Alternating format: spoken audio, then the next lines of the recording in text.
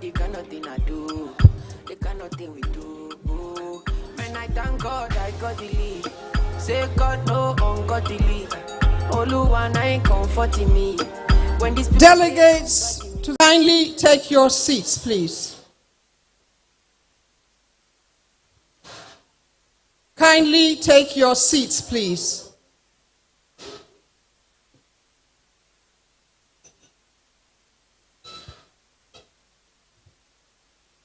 Our keynote speaker has been on ground. Very respectfully, we want to specially welcome and recognize her before we officially start. The Vice Chancellor of the University of Benin, Professor Lilian Salami. Can you give her a round of applause, please? Madam, we are very, very honored. Please bear with us. We understand the inclement weather has affected some of our plans, but we are very, very delighted to welcome you here. Thank you. We are going to start with some company presentation shortly, but as I said, delegates, kindly take your seats so that we maintain appropriate decorum. Like I said, we will be streaming live. We will be streaming live.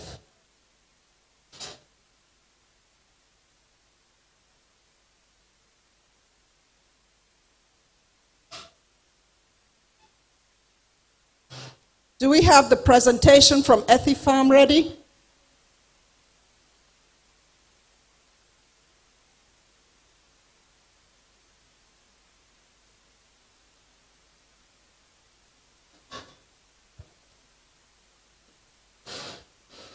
Ethifarm, please come up. Can you encourage her as she takes the first presentation?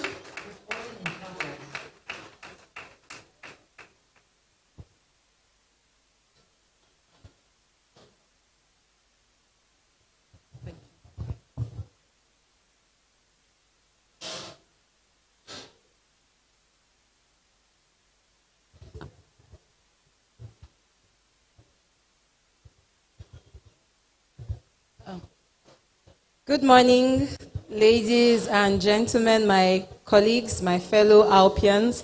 While I wait for my presentation to come up on the screen, my name is Valentina Marinze. I'm a pharmacist and I work for Ethifarm. I would be standing on existing protocols so that I can have a bit more time, if you would permit me. But I would not be standing here without some lady pharmacists who impacted me with knowledge while I was in school. And I would like to especially thank and appreciate my dean, Professor Bola Joko Aino, for all she did for me and all my colleagues while we were in school. She's here present. And another of my lecturer, Dr. Ologun Agba, she taught me pharmaceutics. I want to appreciate both of them for everything they did for me to making sure that I am the pharmacist I am today. I really appreciate you all. And to all the Alpians, I want to say welcome to the biennial meeting of the Association of Lady Pharmacists. So, the name of my company is Ethifarm, and I just want to introduce Ethifarm to you. We are a pharmaceutical company, and our mission globally and in Nigeria is to improve patient life by providing essential drugs. We have a focus on hospital care, central nervous system, and essential medications used in internal medicine. We don't just want to produce drugs. We also want to make a positive impact to whatever society we find ourselves and to the environment at large. And our motto goes beyond medicines, lives, because the lives of patients are also important to us. We have a vision to be the leading global mid-sized pharmaceutical company that manufactures and provides essential drugs with profitable growth. We are trying to grow, and we are trying to grow with integrity. We don't want to jump whatever hurdle or ladder that has been set. A little bit of our history. I'm sure everybody is hearing Ethifarm, but we actually have history in Nigeria for over 20 years. So we started off as a company that does DDS, which is just drug delivery system. We needed to have more focus, so we decided to expand our portfolio by coming into new countries, including the Middle East and Africa, of which Nigeria is a part of. We strive for commercial excellence over the years by having a new global team to drive insights, analytics, marketing, and sales force excellence. We also want to be there when our patients need us. So since 2016 rather, we have acquired some brands and some pharmaceutical companies. Notable among those would be Martindale. Martindale has been in Nigeria for a while, so when you hear the name Etipharm, it is highly related to the Martindale pharma that we have come to know and love in Nigeria. So Etipharm today has over 1,700 employees, and we have commercial presence in over 68 countries. We have 6 affiliate countries in France, UK, Denmark, Spain, Italy, and China. We have 4 commercial offices. We have a strong distributor network, and we have 6 plants across our affiliate countries. In Middle East and Africa, of which Nigeria is among, we are present in 70 countries, and for example, in Nigeria, we have distributors and reps like myself. So I'm the country representative, also known as country manager for Nigeria. And we are looking at breaking into the Nigeria market space and making an impact like we have done when we were known as Martindale. Etipharm always wants to work together for the good of our patients. So we are interested in manufacturing quality products. We also want to make sure that these quality products are supplied and available as and at when the patients need them. We are interested in helping our patients by bringing the full portfolio of our products to them in Nigeria. As I said, we manufacture essential medications. So we want to make sure that every single patient in Nigeria has the essential medications that we need. And we continue to work together with several regulatory agents, several key stakeholders such as yourself, to make sure that we deliver more for Nigeria in the year 2024 and beyond. We are committed to patient care, and so we have tried to make sure that every single thing we do is surrounded and based on patient care. We are, like I said, interested in making sure the environment we find ourselves, we make an impact, and we are big on CSR, and we have been given an award, Lucie 20,000, which is a label we obtained in 2021 in France and UK for sustainability and environmental action plan. We put patients first in all we do. We provide safe and effective medication to patients. We comply with all health regulations and authorities across the life cycle of products. And we make sure that our employees are competent, empowered, and accountable. And we make sure on our end that we continue to improve and put effectiveness and efficiency in all the products that we do, so that we give quality products to our patients. So this is a call to action for all policymakers and the government regulatory agencies to support companies coming into the country while we work towards local manufacture, to make sure that products that are coming into the country are supplied and are supplied well. And I would also like to encourage the pharmacists here present and other pharmacists who would be watching to ensure that only products registered and recognized by NAFDAC are sold and given to patients in their facilities. Thank you very much for your audience. If there are no comments, I would like to take my leave. Please, are there any comments or questions from me on Etipharm and what we do? I have a bit of time left. All right then. Thank you very much, Great Alpians, for your audience. Enjoy the conference, which I'll be joining you for, and looking forward to your support. We have an exhibition booth upstairs. Please stop by when you have the time. Thank you very much.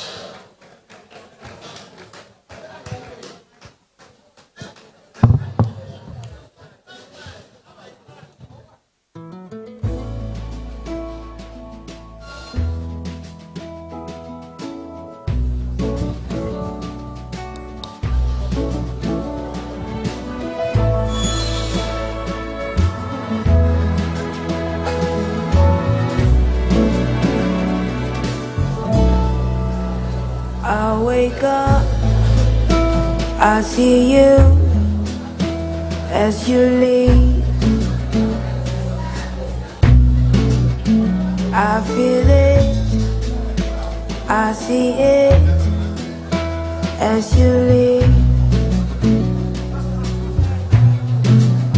When we kiss, I went deep, but you're far away.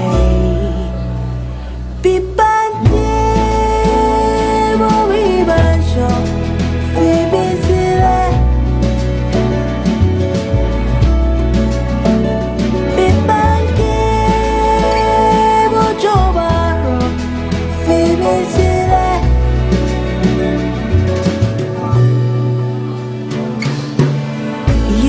my everything, treated me like I was a queen. What spell did it cast on me? Or was it a make-believe? You say, girl, never be afraid of ever, ever loving me. Those words I hung on to. Oh God, I was a fool. You became my bad habits, keeping up appearances so you could notice.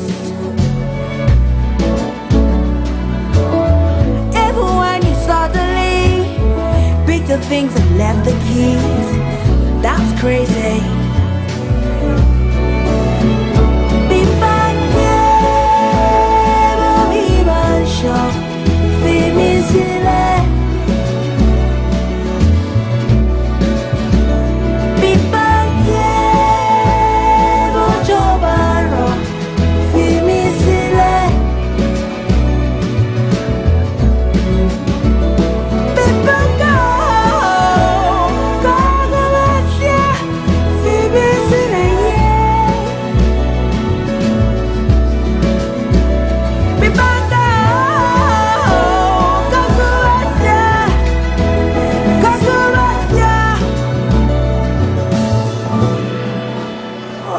Follow me, follow, go show, go show.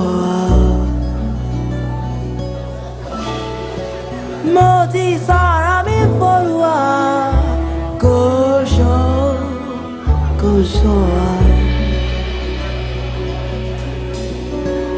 He want to come, show, show.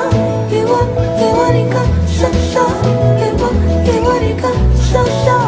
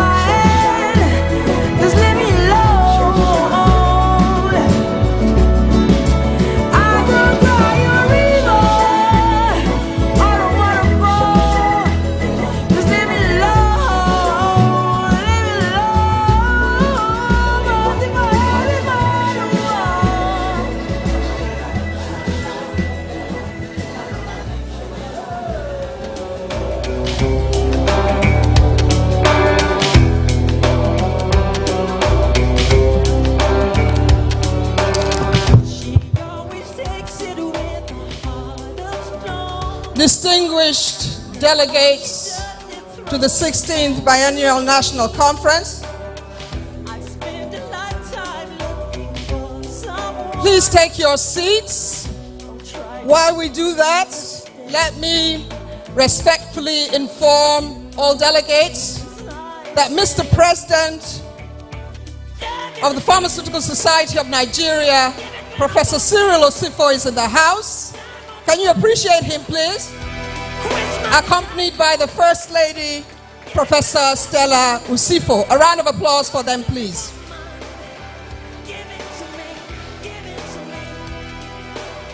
We're going to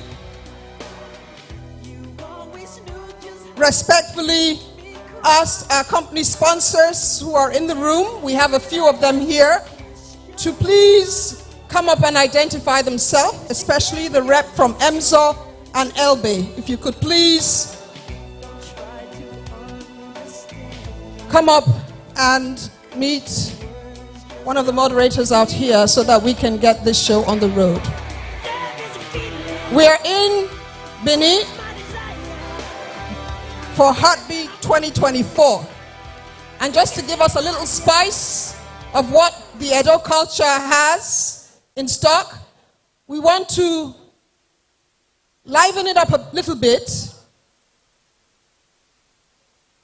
with a cultural troupe as we usher in Heartbeat 2024.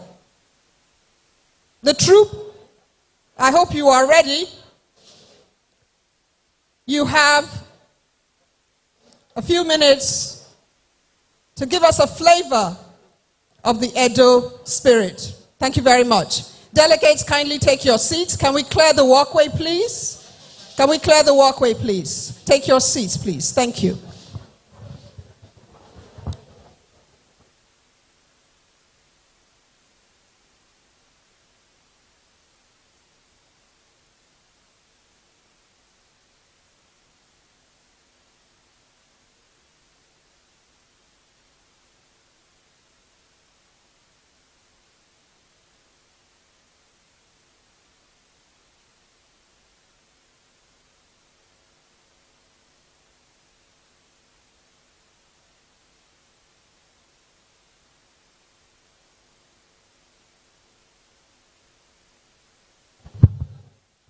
Can we have the troop, please? Clear the walkway, delegates, please. Thank you very much.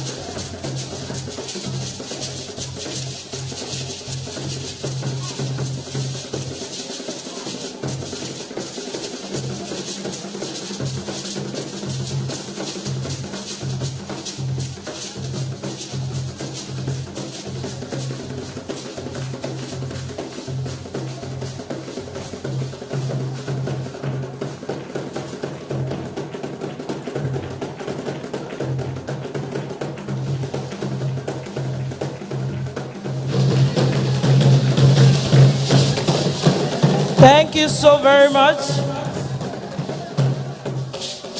Thank you so, please can we appreciate them? Thank you for bringing the heat here, for the whole excitement. Good morning, distinguished pharmacists, invited guests. Welcome to Heartbeat 2024. Well, we have to take some more recognitions. Want to recognize the presence of the Deputy Vice Chancellor Academics, University of Benin, Professor Ray Ozolo, FPSN. Prof, can you give us a wiper? Thank you. We also want to recognize pharmacist Gafa Amadehi, FPSN, the Secretary of the Pharmaceutical Society of Nigeria. Pharmacist Tanko Ayuba, FPSN, in the house. You're welcome. Pharmacist Olabode Ogunji Mayo, FPSN, National Chairman of Happen. Pharmacist Benga Falabi, FPSN, the immediate past secretary, National Secretary of FPSN, of Pharmaceutical Society of Nigeria, sorry. And here in our midst, we have the representative of the special advisor to the president on SDGs, Princess Adejoke Orelokwe Adefulire, ably represented by Dr. Ifi Ukebu. Okay, you're welcome, ma. Thank you, and I want to tell you that here in our midst we have the College of past national chairman of the Association of Lady Pharmacists, starting from the national chairman Magnificus, incumbent, Pharmacist Scholastica and FPSN is in the house. Pharmacist Mrs. Margaret Van, FPSN is in the house. Pharmacist Chief Yetunde Morindia, FPSN is in the house. And we have Pharmacist Ajia Zainab Sherif, FPSN, she's also in the house. We also have Pharmacist Victoria Uku, FPSN, the immediate past national chairman of the Association of Lady Pharmacists. Thank you very much as we invite Emzo Pharmaceuticals, for their presentation. Emzo Pharmaceuticals, please. The representative of Emzo Pharmaceuticals.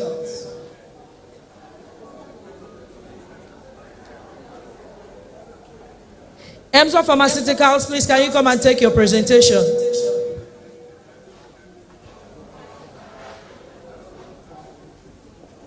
Oh, it's you, the very beautiful Yimika.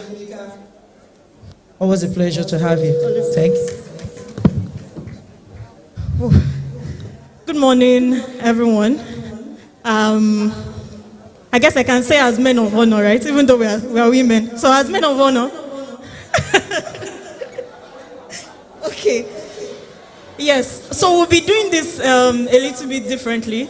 Good morning, everyone, fellow colleagues, my senior colleagues here. It's a pleasure to take this presentation on behalf of Emzo Pharmaceuticals. Please, if you can just bring out your phones, I would like you to scan this code. So we'll be doing the presentation together. I know it's a very cold morning here, so hopefully this can ginger us a little bit. And I'll take us back to the classroom, just a tiny bit, so we can all have an interactive session. And at the end of the day, the highest scorers get to go with something. Are we together? Okay, great. Please, if I can just have the slide with the barcode. Backup, no, the previous one. Please, have we joined? Okay, so you can type in www.menti.com if you're not able to scan. And then the code 5761421.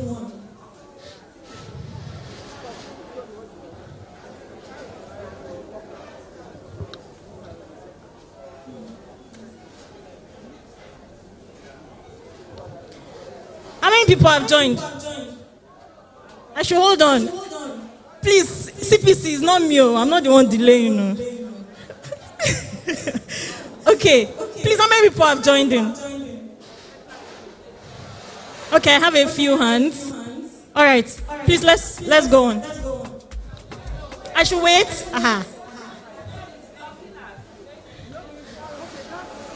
We ready? Please, let's be ready now. Let's be ready. www.menti.com. Enter the code 5761421. I have a few people on that side who are in. Do I have participants on this side? Yes? Yes? Okay, great. So let's proceed. Okay, so I'll be talking to us this morning about improving women's reproductive health outcomes with a focus on the management of vaginal candidiasis. And then, so like I said, my name is Jimika Oguns. I'm a senior brand manager with Emzo Pharmaceuticals, and I was speaking on behalf of Emzo today. Let's proceed. But before then, I'll share a little bit of history. I know that, yes, you're familiar with Emzo as a company, but I'm going to share a little bit of history and let you know where we are presently. And then we'll talk about some of the big infections or some of the infections that we face. And then we'll talk about vaginal candidiasis. And then we'll wrap up. I'm going to try as much as possible to do this in the time that we have. But again, it largely depends on the kind of interaction that we're able to get. Let's move. Okay. You're all familiar with Emzo. You know that we've been around for over 4 decades. And we have products that cut across different product categories. What some of us might not know is that Emzo is just a big group name, but we have subsidiaries. We have Emzo Vaccines that handles our vaccination business. We have Emzo Hesco. We have Zolon. So if you look at your phones, you'd be seeing the screen changing. Are we together? Okay. And then, like I said, I'll be speaking on behalf of Pharma. Now, there are so many things that we are always doing. We're always in the news for identifying different healthcare conditions, different aspects of healthcare, especially as it has to do with maternal and child care. And then, in addition to that, we also provide a lot of support to professional organizations. But one of the newest things that we're doing is moving most of our products that we're manufacturing outside the country and importing before. We are moving them into the country to start producing locally. And I make bold to say that at least 90% of Emzo's products now are manufactured locally in our Shagamu factory. So building on this, I want the most important thing to take away from this is that Emzo aligns most of our investments with the main disease burden of Nigeria.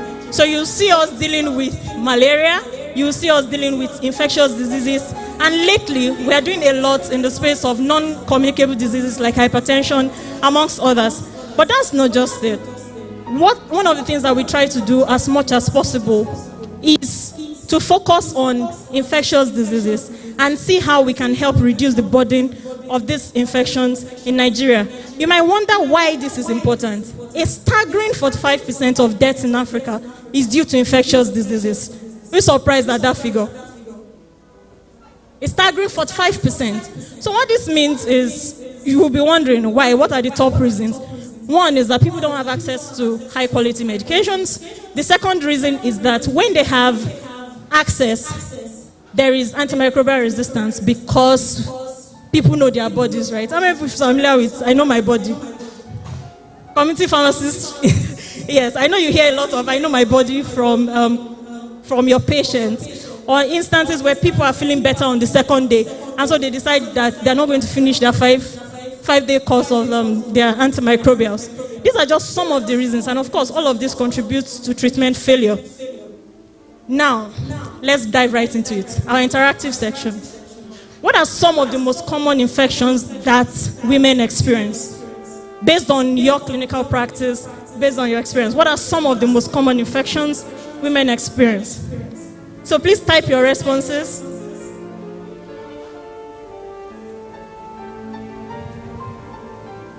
Okay, number one, yeast infection and candidiasis. I have people, almost everybody saying UTIs. I have people saying UTIs. I have people saying candidiasis. Okay, vaginal candidiasis, oral candidiasis, pelvic inflammatory disease, yes. Now, we are on the same wavelength.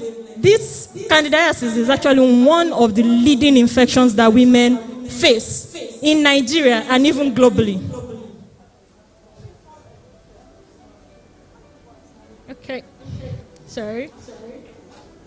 Okay, so we're going to move on to this question.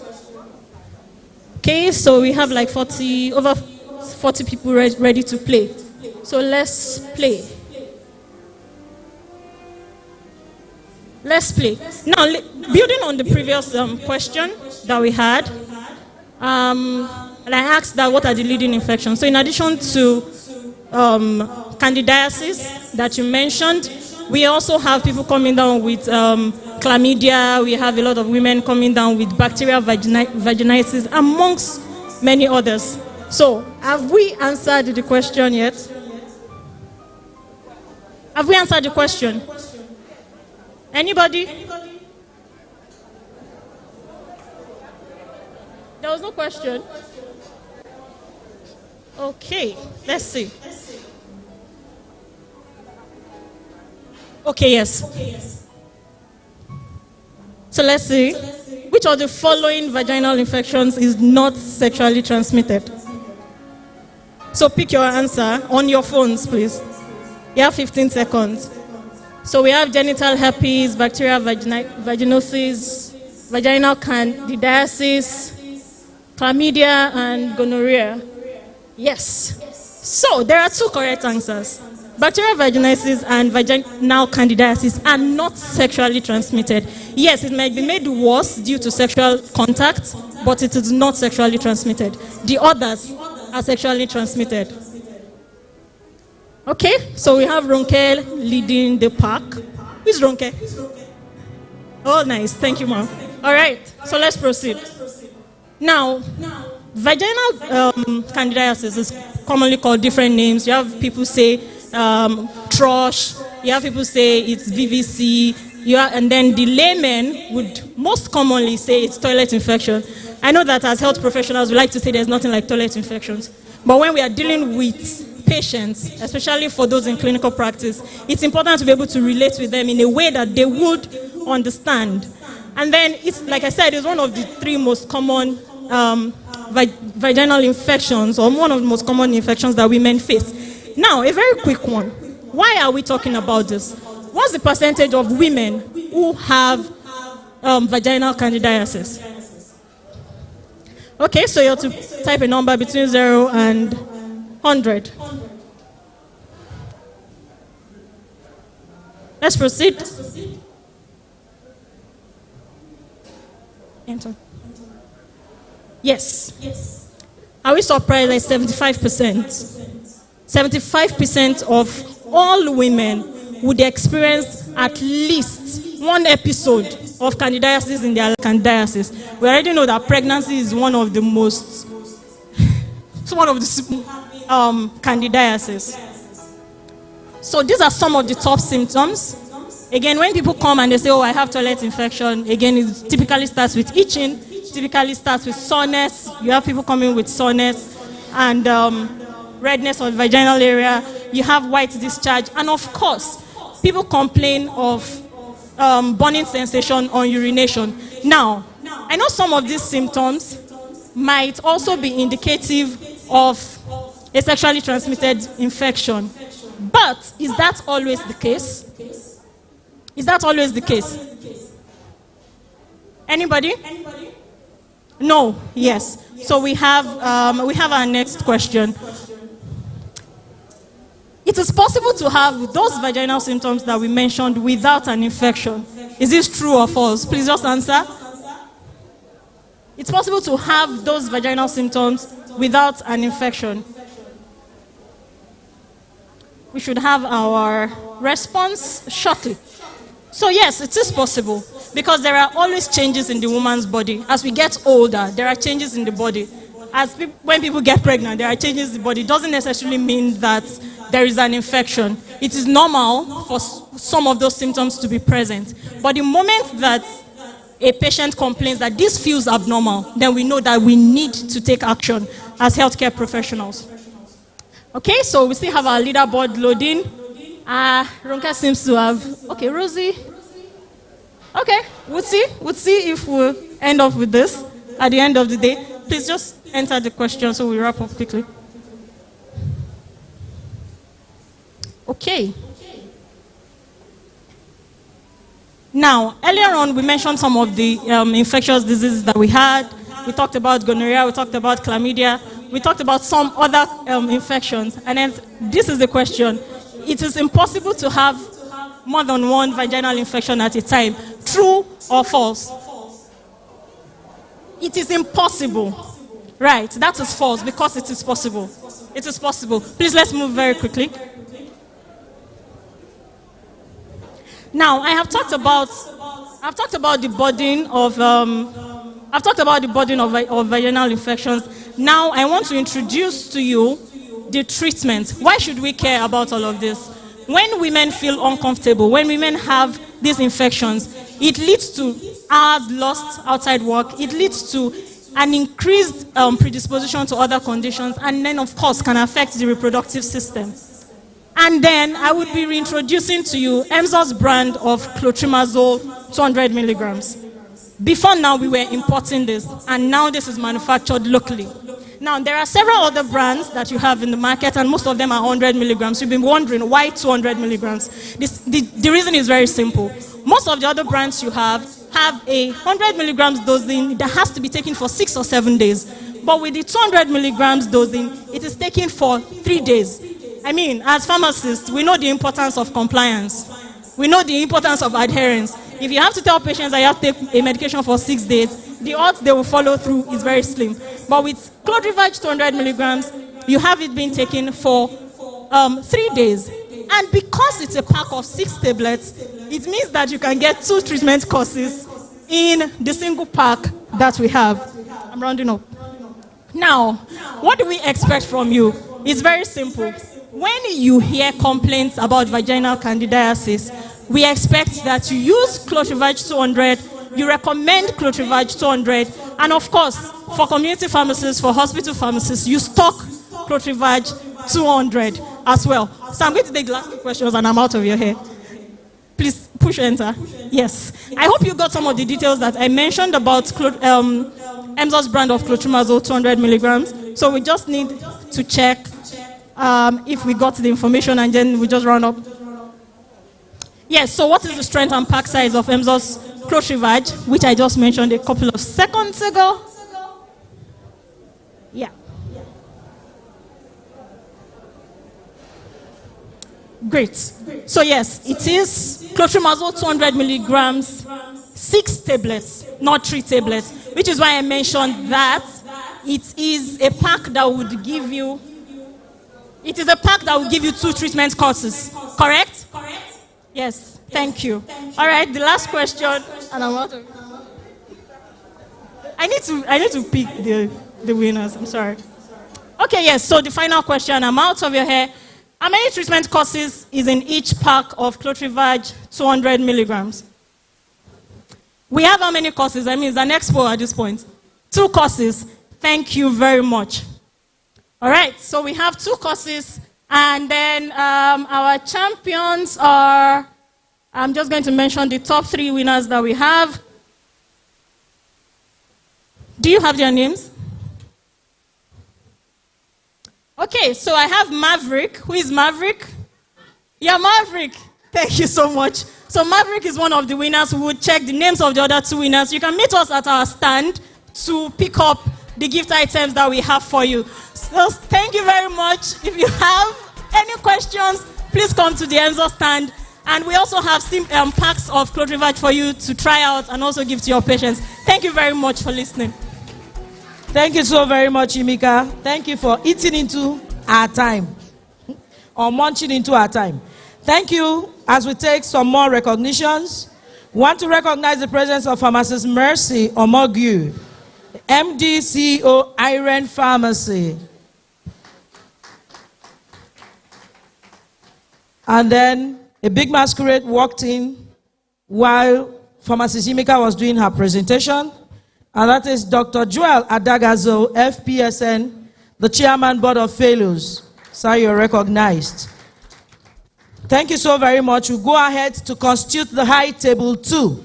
Table 2 is the table where Dr. Monica is sitting. The ushers, please, are you ready? Please help us bring to the high table 2 the national chairman of NAIB, Pharmacist Kenneth Onwebu, or his representative. Ushers in the house, please. Pharmacist Kenneth Onwebu, or his representative, that's the national chairman of NAIB, to this table. And then the national chairman of the Association of Community Pharmacists, Prince Adewale Oladigbolu, FPSN, who's represented here by the national vice chairman, Pharmacist Bridget Otote, FPSN. Please, ushers, can you bring them to this table? Here, please. We also want to invite the PSN chairman, Edo State, to the high table too. PSN chairman, Edo State.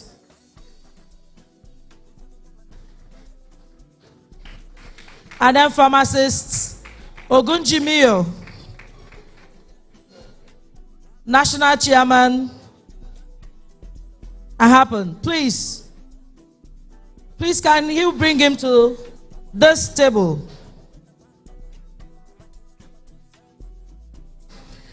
Thank you so very much. As I hand over to Dr. Monica Njeze. Thank you.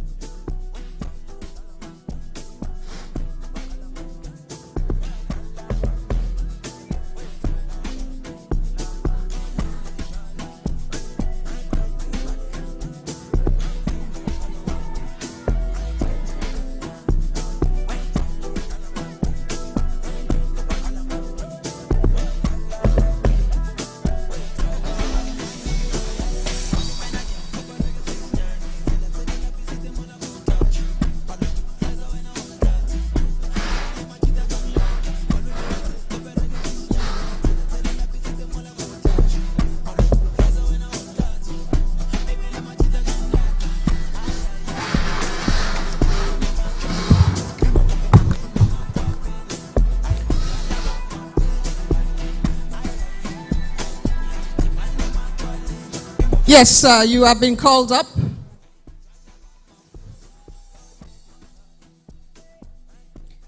I want to apologize to the Vice Chancellor of the University of Benin for the slight delay in commencing this program.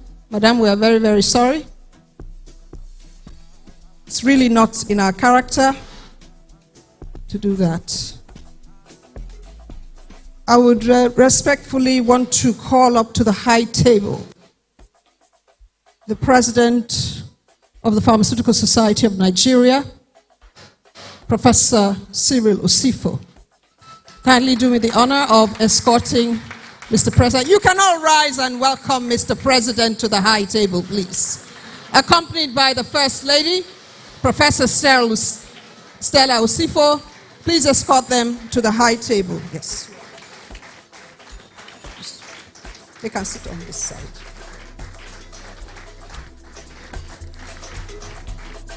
On this side. This side. This side. This side. Yes, this side. Prof will sit there. That's Prof's chair. No, sir. No, that's it. Yes, that's yours. Correct. Thank you.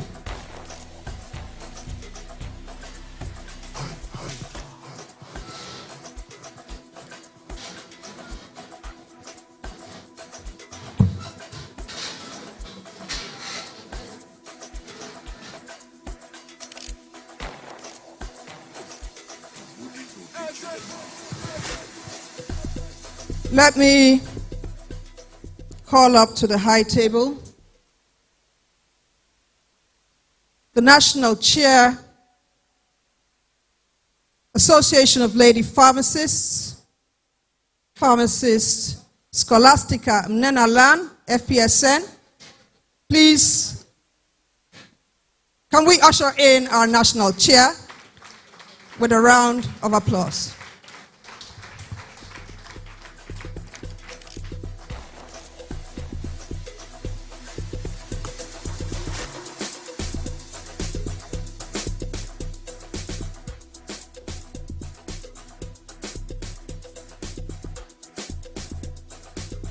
We have representing the SA on SDGs,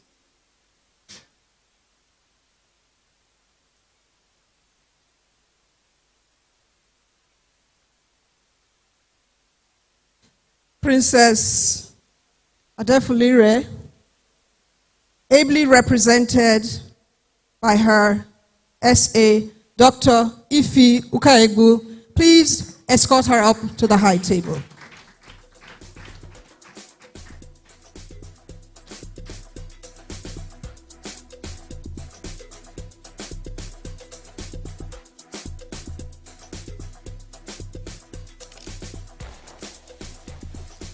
Respectfully, let me invite the chair of the Board of Fellows, Pharmacist Joel Adagazao, FPSN. Sir, please join us on the high table.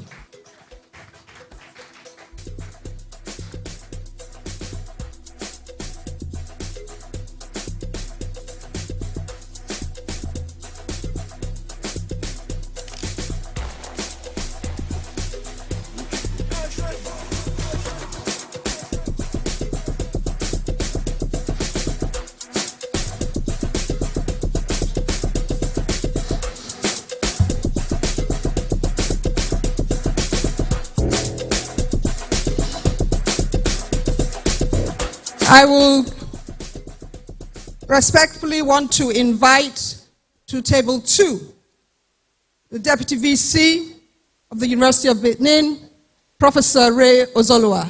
Professor Ray. On this side. On this side. Professor Ozolua. We can keep his seat, I understand. If you want to hold on, we can do that. Yes, just keep his seat on that table. Thank you.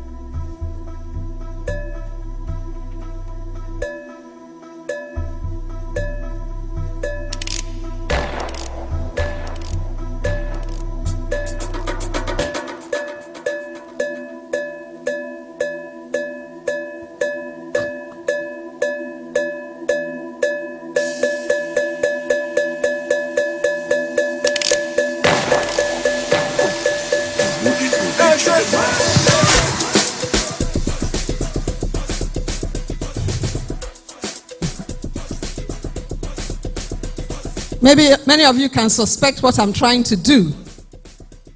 Who is suspecting what I'm trying to do? What am I doing? Okay. Okay.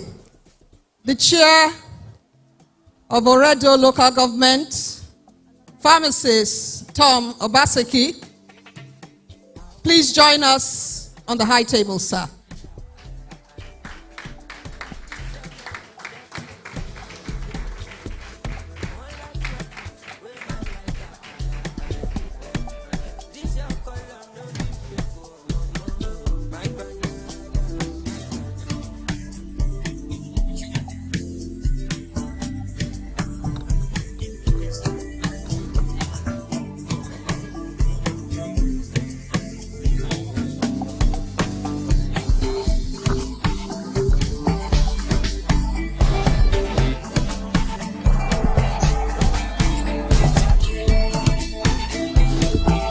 Thank you very much for your patience.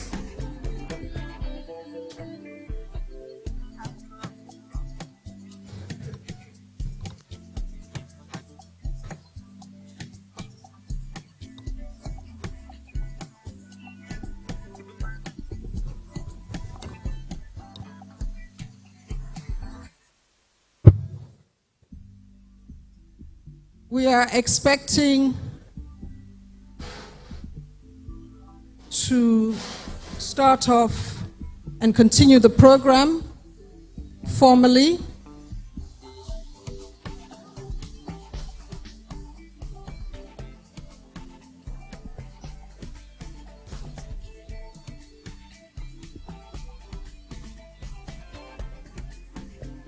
And as I said earlier, we are streaming live. This event is being streamed live, and I really want to appreciate everybody for their patience as we move in to the crux of the matter of it, Heartbeat 2024. I don't know if our Mother of the Day is here. Is our Mother of the Day here? Can you find out, please?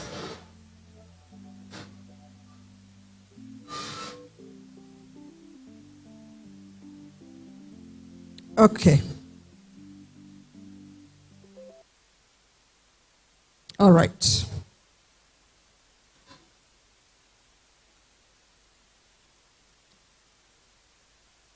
We'll take a brief interlude and I will be right back. Thank you.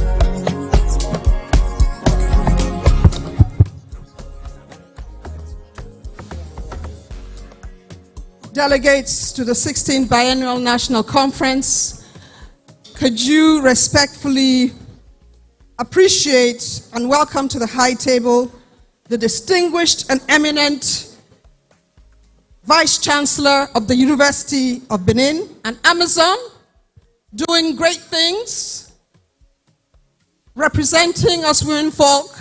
Can you stand up as we welcome to the high table our keynote speaker, at the 16th Biennial National Conference, the Vice Chancellor of the University of Benin, an Amazon in her own right, Professor Lillian Salami, FNSN, FIHE, HEPAN. We are very, very pleased to have you with us this morning and to appreciate you for taking time in your busy schedule to be with us this morning at the 16th Biennial National Conference of the Association of Lady Pharmacists holding in Benin City, Edo State. A round of applause for our keynote speaker. With that, I am respectfully going to establish the protocols and we will adjust as we go along. Professor Ozoluwa, you have, okay, that's fine. If you prefer to sit there, that's okay.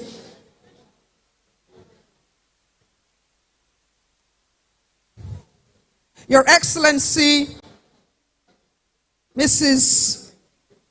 Betty Obaseki, the First Lady of Edo State, ably represented by the wife of the Deputy Governor, Mrs. Sandra Omobayo Marvelous Godwins, the Chairman of the occasion, Dr. Mrs. Stella Okoli, FPSN, OON,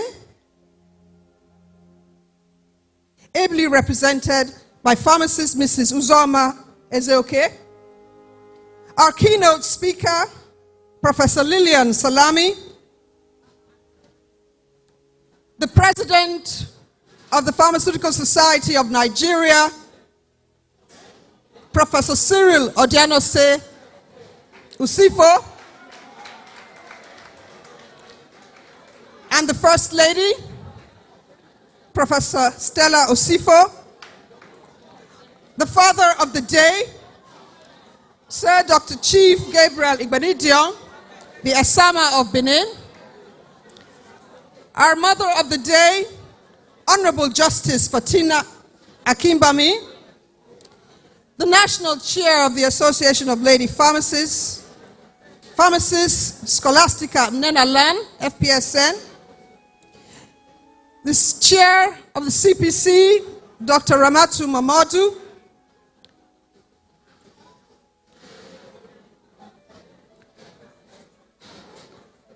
all past chairs of the Association of Lady Pharmacists, which form the College of Past National Chairs of ALPS here present, Fellows of the Pharmaceutical Society of Nigeria, Fellows of the West African Postgraduate College of Pharmacy, ALPS Merit Award winners, National Chairman of Technical and Interest Groups of the Pharmaceutical Society of Nigeria, the NEC of ALPS, the LOC Chair and members of CPC and the LOC, our great and indefatigable sponsors, distinguished guests, gentlemen of the press, good morning. It is my singular honor and pleasure to welcome you all to the 16th Biennial National Conference of the Association of Lady Pharmacists holding in Edo State, Benin City, Heartbeat 2024. I would respectfully like to ask all delegates to please observe appropriate decorum and maintain your seats, please. We are expecting shortly that we will be joined by Her Excellency, but we will continue with our program and adjust accordingly. I would like now to respectfully invite for her welcome remarks the Chair of the Edo State Association of Lady Pharmacists, Pharmacist Grace Erueme. Can you welcome her as she comes to deliver her welcome remarks? LOC Chair, please come and deliver your remarks.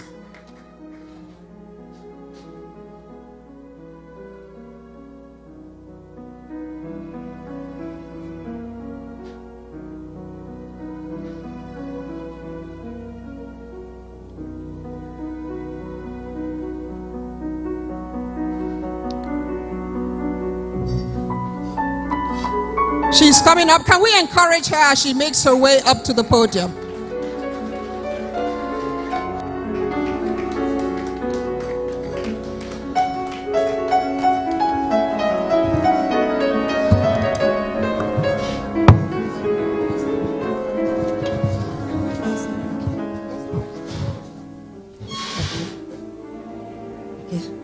Standing on our existing protocol. Good morning, everyone.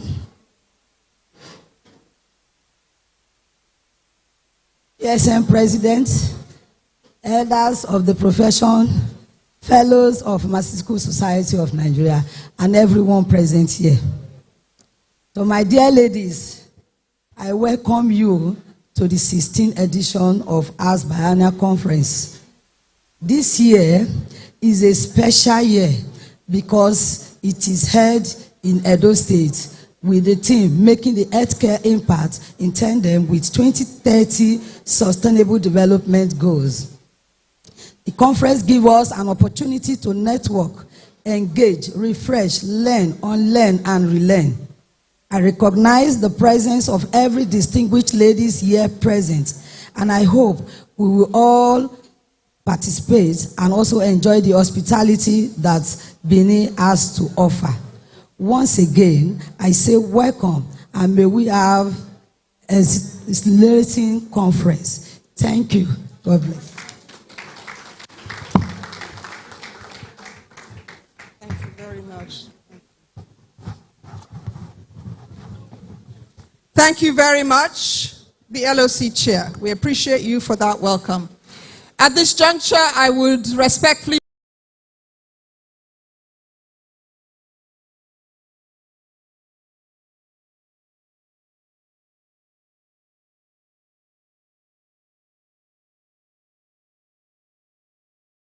want to call up.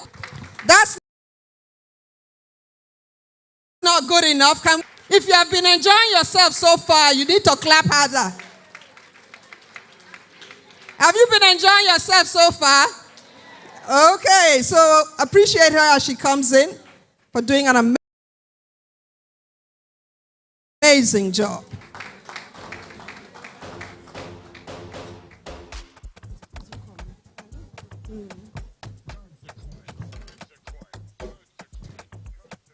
The Vice Chancellor of the University of Benin, the President of the Pharmaceutical Society of Nigeria,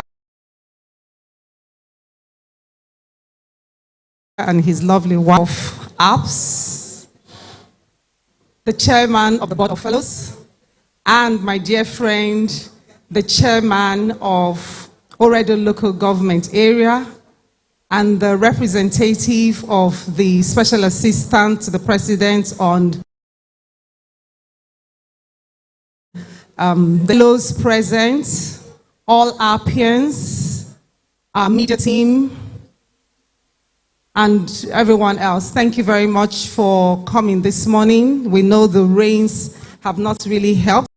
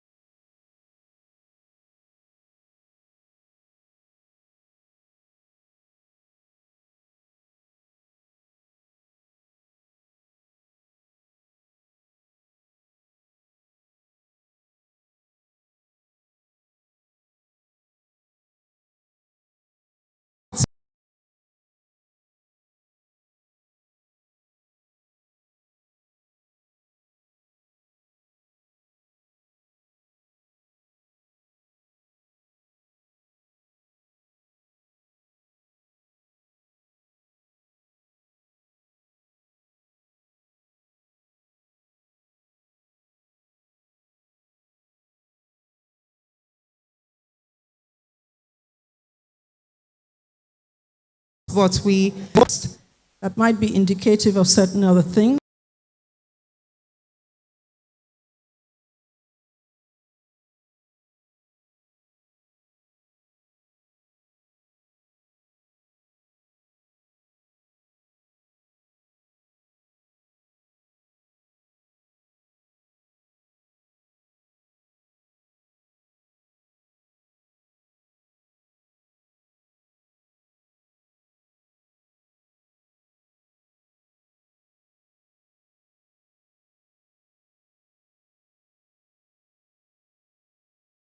So I will just...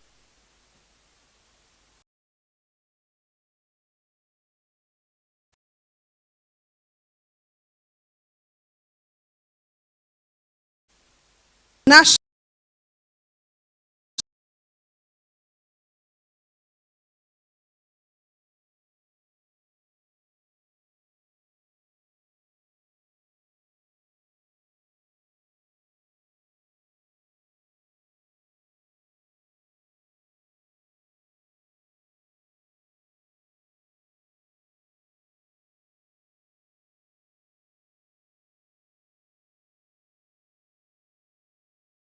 chairman of this occasion.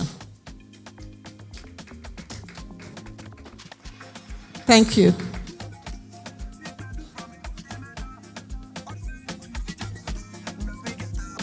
It would appear Her Excellency must be very close. I see all past national chairs going out to escort her in, as well as the national chair of the Association of Ladies.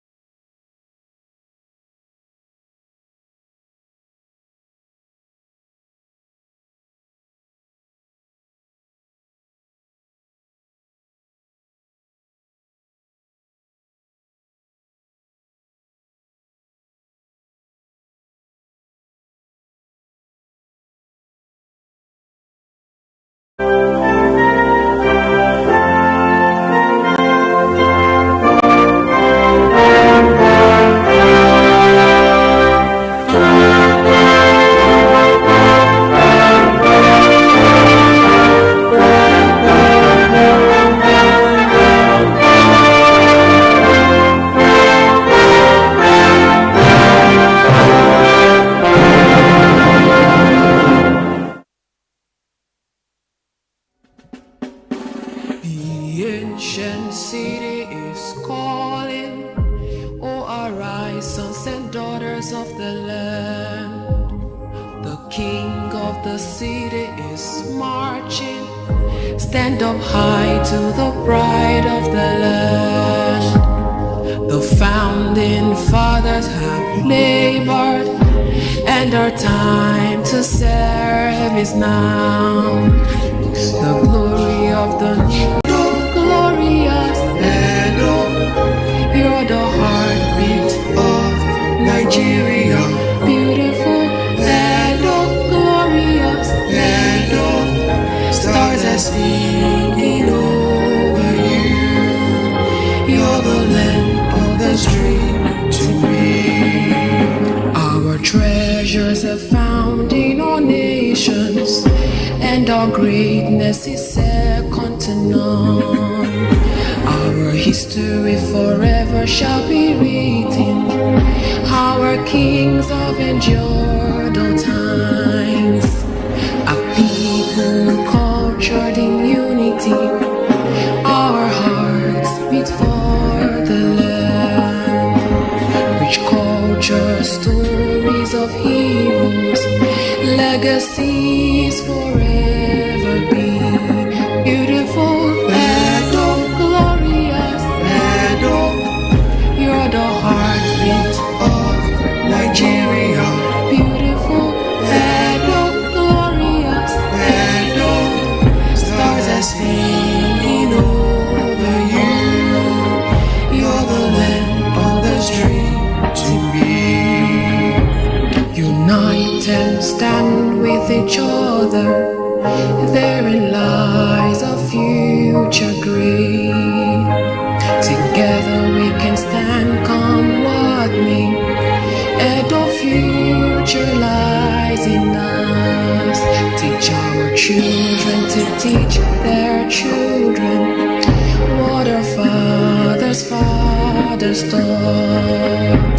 To love and fear the Creator.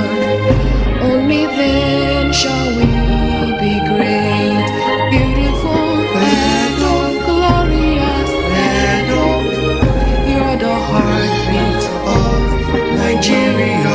Beautiful Edo, glorious Edo.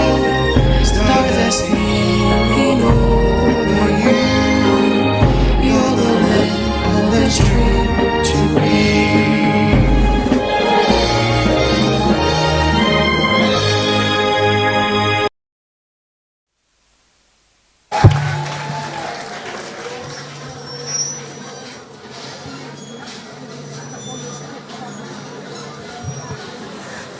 Can we ask all Alpians to be upstanding for the Alps anthem, please? Alps. Can we have the Alps anthem, please? Alpians. I don't have to tell them.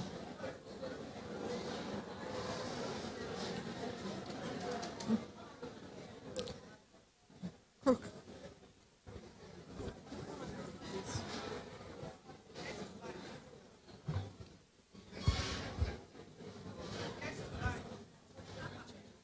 Say yes to life. Let's do it. Thank you so very much. Please, can we go together? Yes to life. Yes to life. No to drug abuse. Yes to life. Yes to life. No to drug abuse. No ogogoro. No heroin. Yes to drug abuse. No drug abuse. No to drug abuse. Yes to life. Yes to life. No to drug abuse. Yes to life. Yes to life. no to drug abuse. Thank you very much.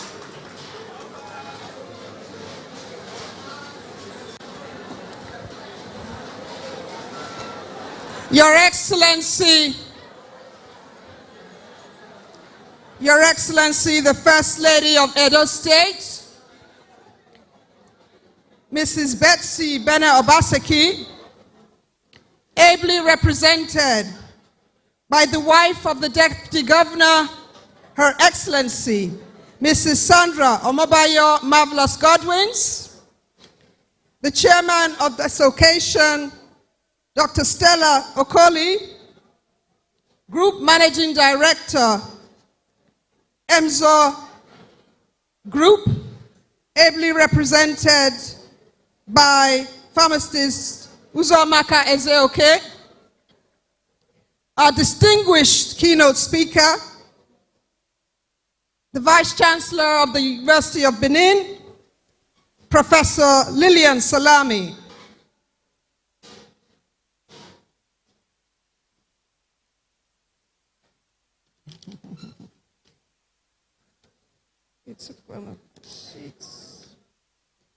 The President of the Pharmaceutical Society of Nigeria, Professor Cyril Odianose Osifo, and the First Lady of Pharmacy, Professor Stella Osifo, our Father of the Day, Dr. Chief Gabriel Igbenidion, the Esama of Benin, our Mother of the Day, Honorable Justice Fatima Akimbami, the National Chair of the Association of Lady Pharmacists, Pharmacist Scholastica Mnena Lan, our CPC Chair, Dr. Ramatu Mamadou, the Chair of the Board of Fellows, Pharmacist Joel Adagazu, FPSN, the College of Past National Chairs of the Association of Lady Pharmacists here present, all fellows of the Pharmaceutical Society of Nigeria, fellows of the West African Postgraduate College of Pharmacy, all ALPS Merit Award winners, national chairmen of technical and interest groups of the Pharmaceutical Society of Nigeria here present, the NEC of ALPS, the LOC chair and members of CPC and LOC, our distinguished guests, gentlemen of the press, ladies and gentlemen, it is our singular and distinct pleasure to welcome you all to the 16th Biennial National Conference of the Association of Lady Pharmacists, Heartbeat 2024, holding in Benin City. I would like at this juncture to invite the National Chair of the Association of Lady Pharmacists to please come up and deliver her address as you encourage her, Pharmacist Scholastica Mnena Lan, FPSN. You can do better than that.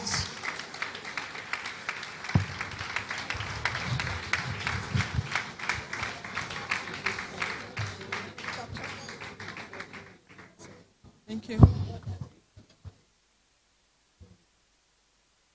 Her Excellency, the governor, the wife of the governor of Edo State, ably represented by Her Excellency Mrs. Sandra Godwin, the Vice Chancellor, University of Benin, my President, and members of the High Table.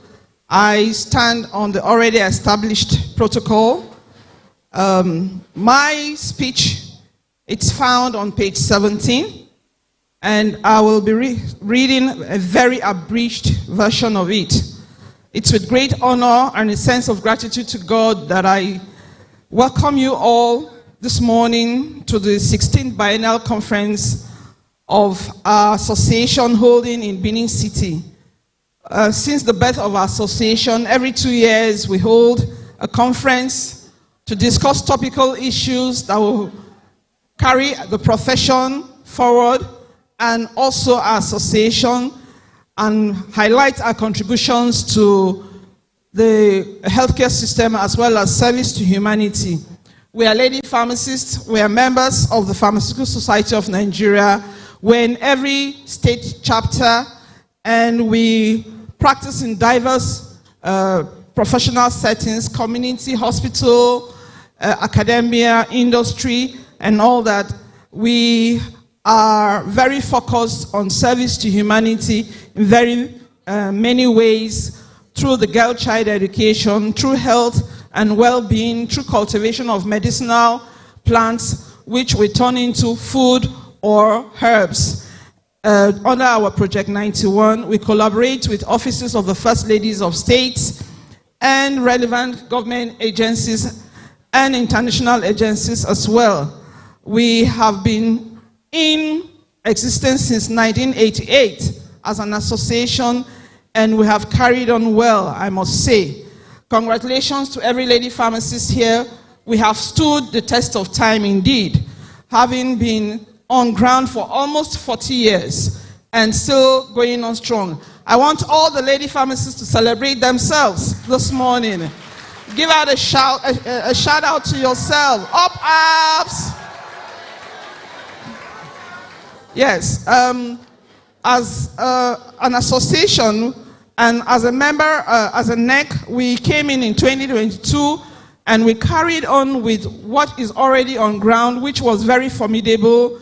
Our founding members, mothers, indeed laid the solid foundation for the association, and we had no choice but to carry on with all that they were doing, and it has been very rewarding. I congratulate every state. You have all been very supportive of this NEC. You have really, really done very well in all that we desire of you. Every state chapter is up and doing, providing services to humanity in very diverse ways. We carry out campaigns on health checks and very other wellness-centered activities. And also we have the orphan girl training. So I want to urge you all to go through the speech I have in the booklet, which will give you a better insight of the activities of the Association of Lady Pharmacists and all that we've been able to do in my time and in times past. I welcome every delegate here. We cherish your time with us this morning. All our supporters, our partners, our sponsors, members of the PSN, ESCO, who have found time to be here. We had a very great welcome on Monday by the Oradio chairman, a local government chairman. It was really the door opener to the celebration we're having here this morning. Thank you very much, Pharmacist Tom Obaseki. And indeed, I know it has been going on very well. I want to celebrate all of us for coming this far, and I wish you all a successful conference. Thank you very much.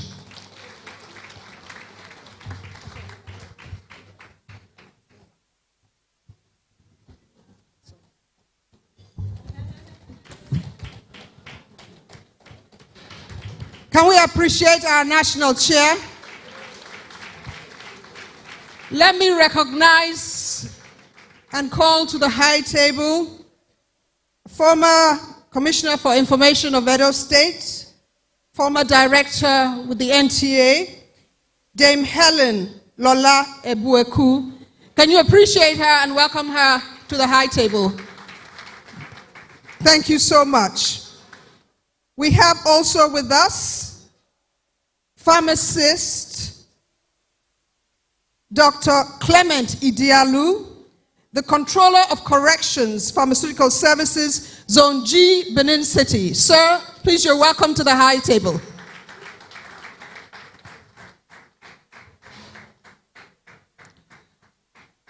Could I also call up to the high table former National Secretary, Prince Benga Falabi, former National Secretary of the Pharmaceutical Society of Nigeria, and the current National Secretary, Gafar Madeo. Please encourage them as they come up to the high table.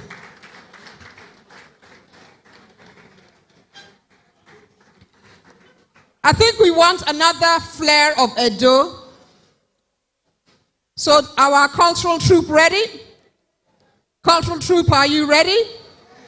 You are ready. So give us a taste of Edo in front of Her Excellency. Thank you very much.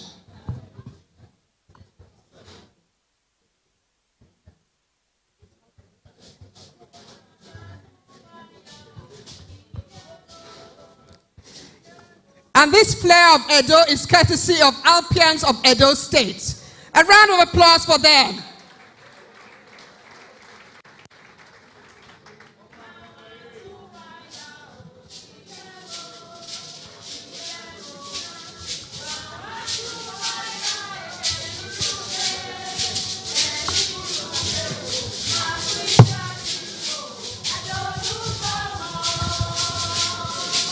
There should be another mic.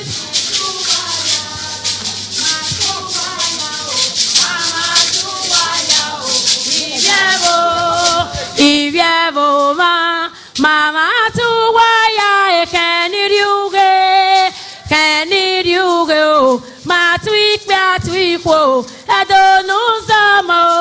edonuzamo me lady pharmacists tuwaya ma tuwaya mama tuwaya ivyevo mama tuwaya ekeniruge ma twikwo edonuzamo lady pharmacists tuwaya ma tuwaya mama tuwaya ivyevo mama tuwaya ekeniruge ma twikwo edonuzamo me lady pharmacists tuwaya waya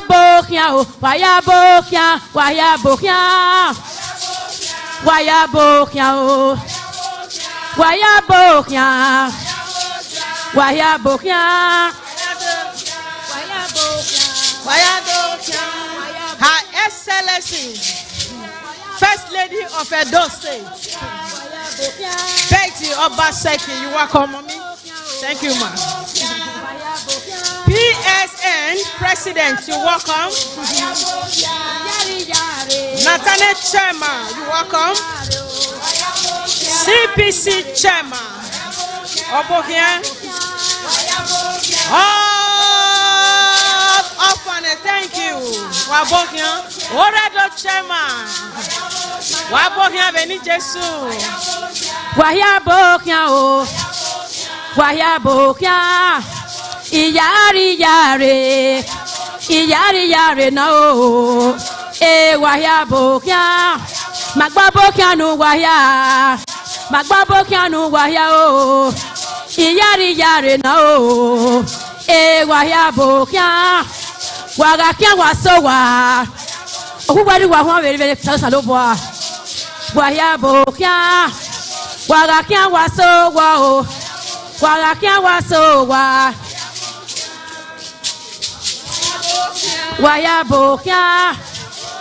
Wayabokia oh. Iyari no. Iyari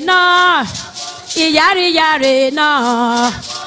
Wayabokia oh. Eteniga wanike kore wanika bujare wayabokia iviadonuzamo me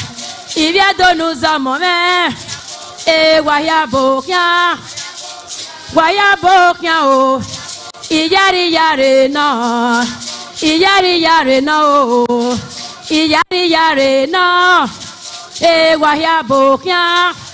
wayabokia oh eteniga oh wayabokia abokia no waya oh owu wairu wa unfoga wagakia wasowa wayabokia aga isogedo adodio Edoga sagama o edodio aga isagedo edodio edoga sagama you very much. Thank you very much. Thank you very much. Thank you very much. Alpians from Edo State, thank Hallelujah. you. We appreciate you. Can you appreciate them? Thank you so much. As we try to catch up really, really fast, I'm going to respectfully request all pharmacists to be upstanding as we usher in the first pharmacist of the Pharmaceutical Society of Nigeria, the only president. This is the last ALPS biennial conference that he will witness as president, and it's very, very fitting that it is holding in Benin City. All pharmacists, can we be upstanding to usher in Mr. President in our normal way? We have the PSN anthem. We will take just the first anthem. National Chair, do you want to lead us? National Chair, please lead us as we take the PSN anthem.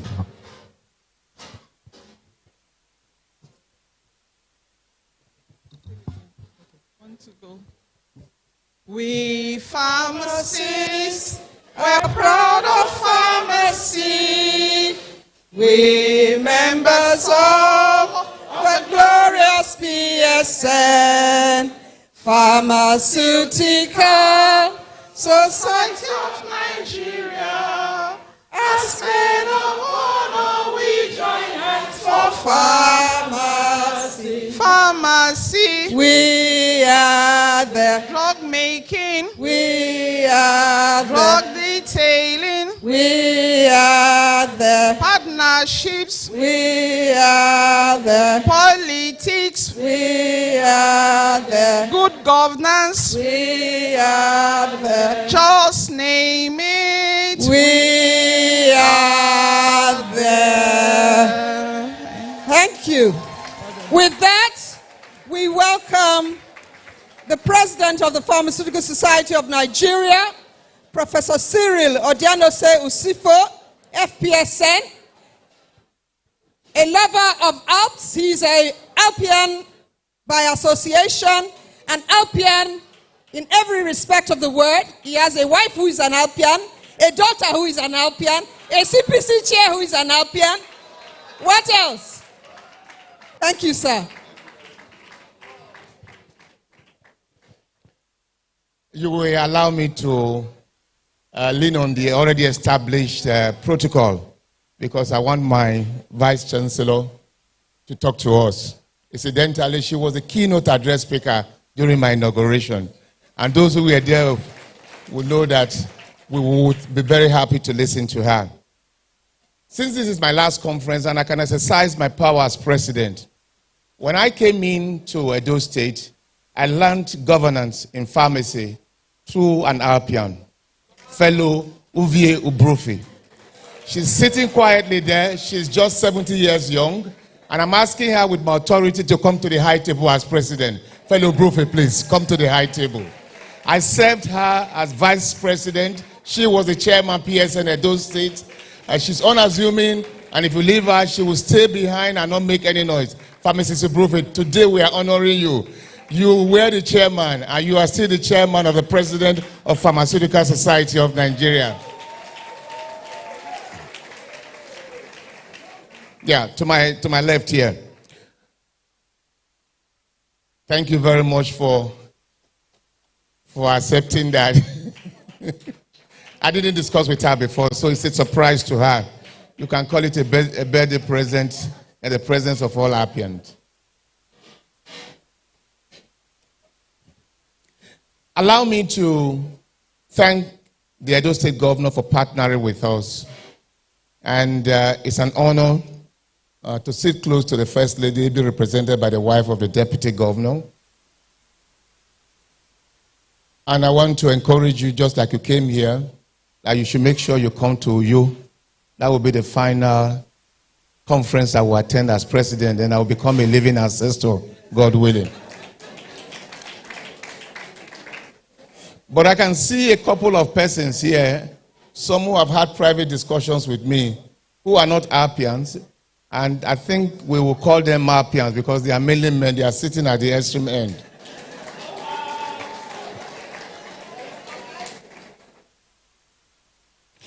We cannot do without the female folk.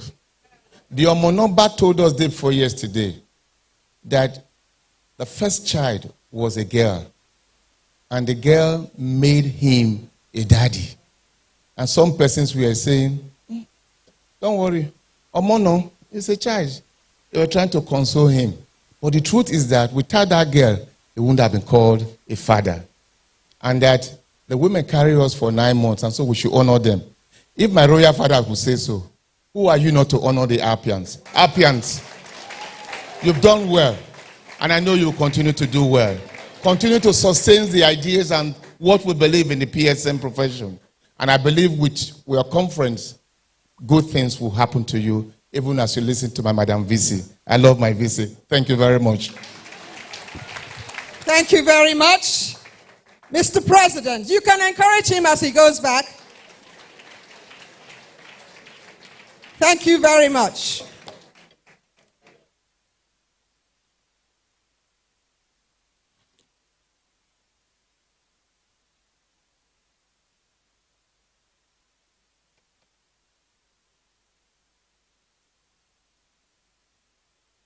Let me crave the indulgence of Her Excellency and all distinguished personalities here to respectfully read the profile of our keynote speaker this morning, Professor Lilian Salami. She is the 10th substantive and second female vice-chancellor of the University of Benin, Benin City. A graduate of the North Dakota University in USA with a degree in home economics, a Master of Science in Nutrition, a PhD in human nutrition, in addition to other degrees and postdoctoral degrees in tourism and hospitality. She is the first female professor and first female dean of the Faculty of Education of the University of Benin. She served as Director General and Chief Executive of the National Institute for Educational Planning and Administration, Ondo State, between 2016 and 2019, before her appointment in 2019 as the Vice Chancellor of the University of Benin. She has over 75 publications in national and international journals, has served as editor and co-editor, as well as consulting editor in several journals, both local and abroad. She is a fellow of the Nutrition Society of Nigeria and the International Federation of Home Economics Teachers. She is also the chairperson of the Committee of Vice Chancellors of Nigerian Universities and the Vice President of the Association of African Universities. As a result of her regional impact, she has been honored with the award of Pillar of Education in Africa, which was conferred on her in Kigali, Rwanda. She holds the traditional title of Oganete of Igara and Yeye Meso of Ondo Kingdom. She is blessed with children. Join me as we welcome to deliver her keynote speech, the Vice Chancellor of the University of Benin, Professor Lilian I. Salami. You can all rise and welcome her. Thank you very much.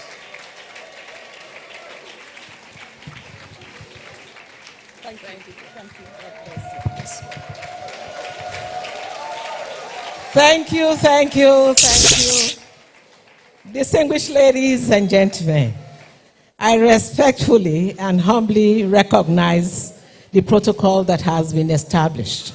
With my weight, if I stand on the protocol, I'll probably break this podium. So I just want to recognize. And then, of course, I have also said to the president, why am I the one always giving keynote addresses? But I said there are two reasons. I love pharmacists.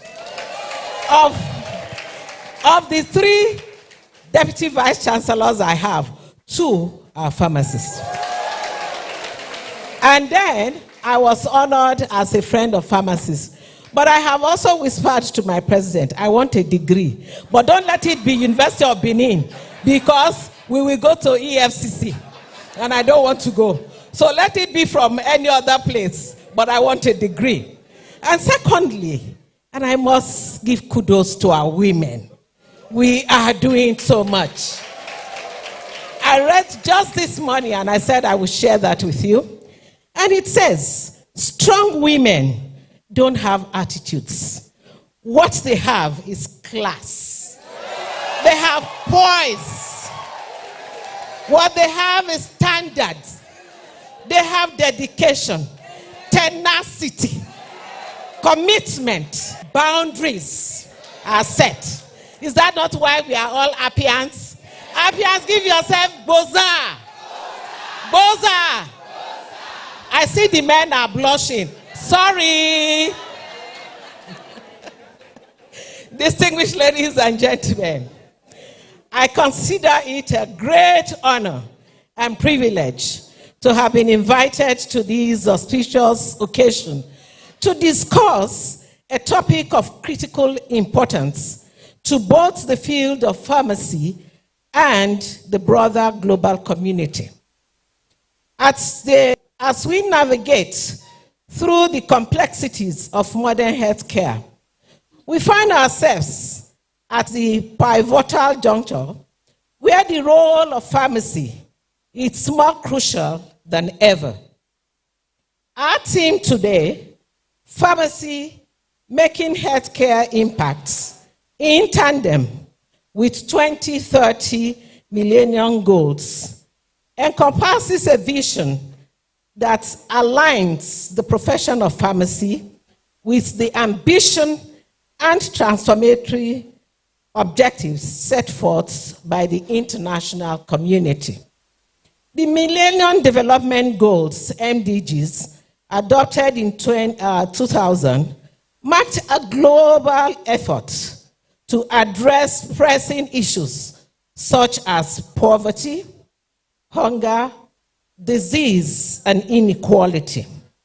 Building on this momentum, the 2030 Agenda for Sustainable Development was adopted in 2015 and aims to provide a comprehensive blueprint, the Goal 3, on ensuring healthy lives and promoting well-being.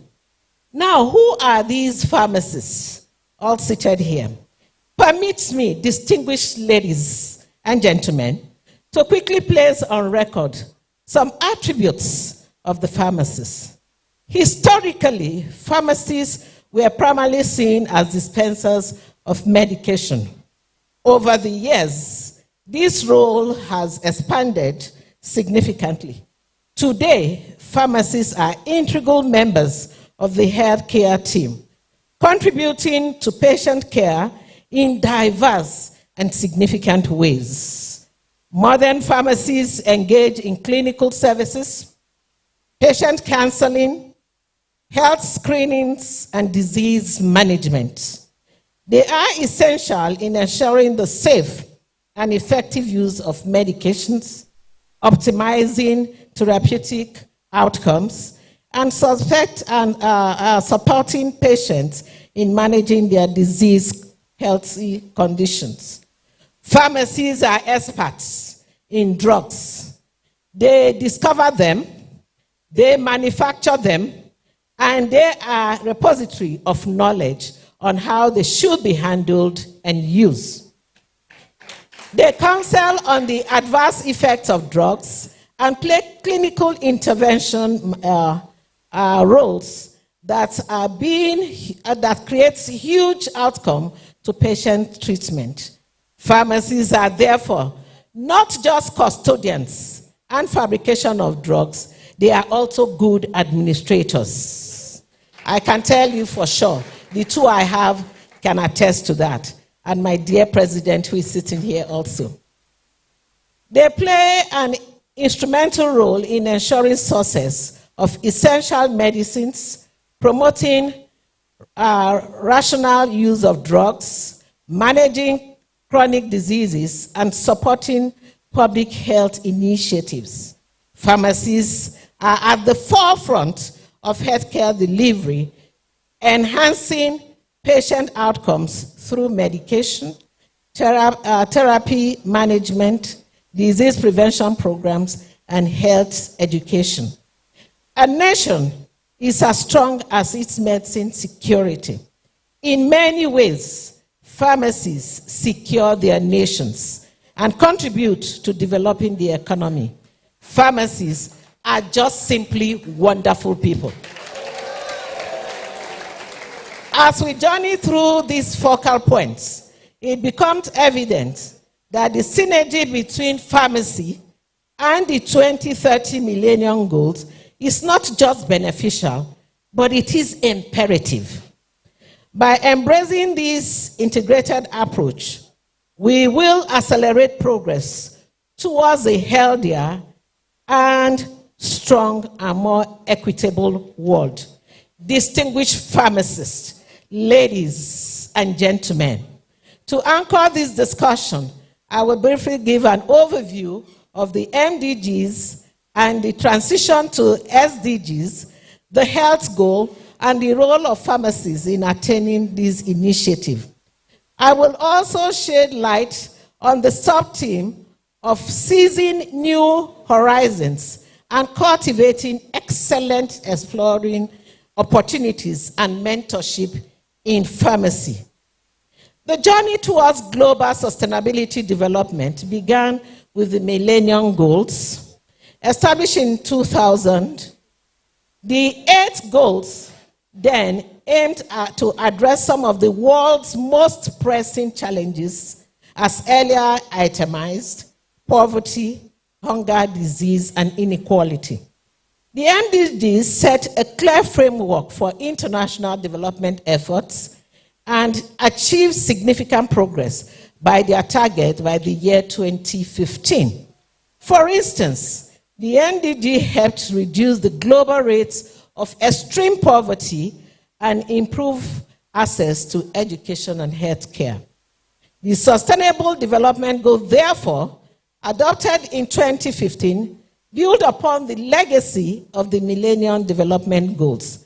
The 17 goals provide a more comprehensive and ambitious framework to serve as a universal call to action to address the root causes and to end poverty, protect the planet, ensure sustainability economic growth, and ensure that all people enjoy peace and prosperity by protecting the planet by 2030.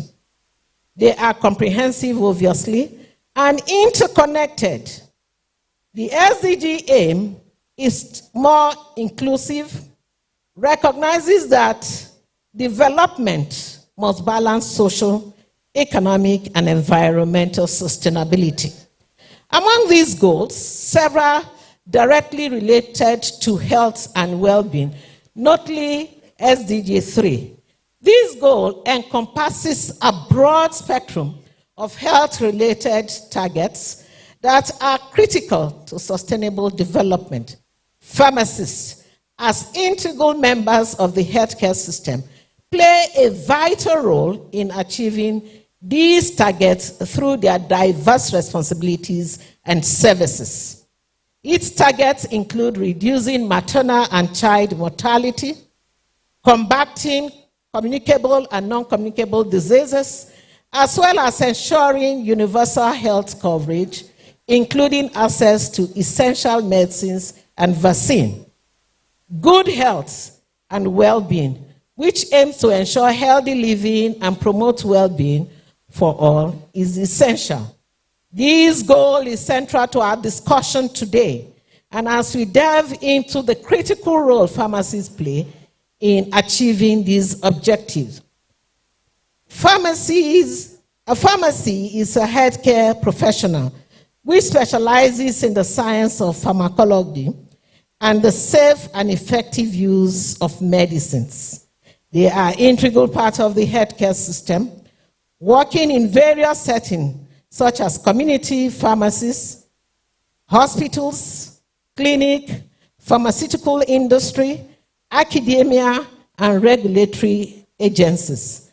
Pharmacies are experts in drug therapy and play a very pivotal role in optimizing medication use to improve health care.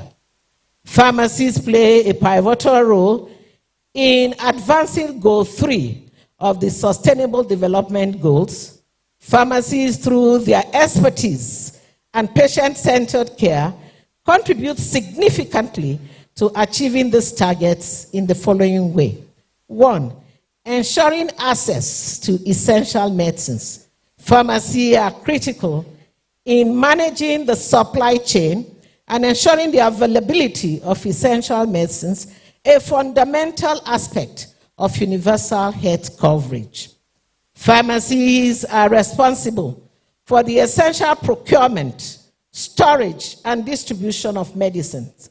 They work with pharmaceutical companies, wholesalers, and health providers to ensure a steady supply of essential drugs. By managing inventory and anticipating demands, pharmacies help to prevent shortages and ensure that patients have continuous access to their medicines. Pharmacies often work with government agencies and non-profit organizations to implement programs that make essential medication affordable and accessible, especially in low-income and rural areas. These include negotiating prices, providing subsidies, and distributing medications through public health initiatives.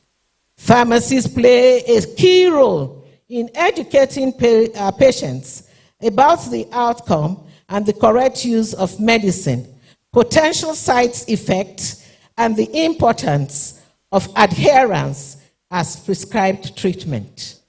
These help to maximize the effectiveness of medication and minimize the risks of adverse reaction. Through medication therapy management, NTM, pharmacies review patients' medication regimens to ensure that they are appropriate, effective, and safe. These include checking for drug interactions, country dosages, and potential duplication. They provide public health services. They are an integral part of the preventive health care, which is vital for reducing disease burden and promoting health and well-being.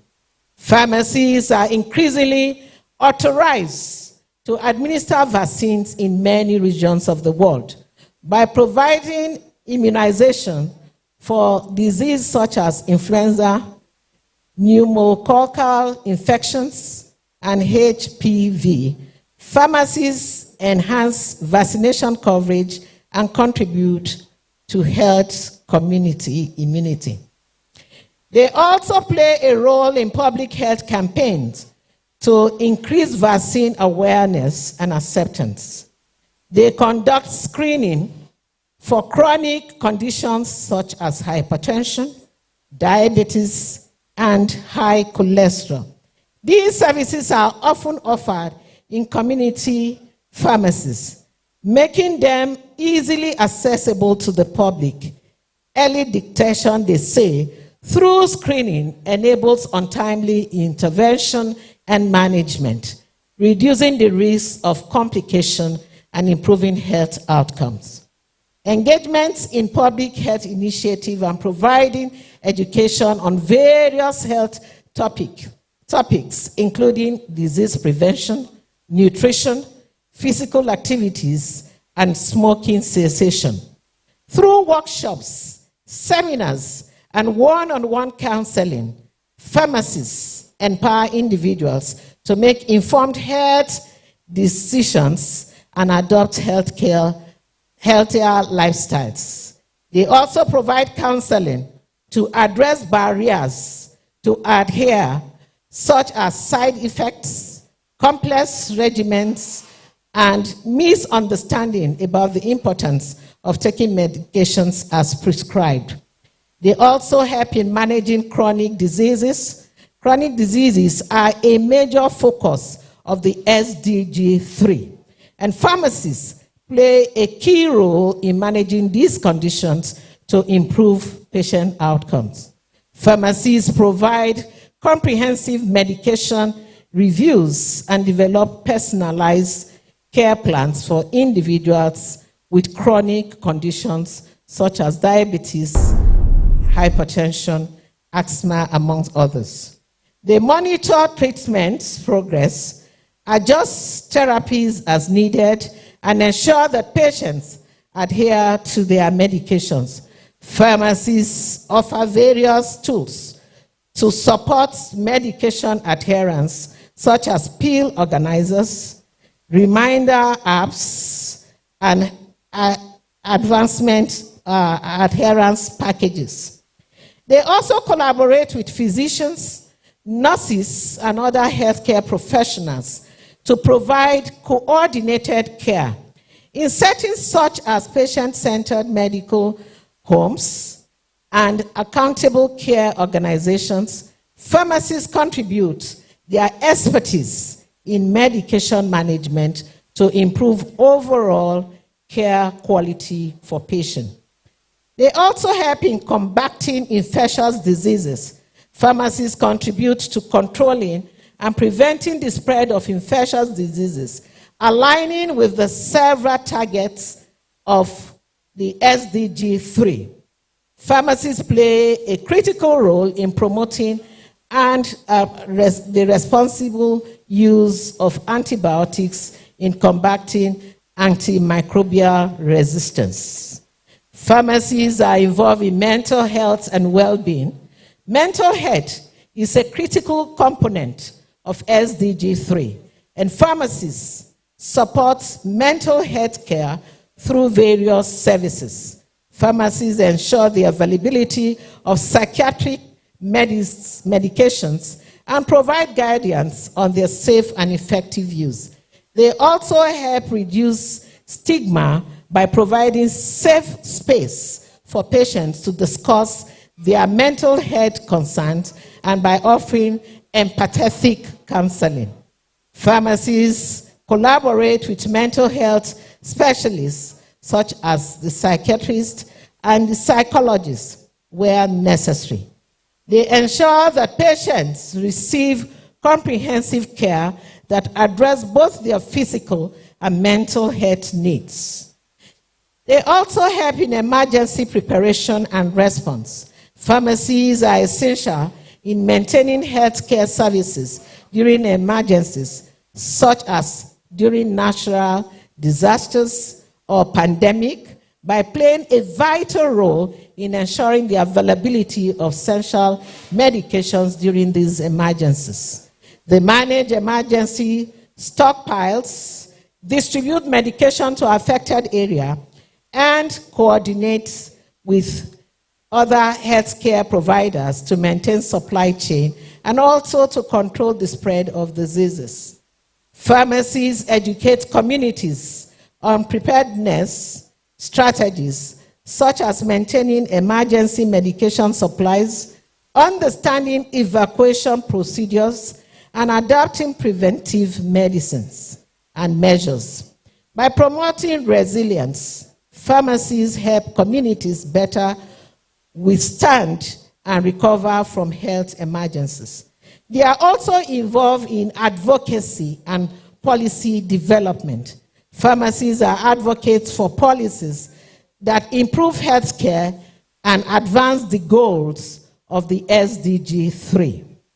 Pharmacies work to shape health policies that promote access to health care, improve medication safety, and address social determinants of health.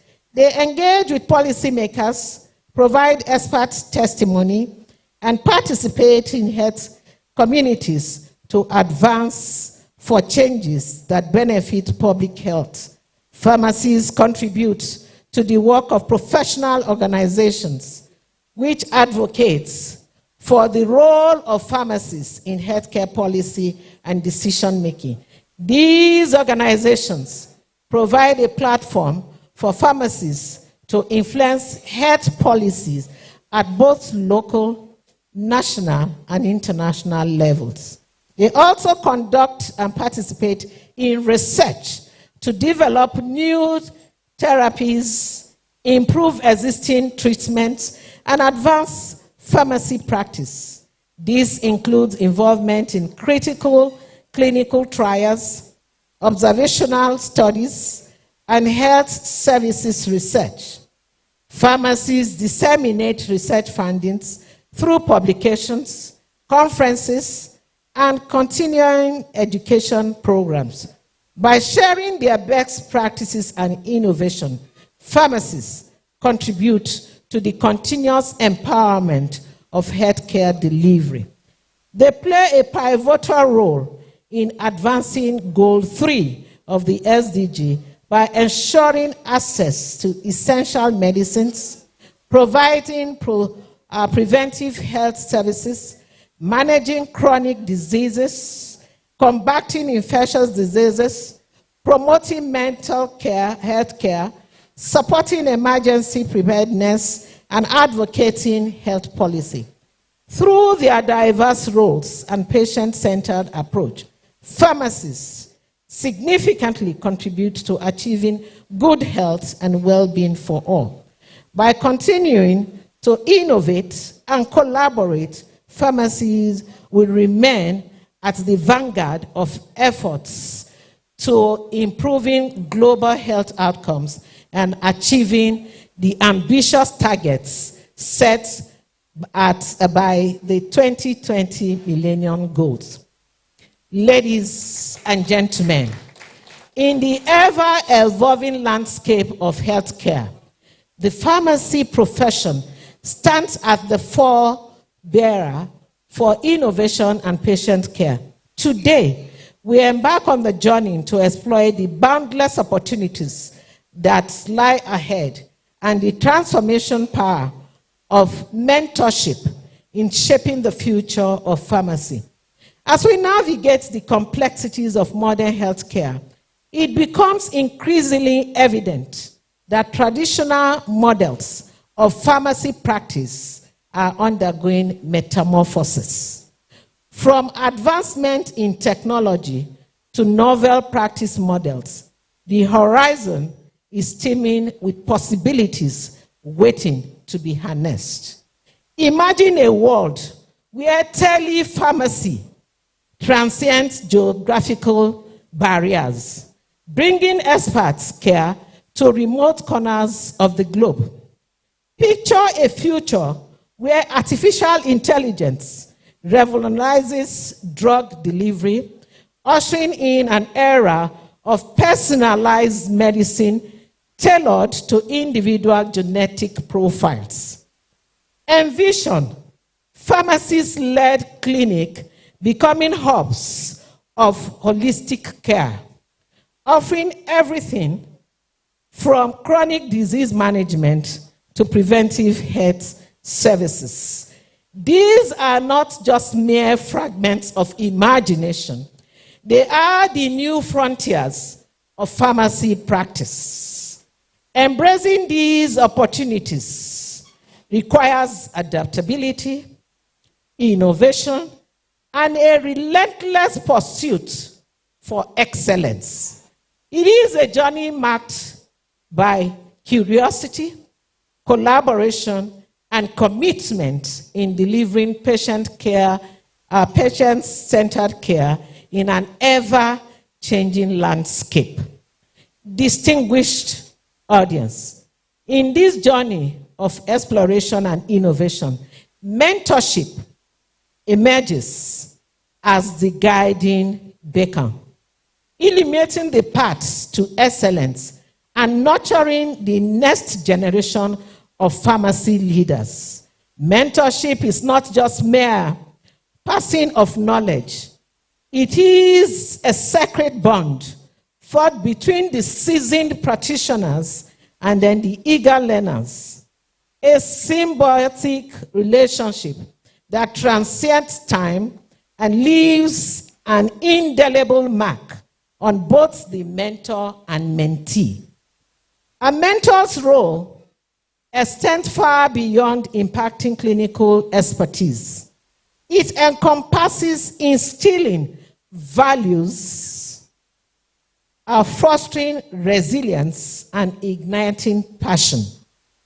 Through mentorship, aspiring pharmacists glean invaluable insights, navigate the complexities of the profession, and emerge as confident leaders poised to make a profound impact on healthcare.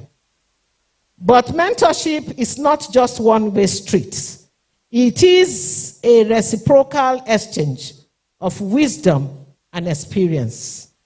As mentors, we are entrusted with the noble responsibility of nurturing the next generation, guiding them through challenges, and empowering them to reach great heights of achievement. In doing so, we will not only honor our profession's legacy, but also ensure its enduring vitality for generations to come. Distinguished pharmacists, ladies and gentlemen, let me once again thank you for this cherished assignment, Pharmacy Making Healthcare Impacts, in tandem with 2030 Millennium Goals. Embodies the profound commitment of pharmacists worldwide to contribute significantly to achieving the Sustainable Development Goals set for 2030. Pharmacies are all the core of the healthcare system, ensuring access to essential medication, providing preventive care, managing chronic diseases, and combating infectious diseases. Their role aligns closely with the Goal 3 of the MDG, which aims to ensure healthy lives and promote well-being for all. By optimizing medication use, pharmacies contribute directly to improving health outcomes and reducing healthcare disparities, thereby advancing the goal of universal health coverage.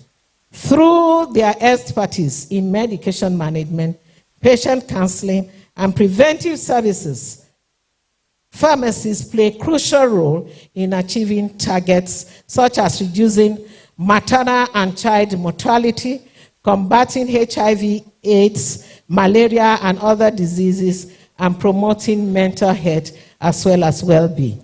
Distinguished ladies and gentlemen, thank you for listening. God bless the fellows and members of the Association of Women Pharmacists. God bless University of Benin. God bless Nigeria Society. Thank you, and God bless you all. Thank you very much. Can we appreciate our keynote speaker, Professor Lillian Salami, for an awesome presentation. Can you appreciate her? A very distinguished and eloquent friend of the profession. She has demonstrated that ably in several ways and means, and we look forward to more from our one and only Vice Chancellor of the University of Benin, Professor Lillian Salami. Can you appreciate her once more? Thank you very much. At this point, I would like to invite up Elbe very quickly. Elbe, please come up very quickly and take your presentation.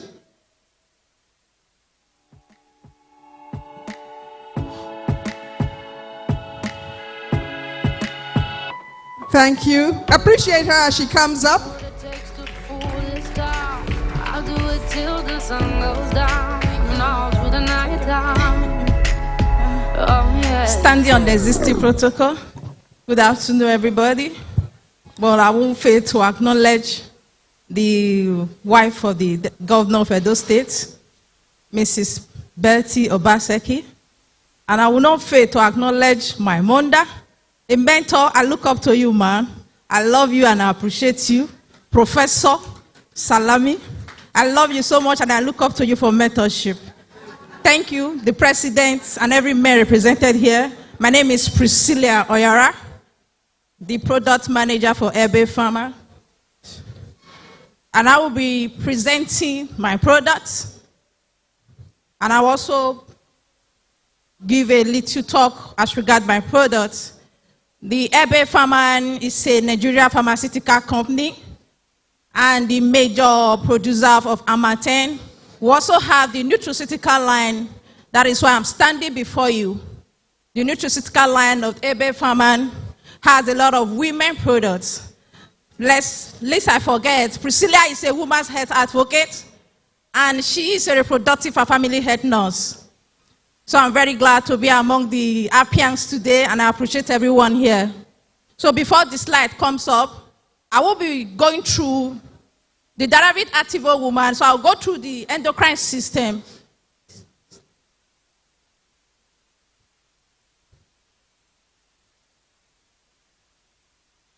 What is happening? Okay. So I'll be going through first the endocrine system. The endocrine system, if there is a disorder in the endocrine system, we are going to have a lot of imbalances. What is endocrine system? The endocrine system is a system that contains some tissues that we know as glands. And this system, they create and as well release hormones. What are hormones? Hormones are chemical substances that coordinate and as well control the functions of the body. And they do this through as a messenger. What does that mean? It means that it message from the blood to the what? To the organs. Having said that, with every decline, any disorder that affects this endocrine system leads to what we call hormonal imbalance. Hormonal imbalance, as we all know, is a fluid that is either slow, it's either it's too much or it is too slow. And with this disorder, okay, please, sorry, I'll be going through the slide. So there are, please. Okay. Endocrine disorder, hormonal imbalance can simply be described as having too low, too much, or too low of a particular hormone over a period. Hormonal imbalance is a form of endocrine disorder. Hormonal imbalance often results from altered neural endocrine stimulation of the hypothalamus, which is the neural control center. Hormonal imbalance can be due to glands, which is hyposecretion or hypersecretions. So we'll now take us to the consequences of endocrine system. Okay. Okay, thank you. Has gone off. Okay. So if there is any decline in hormonal, in the endocrine system, you are going to have altered growth development. That's where we have dwarfism, gigantism, and acromegaly. It could also lead to emotional and mood disorder, insomnia, depression. When it also affects the organs, you are going to have hypertension, chronic heart diseases, renal failure.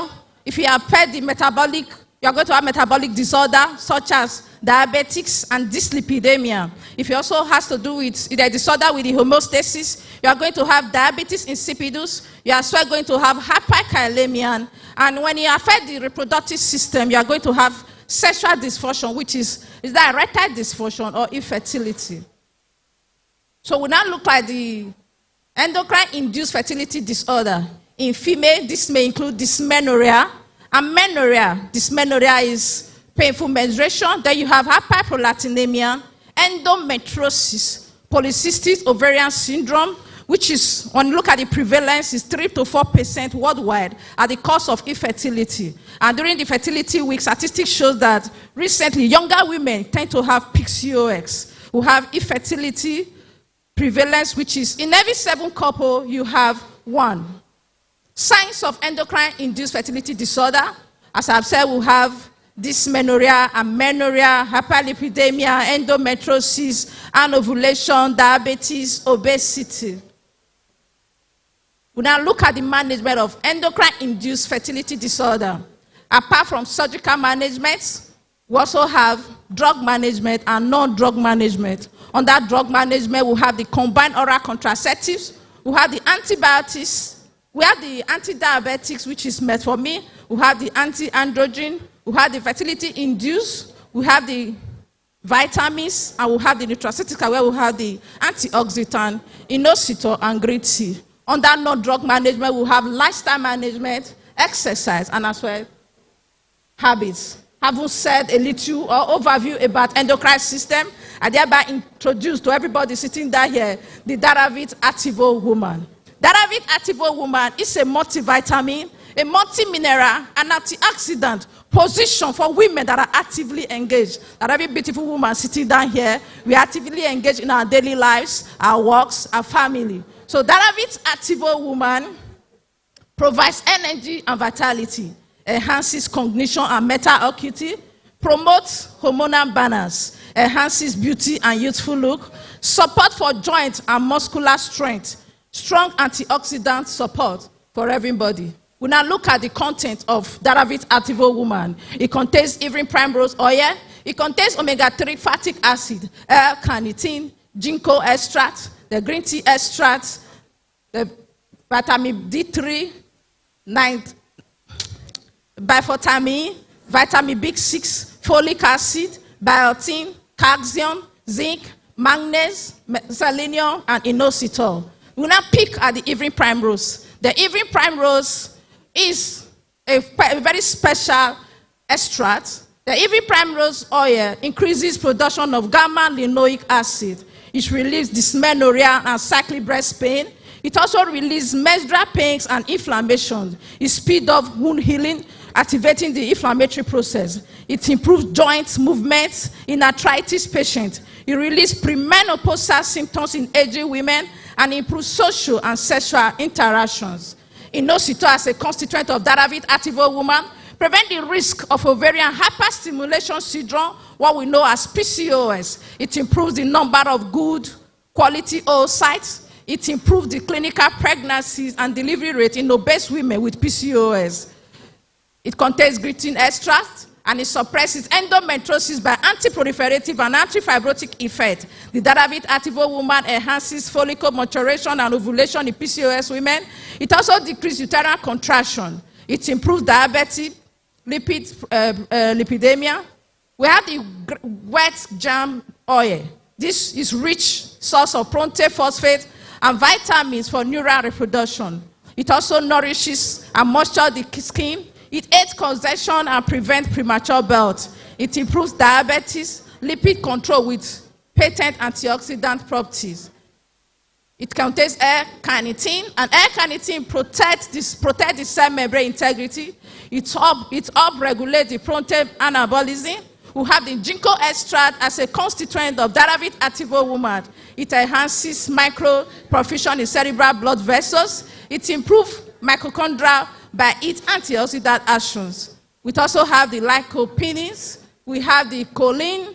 We have lysine as a constituent of Daravit Activo Woman. We have piperine as a constituent of Daravit Activo Woman. It produces analgesics and anti-inflammatory antioxidant effect. It enhances the bioavailability of other drugs by stimulating the digestive enzymes and promote the secretions. We also have bifenthramine, that synthesizes fast-soluble form of thiamine with high bioavailability. We have indications. Who are those that can take Daravit Activo Woman? We call them our therapeutic uses. For premenstrual patients, the younger guys, they can take it. We have it for adults, for those that have menopause. We have for ovarian, that's polycystic ovarian syndrome. We have it for endometriosis. It can also be used for dysmenorrhea as well, infertility. It can be used for women that are actively engaged at the end of the day work. The obese women can take Daravit Activo Woman. Daravit Activo Woman can be taken with those that have metabolic disorder like the type 2 diabetes. It can also be an adjunct supplement or multivitamin for other weight control. We have dosage of Daravit Activo Woman. is just one daily as prescribed by the pharmacist or your physician, and it's in soft gel form. Having said all that, I proudly introduce to you Daravite ranges and the Daravite Activo Woman. Thank you very much. Can we appreciate her? Every day and in every way. Thank you very much. You can go down. At this point, we want to appreciate Elbe. Crave your indulgence. We cannot do what we do without our pharmaceutical companies who stand beside us. They are trying to launch their products, and they have taken time to be with us here. So we're going to combine several things at the same time.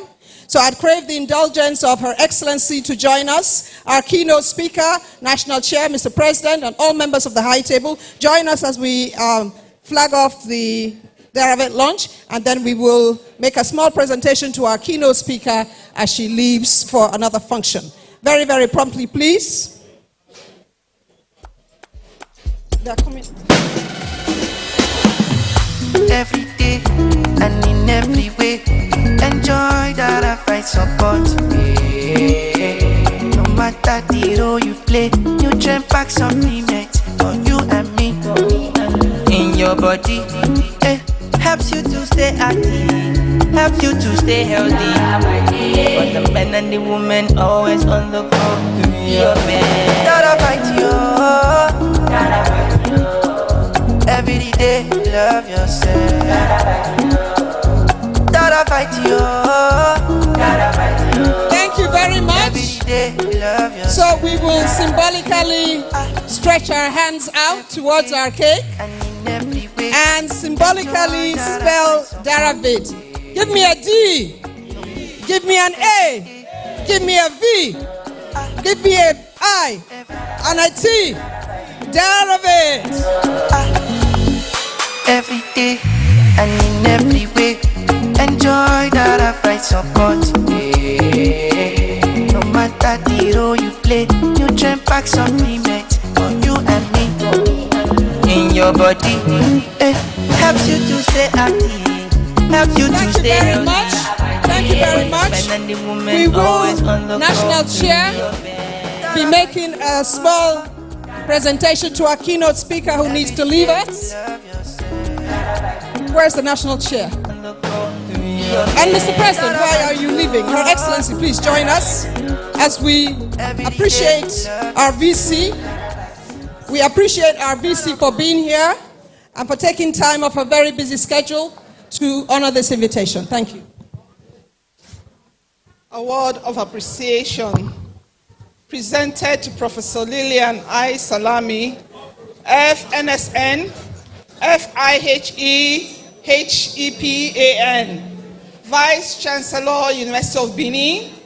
Appreciation for support and contribution as keynote speaker at the APS 16th Biennial National Conference, Heartbeat 2024, Edo State.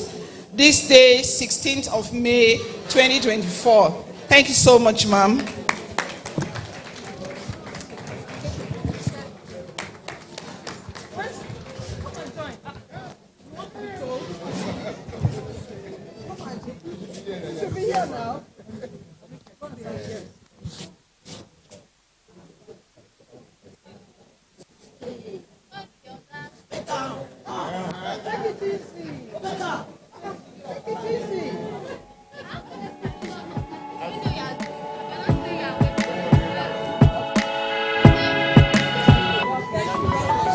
I'll smile, I know what it takes to fool this town.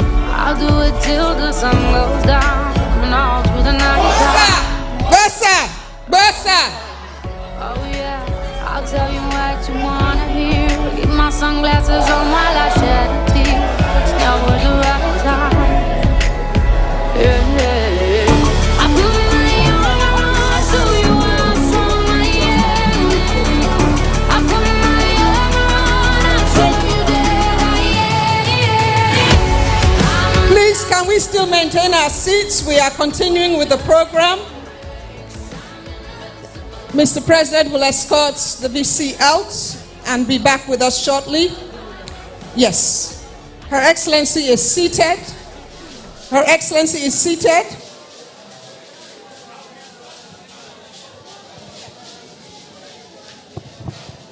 Thank you so much, Dr. Monica. Her Excellency, distinguished pharmacists, distinguished guests, we'll take the goodwill messages now, and we'll give each invited guest 2 minutes to give us a goodwill message. We're going to be very clinical with this session. We invite the representative of the Registrar of Pharmacy Council of Nigeria, Pharmacist Babashehu Ahmed, FPSN, who's represented by Pharmacist Olubukola Jolayemi. Pharmacist Olubukola Jolayemi, to take the first goodwill message. Thank you. 2 minutes, please. 2 minutes, please. Thank you. I'll be standing sentry.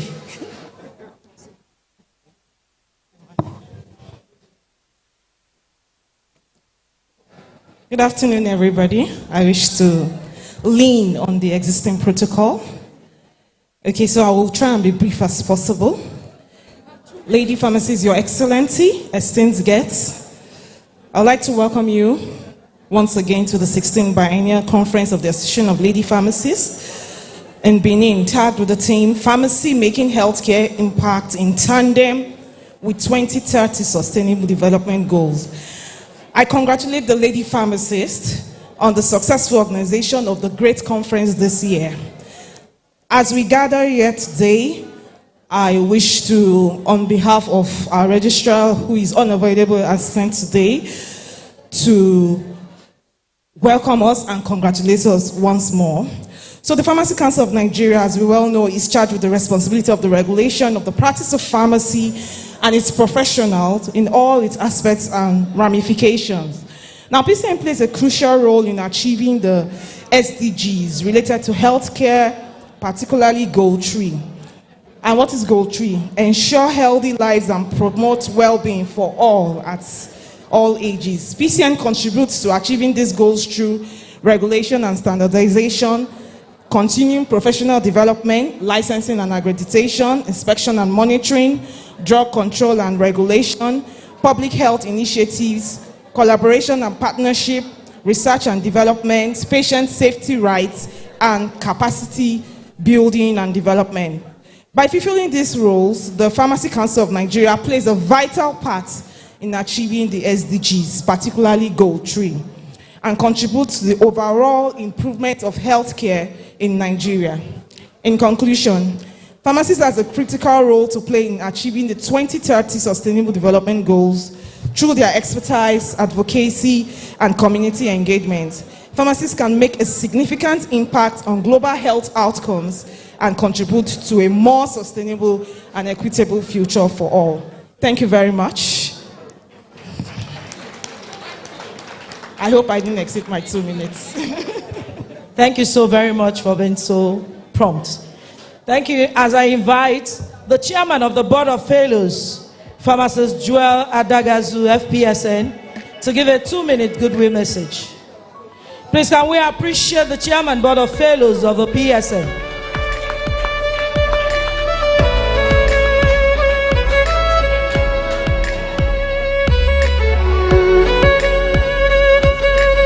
Please, can we appreciate him? Thank you. Thank you very much.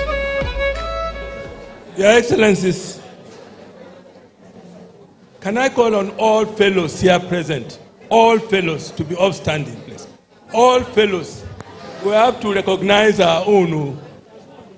Yes, there is one behind me. All fellows to stand up for recognition. All fellows.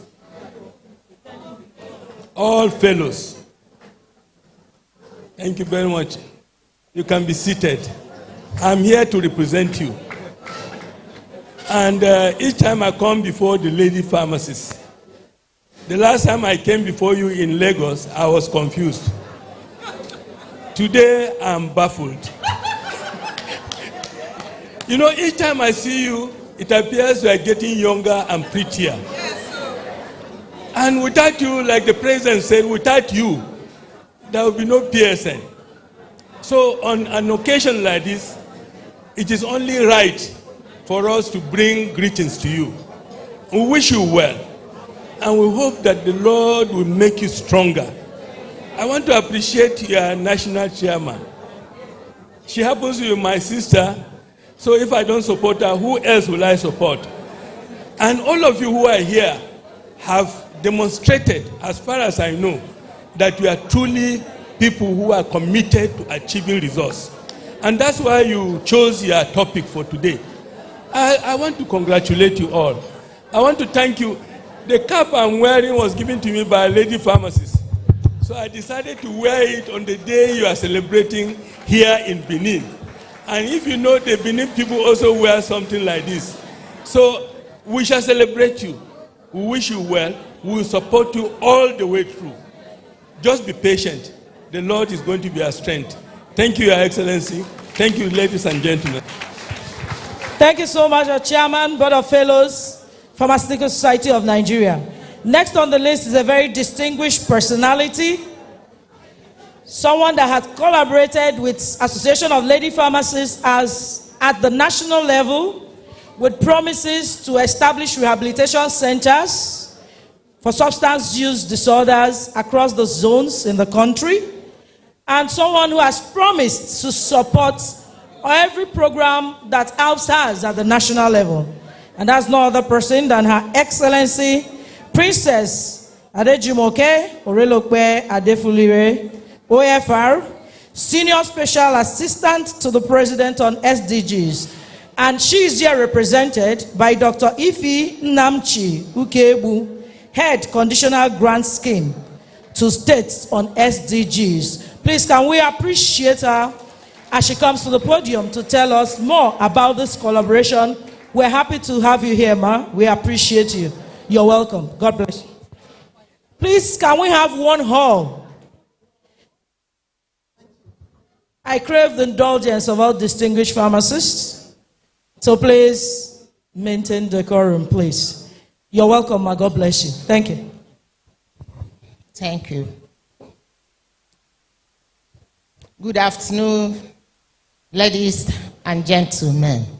Please permit me to stand on the existing protocol to deliver just short goodwill message from Her Excellency, the Senior Special Assistant to the President on Sustainable Development Goal, who is unavoidable absent. I first of all have to appreciate the organizers of this event for inviting me, because when you say Sustainable Development Goals, you are referring to her office. Her office is in charge of coordinating the implementation of SDG in Nigeria.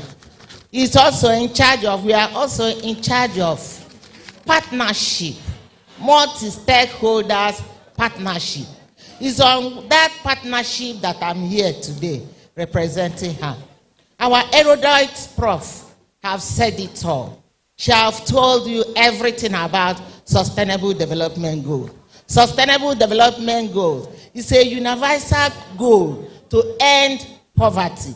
It's a call to end poverty, and also to establish well-being, prosperity for our people. When you talk of SDGs, Sustainable Development Goals, you are talking of well-being, which is SDG Goal 3. And I'm happy that she has mentioned it all. She has said the role of the lady pharmacist in Nigerian achieving Sustainable Development Goals, most especially SDG Goal 3. And you hear here, without your role, now without your partnership with our office, you can see that Nigeria will not achieve Sustainable Development Goals. So I am here for partnership with ladies pharmacists. So, and that partnership is just Goal 17. Goal 17 said, for us to achieve SDGs, we have to do what? Partnership for all goals. And SDG Goal 3. If we can achieve only SDG Goal 3, we have achieved all other goals. You can see that if you achieve SDG Goal 3, you have end what? Poverty. We are talking of good health. We are talking of quality education. We are talking of women empowerment. We are talking of just all the SDGs. And when you say women empowerment, we are talking of SDG Goal 5. SDG Goal 5. So if you people can come and we partner with my office, that's Office of the Senior Special Assistant to the President, Nigeria will be able to achieve SDGs. So far, because of time, I will not be able to say all that we have done, both at the national and state level, for us to achieve SDGs. We have specifically, my office is partnering with Nigerian government at the health sectors. That's the 3 levels of health service delivery in Nigeria. We are partnering at primary level, secondary level, and tertiary level. The Office of Senior Special Assistant to the President have constructed 546 primary health centers and mega hospitals for mother and child all over Nigeria. We have also supplied 76 ambulances to our tertiary level of service delivery. The office also have procured drugs and consumables and supply it to many hospitals, both at the tertiary, secondary, and primary level. We have done a lot. Nigeria is the first African country to do evaluation, independent evaluation of SDG Goal 3 and SDG Goal 4. Because if we achieve SDG Goal 3, we have achieved it all. So I'm here today to say that we want to partner with women pharmacists. Yes, the partnership for us to achieve SDG Goal 4. And key speaker have told you your role, what you're supposed to do. Please, the organizers, make the keynote address available for everybody, and including me, because it is very, very important for us to partner with you, for you people to be able to help Nigeria to achieve SDGs. Nigeria did not achieve Millennium Development Goals because it was only government that did Millennium Development Goals. But this time around, we want private sectors to drive SDGs. We want your partnership. We want the partnership of universities, academia. So based on that partnership we are talking of, we are partnering with many multi-stakeholders to implement sustainable development goals in Nigeria. We cannot do it alone. Only her office cannot achieve it. We want your partnership. So please, let me stop here. Thank you, and God bless you all. Thank you so very much, Ma. We appreciate you.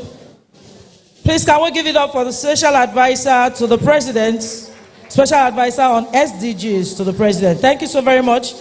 Quickly, we'll take a goodwill message from the ACPN, the national chairman of ACPN, Pharmacist Prince Oladibolo, Adewale Oladibolo FPSN, here represented by a beautiful Alpian, Pharmacist Bridget Otote FPSN, who's the national vice chairman. Thank you. Please, can we appreciate her? Up Alps. Thank you. Up House. Permit me to stand on existing protocol. Good afternoon, everyone. I'm Pharmacist Bridget Otote, the national vice chairman of ACPN, and I'm here representing my boss, Prince Pharmacist Wale Oladibolu. He is unavoidably absent.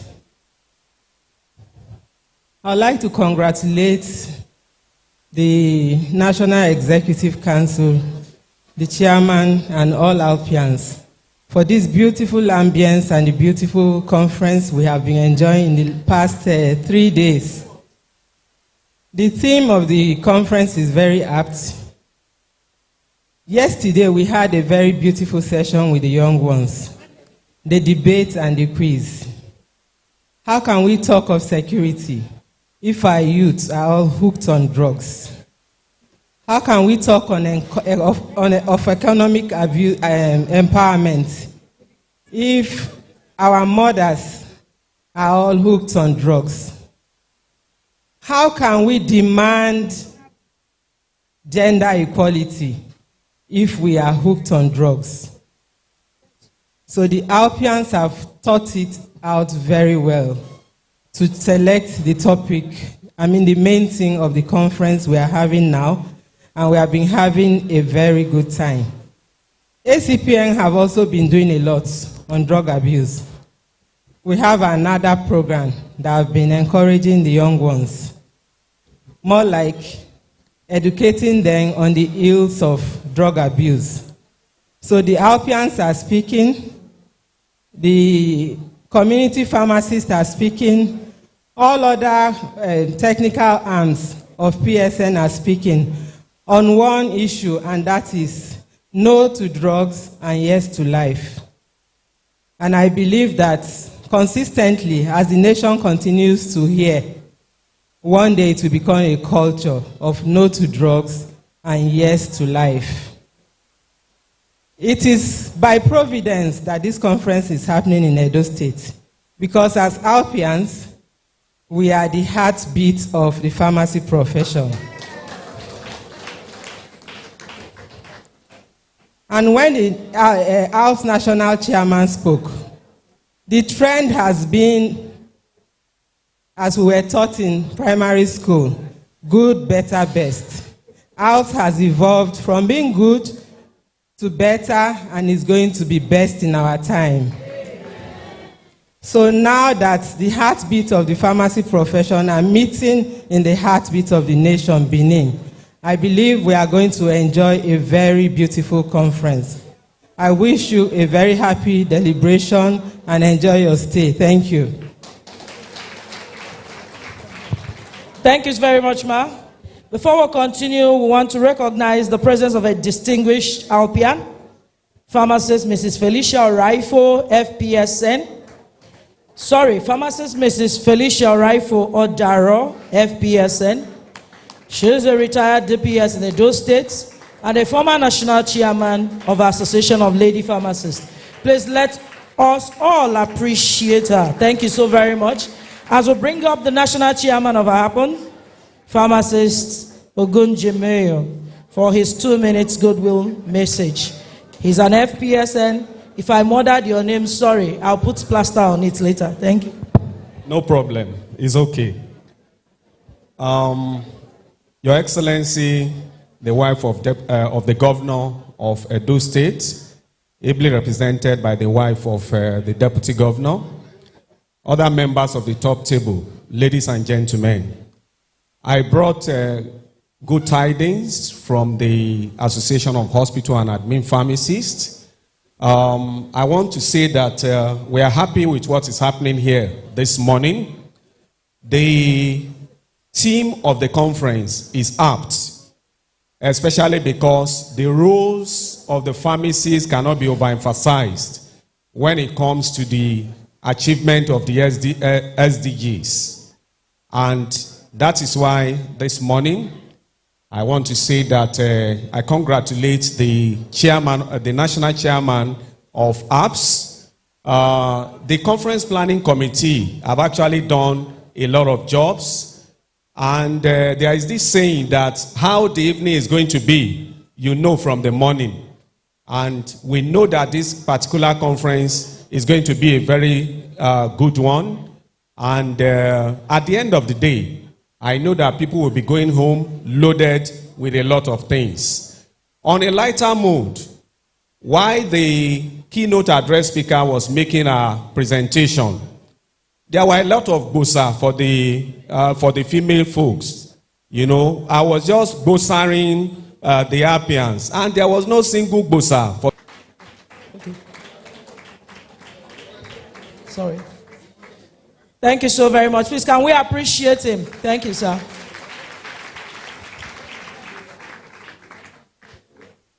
Ladies and gentlemen, it's good to be here.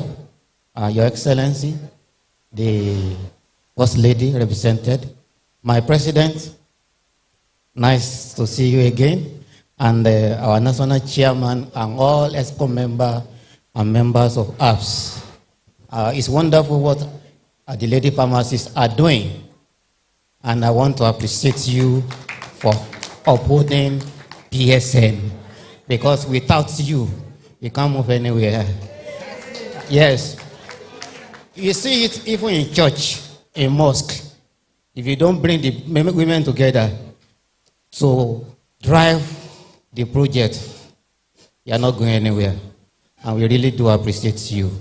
With this, I think I need to recognize all apps that are academics. I have seen the First Lady. I think it's good that we appreciate her. Professor Mrs. Stella Usifu. This Thursday, I think maybe the first time that we are having an apps as lady pharmacy. I wish I have somebody like that. But, you know, my wife wanted to read pharmacy. She actually wanted to read pharmacy. Eventually, she married a pharmacist. I've also seen Professor Aina there. I've also seen many academics. If you're an academic and you're happy, can you just wave your hands? Beautiful, beautiful, beautiful. You know, session is on now, and our people are physically doing lectures, practicals, so that we can raise future appearance that are as excellent as you are.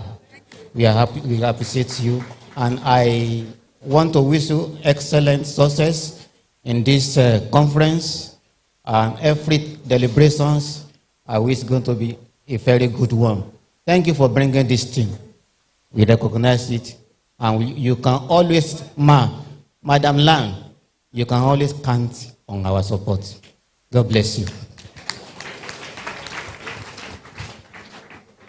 Thank you so much, National Chairman of NAPA. We want to invite a pharmacist in politics that is doing well. Even before I said it, he started smiling. I have not even said his name.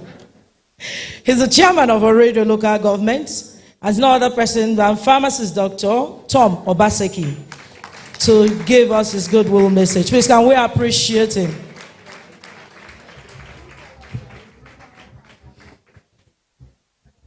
You're welcome, sir.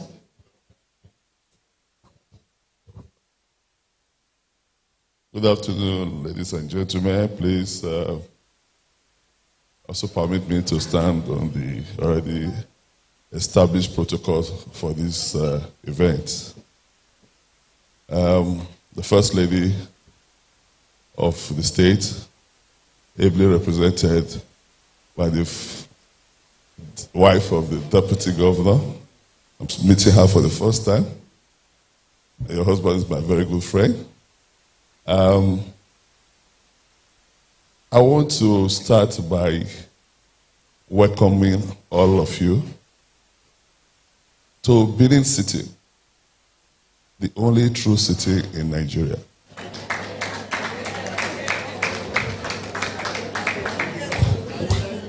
When I met the members of the team some days ago, they also had this reaction.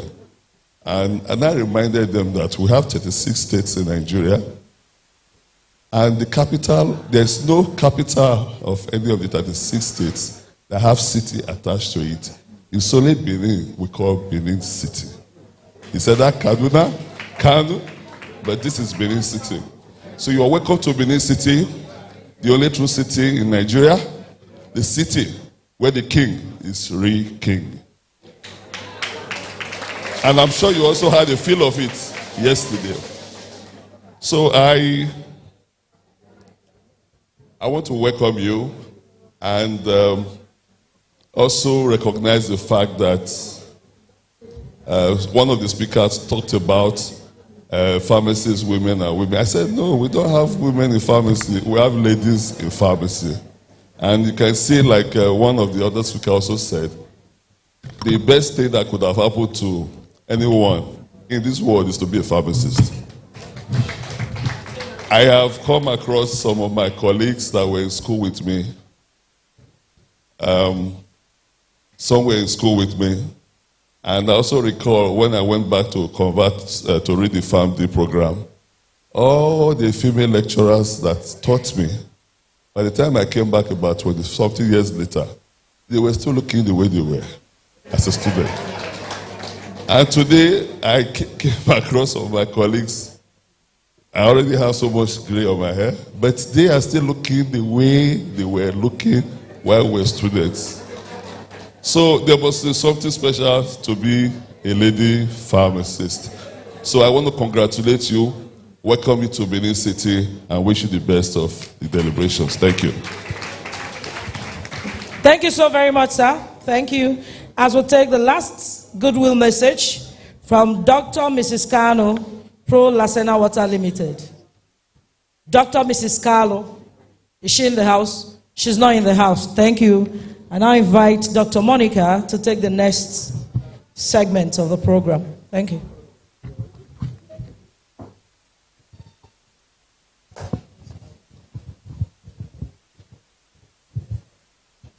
Your Excellency, our time is fast spent, so we are going to rush through this, but we need to give honor to whom honor is due. So I'll crave the indulgence of the CPC Chair. Please be upstanding. National Chair, please be upstanding. And we'll roll straight into your address when we finish this.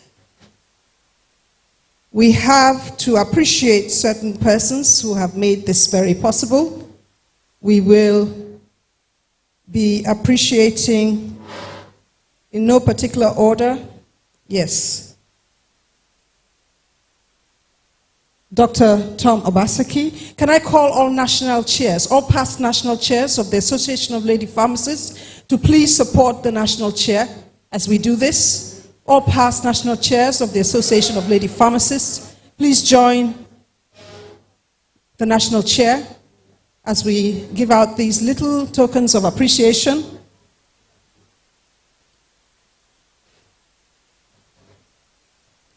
I'm coming, please.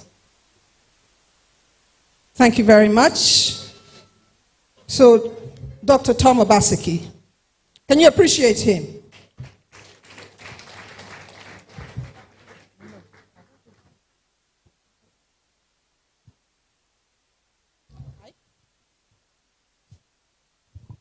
Can I give this honor to Ajia Zainab to do the presentation? On behalf of the Association of Lady Pharmacists of Nigeria, we appreciate your presence today here, and we do sincerely hope that you continue to support the lady pharmacists, both politically, financially, or otherwise. So in appreciation to that, we present you this award. Thank you.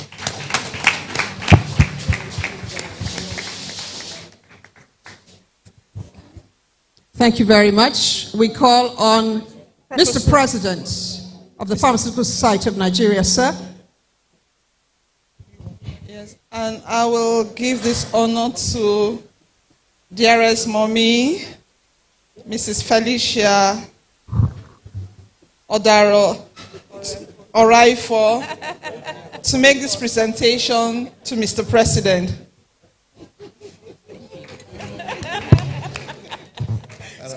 Good afternoon.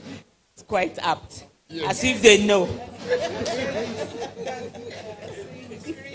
Yeah.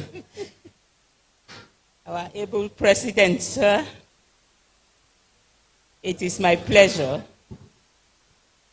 and honor to present you with this plaque, an award of appreciation for all of the work you have been doing, and you will yet do. Amen. Thank you. Thank you very God much. bless you. Dr. Mamadou, please hand those two to Dr. Mamadou. 2 a.m. is in the morning. Are you gonna come and leave me downtown? Your Excellency, the First Lady of Edo State, we're holding this conference here in Benin City. I remember when I was told I was going to be the CPC chair, I was very excited for two reasons. I love Benin City. I was born here, I did my first degree here and my PhD here. It's very dear to my heart. All the adverts I did promoting this program, I had a particular tagline: come to Benin City, my city. That's what they call me in the office right now. And I'm really glad for the support that we have received. We have the LOC on ground here in Benin City. Yes, we had a few challenges, but the LOC chairperson went beyond and above. And I felt we should recognize her and appreciate her. So this award is to the LOC chairperson. Where is she? Farm Grace Ereme, where are you? You see, she's not even around. She's probably going up and down, walking, busy. Please, can somebody get her? Because it's a surprise award. She doesn't know she's getting an award.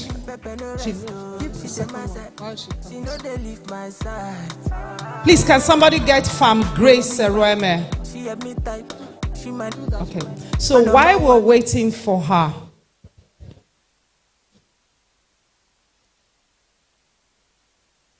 in choosing a CPC, a few people get a CPC chairperson. A few people get together and you're chosen. But usually you have to work closely with the national chair and your CPC members. This next award is to the national chairman, Farm Mrs. Scholastica Lan. It's also a surprise award she doesn't know. The past few months has been a revelation, I'll have to say. Yes, there were some turbulent times, but we worked beautifully. It was in complete symphony. That's why we're giving her this award today. Ma, this is an award of appreciation. It's presented to you. Farm Scholastica Lan, FPSN, National Chairman APS, at the 16th Biennial National Conference, Heartbeat 2024, Edo State. We appreciate you and we love you. The LOC chair is here.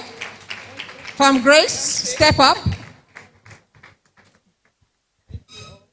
LOC chair. LOC chair. Hey, hey. I feel like giving her the mic to say something. Maybe we should, because I'm sure she has a lot to say, but only 2 sentences after you have received it. Only one sentence. Okay.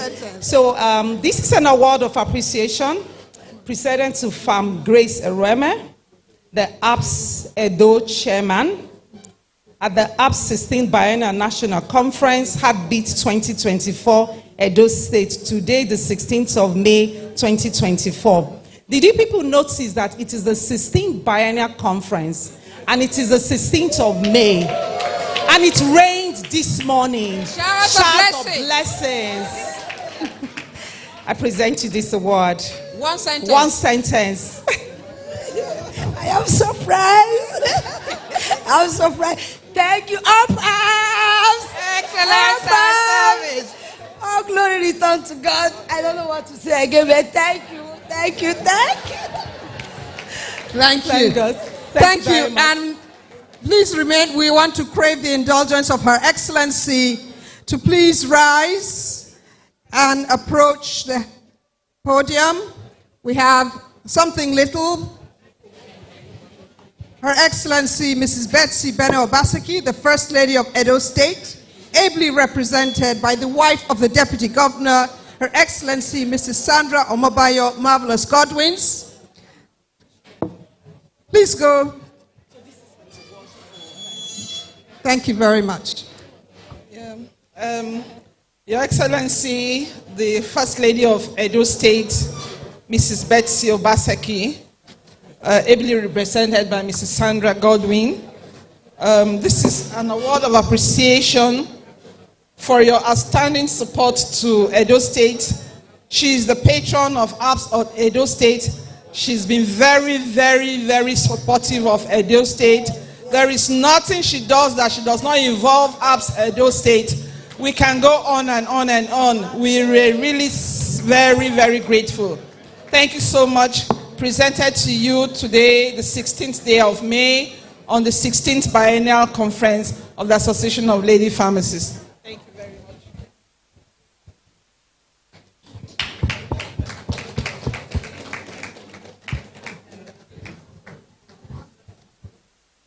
Thank you very much.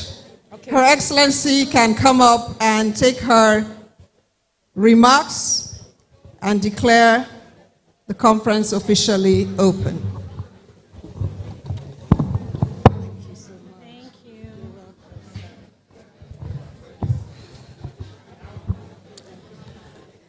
Good day. Can we please take our seats? Can we please take our seats? Her Excellency is about to deliver her remarks. Thank you. Good day, distinguished pharmacists and ladies and gentlemen. My name is Sandra Mobayo, and I'll be delivering this speech on behalf of Her Excellency. Thank you. It is a great pleasure and immense honor that I stand before you today as the First Lady of Edo State to welcome you all to the 16th Biennial National Conference of the Association of Lady Pharmacists, tagged Heartbeat 2024. This gathering marks a significant moment in our collective pursuit of advancing healthcare and pharmaceutical excellence in our nation. I extend my warmest greetings to the members of the Association of Lady Pharmacists, distinguished guests, delegates, and all stakeholders present here today. Your dedication to the noble profession of pharmacy and commitment to improving healthcare outcomes are truly commendable. The theme of this year's conference, Pharmacy Making Healthcare Impact, in tandem with the 2030 Millennium Development Goals, resonates deeply with the current global challenges we face in ensuring equitable access to healthcare for all. As we strive towards achieving the Millennium Development Goals by 2030, the role of pharmacists becomes increasingly pivotal in shaping the landscape of healthcare delivery. Pharmacists are not just dispensers of medication, they are frontline healthcare professionals who play a crucial role in patient care, medication management, disease prevention, and health promotion. Your expertise and dedication contribute significantly to improving the quality of life for countless individuals across our nation. As we gather here today, let us reaffirm our commitment to harnessing the power of pharmacy to address the healthcare needs of our communities. Let us seize this opportunity to exchange knowledge, share best practices, and explore innovative solutions that will enable us to make a meaningful impact on the health and well-being of our fellow citizens. I am confident that the discussions, collaborations, and insights gained from the conference will not only enrich our professional lives, but will also inspire us to redouble our efforts in advancing healthcare excellence in our beloved country. With that said, it is my great pleasure to declare the Association of Lady Pharmacists 16th Biennial National Conference officially open.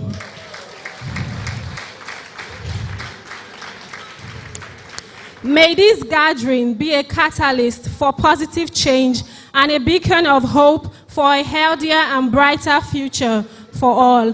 Thank you all, Her Excellency Betsy Obatseki, First Lady, Edo State. Thank you.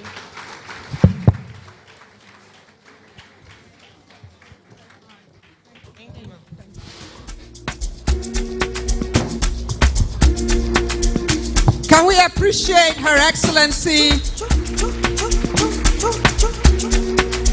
What? Yes, I was just going to do that. Can we appreciate Her Excellency and ask the high table to please join her for a group photograph? All high tables, please join. Left and right, please join. Please join.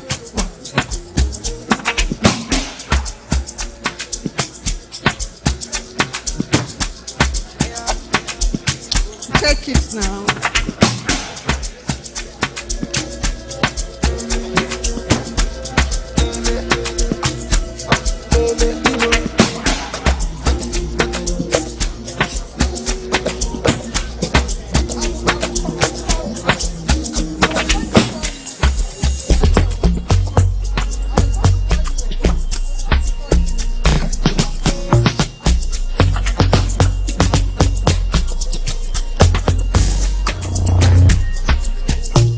Thank you. Can we have Her Excellency with the national chairs, current and past national chairs, and the CPC chair? No, it's you we want. You can't go.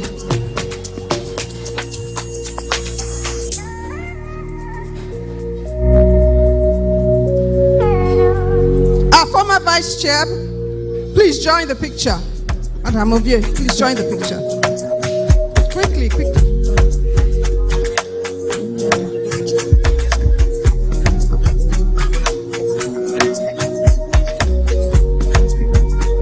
Thank you very much. Can we have all members of the CPC? All members of the CPC, please join Her Excellency. All members of CPC. All members of the CPC.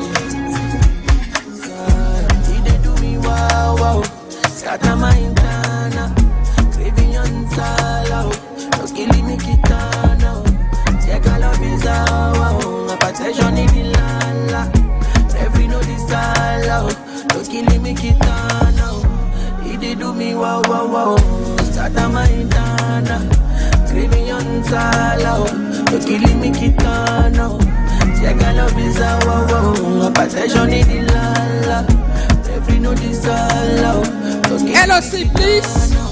LOC Heartbeat 2024.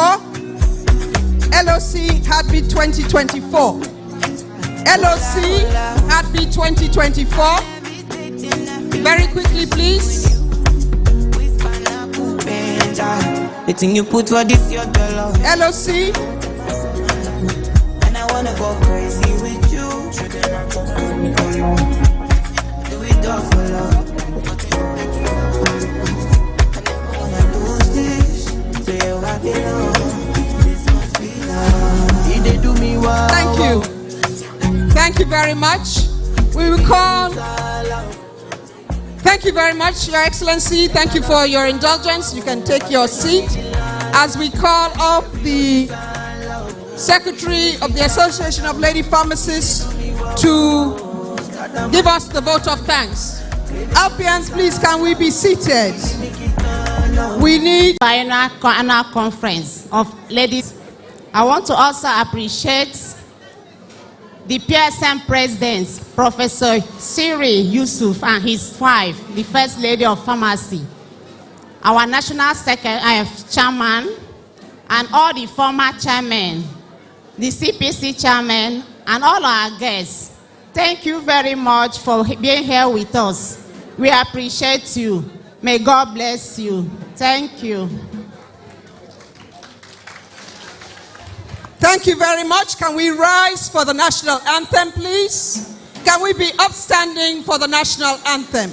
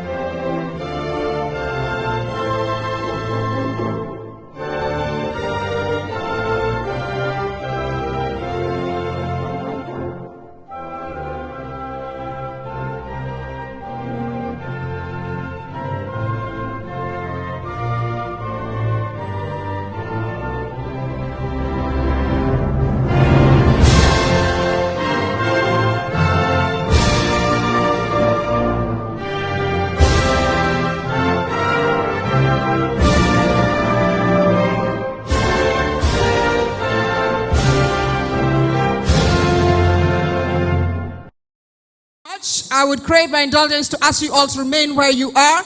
National Chair, Mr. President, will escort Her Excellency to tour the exhibition stands upstairs. Please remain where you are so Her Excellency can lead that tour.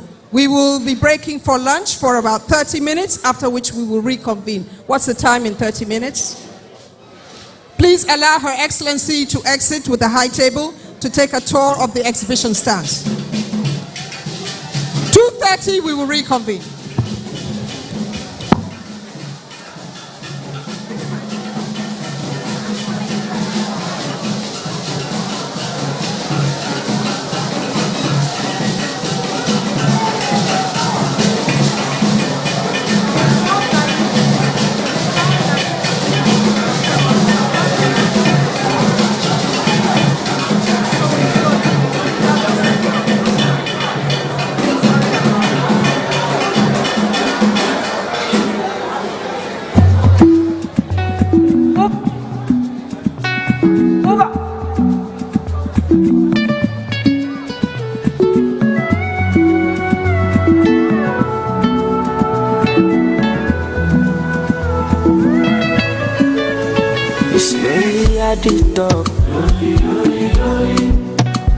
Money on my mind. Don't care what they yarning about me in particular. Out here on the road chasing my dream because I know I'm chasing for me. Ololola de mango molo, orokoto iti shomolo. If you want to let you come alone, no dey find anybody na money I want. No dey hear wetin people dey talk. Want to get a shakeleti love. It's a love and I wanna get another one. I go take and do wetin I love, wetin you love. Oh, no be wetin I love. Oh, wetin I love. I go do what we done my heart. Oh, go no be vodka. Mr. Money Changer, but when I know the waste time. Mr. Money Changer, just carry on, it be no time. Bad boy day, me I dey fine, and at the same time, me I dey high. Motroto must stand out, calm down, you go dey fine like fine wine, no decline. Sick about it, extraordinary things. Show me love, I go show you more. Bó ṣe ń ṣe wo bó ṣe ń ṣe ọmọ yìí dánkéjà ṣerékélé mú fọ́ fàyè tí fọ́ fàyè yéyé. Ọlọ́ládé máa ń gbọ́mọ lọ kọ̀rọ̀kọ̀tọ̀ ìdí ṣọ́mọ lọ. Ẹ fi wọ́n sílẹ̀ jẹ́ kó máa lọ ní dey find anybody na money I want. No dey hear wetin people dey talk. Wọ́n ti gbé Àṣàkẹ́ létí lọ. Sí love na wanna get another one. I go take and do wetin I love, wetin you love. Oh, baby wetin I love. Oh, wetin I love, I go do what we done my heart. Go no be vodka. Mr. Money Changer, but when I know the waste time. Mr. Money Changer.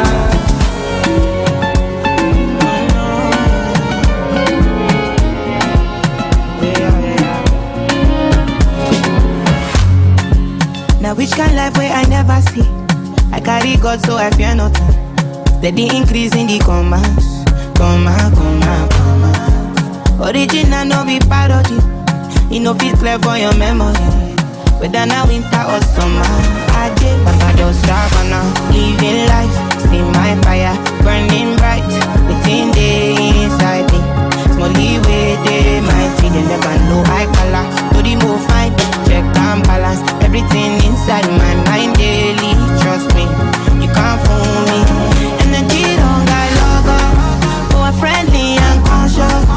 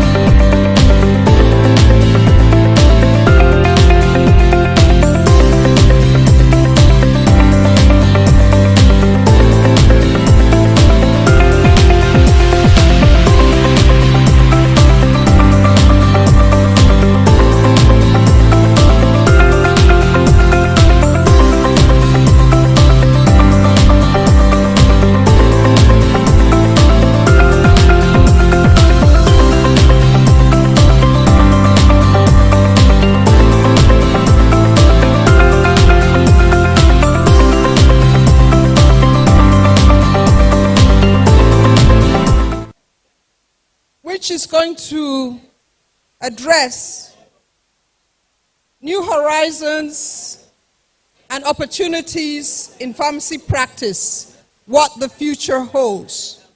We have two distinguished panelists. Join me to welcome Pharmacist Christian Chidoziem, the founder of Pharmatitha. A round of applause for Pharmacist Christian Chidoziem. Also joining online, thank you, is Pharmacist Abimbola Adebakin. Can we confirm that she's online? Please sit. Is Pharmacist Adebakin online? Can we confirm that? Okay. So we will start with Christian, who is a Gen Z, right? He is a Gen Z who is doing great things in pharmacy as we tackle the topic looking at new horizons and opportunities. So I'm going to give him the opportunity to make a brief presentation to start off the discussion, and then we will engage Pharmacist Abimbola and have an interactive session. So you have the floor. You can sit. You want to make a presentation. You want to stand. Okay, go ahead then.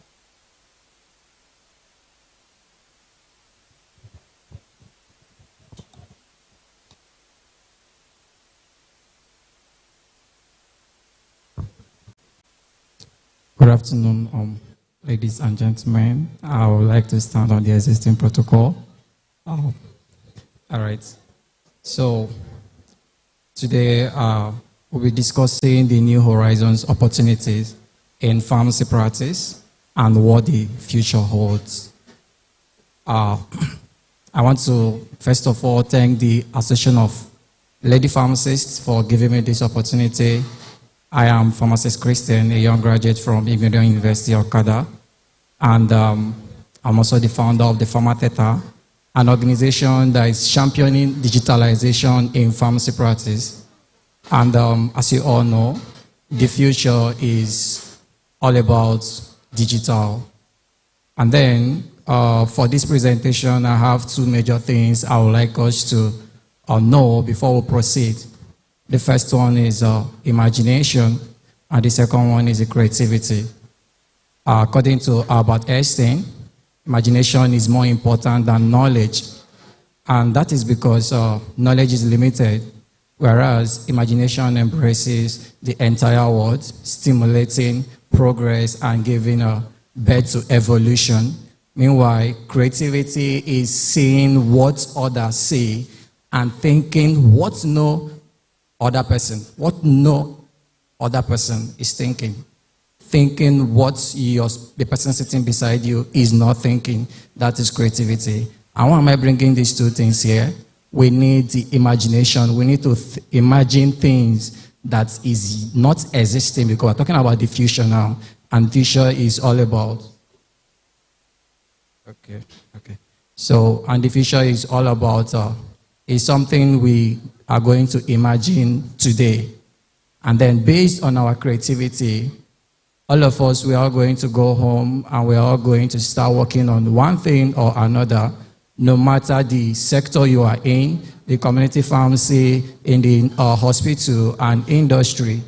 I also used to say one thing, pharmacy practice is a full, what we the Gen Z, we call it a full package, in the sense that we have those manufacturing for us, we have those in the hospital, we have the community pharmacy.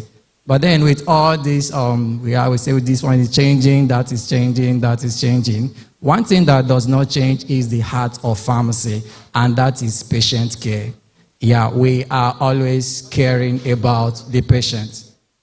Where they are manufacturing, the transformation, the shift between the traditional pharmacy and the future we are going to talk about today is also going to take place there, as well as the community pharmacy. Now, The role of pharmacists and pharmacists in the healthcare ecosystem is evolving as disruptive technologies like artificial intelligence and virtual health, as well as environmental, social, and regulatory factors help reimagine a new integrated future of health care that is built around the consumer and data. Here, in our own case, is built around the patient and data. From automation to democratization of data, these drivers are accelerating the rate of evolution in such a way that in the next 10, 20 years, the healthcare delivery system is going to be dramatically different from what we are doing now. And that is why we are here. You talk about affordability, you talk about personalized consumer experience, in our own case, personalized patient care, and then we talk about increase in care coordination. But as pharmacy capabilities and clinical breakthrough advance, how will the role of the pharmacy and pharmacist evolve within the broader care team? How will technology augment and enhance tasks as the collaboration continue? You're talking about convenience, you're talking about health insight, you're talking about better patient outcome. And that is where the future comes in. Yeah, so what's the future of pharmacy? With changes in population demographics, technology, government policy, and how healthcare providers do their work, the profession pharmacy must adapt to tackle the challenges of the future. And that brought us to our topic today. Please, you can share my slide. What is the future of pharmacy? That's the question. What is the future of pharmacy? So the future of pharmacy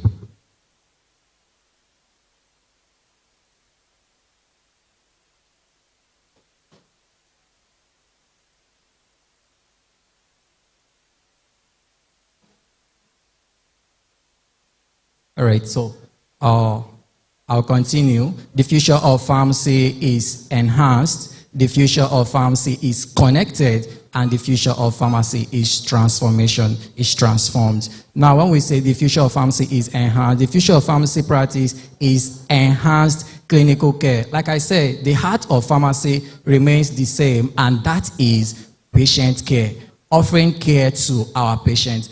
Those at the industrial level.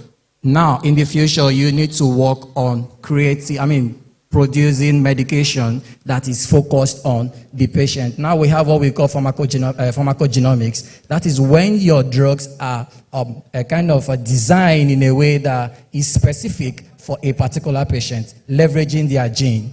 So now you are not just producing the random medication everybody buy. No, now you need to be more specific. Who are you producing for?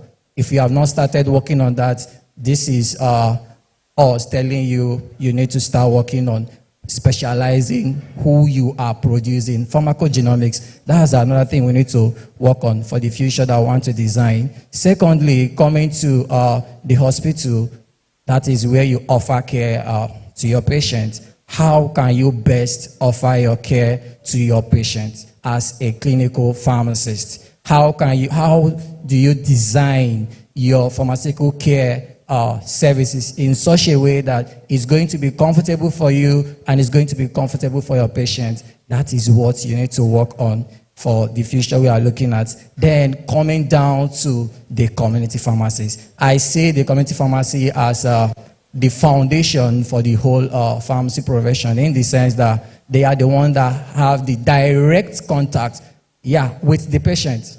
You talk about apps. Apps is promoting a good pharmacy, a good health, ACPN, no drug, all of these, they are all centered around the patient. Now we need to design something that will better suit our patient. We are moving away from the patient will come to us to we need to go to the patient. And if you are going to meet the patient, you need to go to where they are. And where are they? They are in the different digital platforms. And that is what we need to work on. Yes, we are all busy. Yes, the same way you are busy, the same way your patient is busy. So if you don't understand that now, then you might have problem in the future, in the sense that you need to start designing stuff that will enable you to have a personal data about your patient. You need to know your patient. If you're a community pharmacy, you need to know your patient. You need to have data about your patient. Is he or she on BP medication? Is he or she on diabetes medication? You need to have this data in your pharmacy, because aside the fact that you are serving the community, that is also going to give you a whole lot of profit in your business.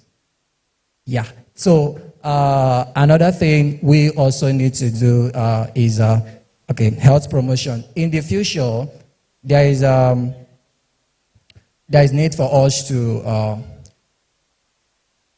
we specialize more, spend more time. Yeah. So we are moving away from just dispensing.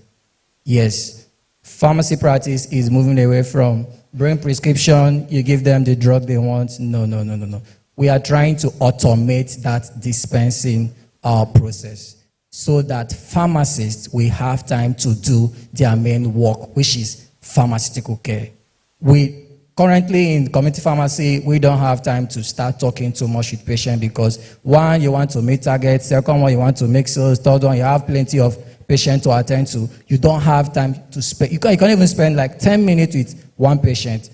But then the core competence of any pharmacist depends on the patient data. So if you are not going to spend time with that patient, how do you get the main data you need to practice, to offer the best care for that patient? So we are moving away from just drug dispenser to connecting more with your patients. You need to know them. You need to get the data you need. So this is time for you to start automating those prescription processes. You need to automate it and then move towards consultation. And then this is a digital world where you can leverage different digital platforms to offer care without being there physically. And that is what our keynote speaker today talked about, telepharmacy. So if you're a community pharmacy, you've not started working on creating something like telepharmacy in your pharmacy, then you need to, and when you go home today, you think about it, you design a process, because your pharmacy now needs to specialize more on your patients and not those dispensing. No, that one you can automate. We have, I think we even have a technicians that can even help you with all that. But the main thing you should focus on is on your patient. Now it's time for you to design. Yeah, you design services that will help your patients to get better. And one thing I want us to know is this. Better drugs, better pills, better medicine are no longer the order of the day. Yeah, take note. It is patient outcomes that have become the main measure of success for every pharmacist. Yeah, and next one. Pharmacists will focus more on health promotion, disease prevention, detection, monitoring, and in the future, patients who are vulnerable at high-risk medication, low health literacy, low socioeconomic status, will be a focus of increased pharmacy attention. Yes, pharmacists we know the goals, the risk, and the needs of patients. Exactly. So another thing, before I run everything up, I want to share something. 5 major ways pharmacists' role will change come 2030. Number 1 is increase in telepharmacy services. Here, pharmacists will provide their services remotely through video conferencing and other digital communication tools. Second one, pharmacists will take up active role in managing patient chronic diseases like diabetes, high blood pressure, infections, and all that. Thirdly, we have the pharmacists will develop more treatment plans. Yes, we talk about something like specialization. Yes, we have pharmacists that specialize in either diabetes management or BP management or all that. Those are areas we need to work on. Another one, pharmacists will become more involved in population health management. Here, they will be using data and analytics to identify trends and patterns of disease and medication use. They will help to develop strategies in order to improve the health of the entire community, and they will need to use their technology to improve their accuracy and efficiency as a practice. And lastly, pharmacists will involve in research and innovation, because without these two things, we cannot move forward.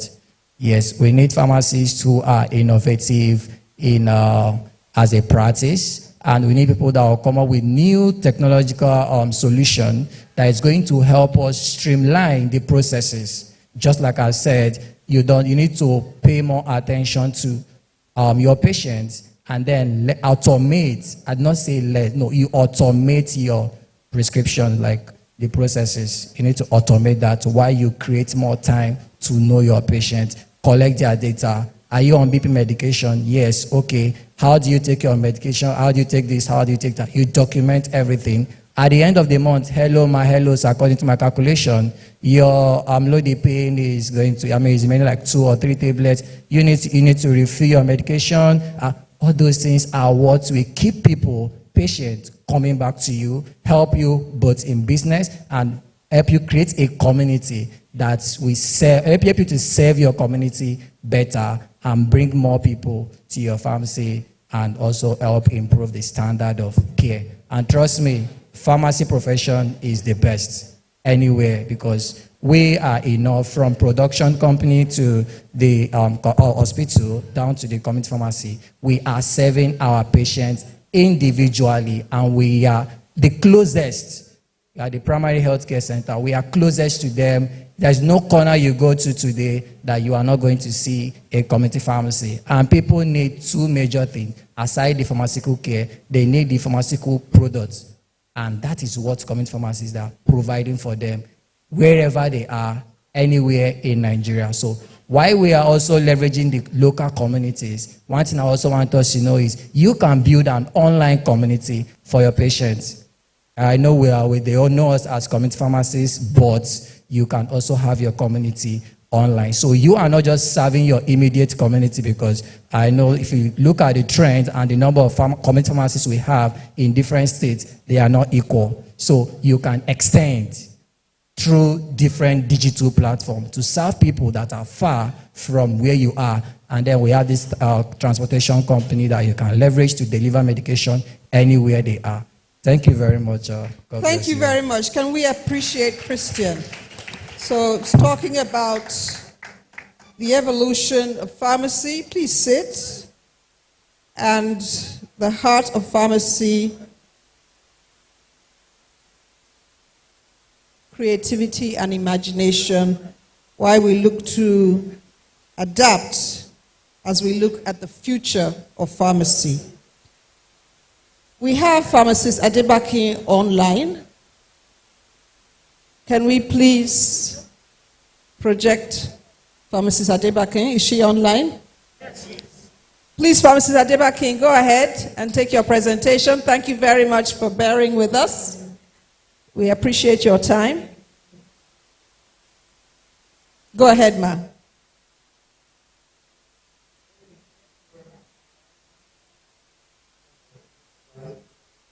If that is done, kindly remain on.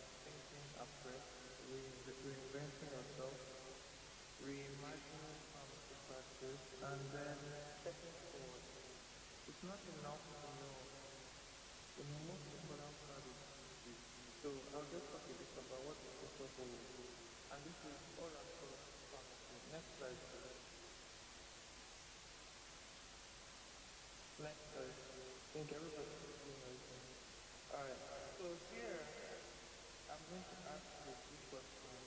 When we're exploring human horizon, I need you to ask yourself, where are you now as an individual, as a female pharmacist, or even if you're a male, where are you now? And where do you want to be? What are you aspiring to? Who do you have to be to get to that future point that you're thinking about? It's very important to know that the common adage that you can't keep doing the same thing and expecting a result is true, and it still remains true today. If you want to lose weight, you need to begin to eat healthy and burn more calories than you were burning before. If you want to grow wealthy, you need to begin to put in place systems and values that will attract more money. If you want to have more friends, you need to smile more, say hello more, and reach out to more people. Is that is life? So if you want more progress, more success in your career, then there are certain things to do. There's no shortcut.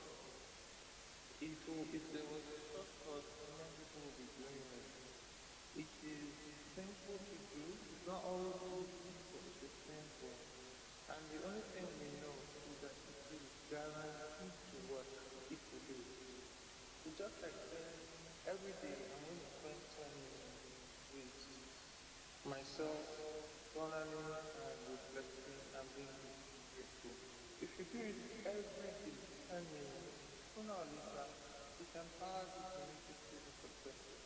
It makes you begin to see that you can be consistent and you take on more.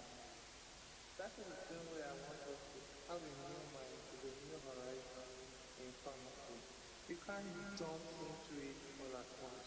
You must take it poco a poco, little by little. Just like they say, how do you eat an elephant? You start. You take one spoonful, you cut another one, you cut another one, you cut another one. Maybe in 3 years, you would have finished eating the elephant. But you start. So I need you to imagine, in the next 5 years, all 10 years, and I'm talking about year 2024, where do you want to be in your career? Let's give ourselves that kind of horizon. Next slide. In that 10 years, next slide, okay, you need to have addressed 3 key areas. Let's go back. You need to have addressed yourself as a person.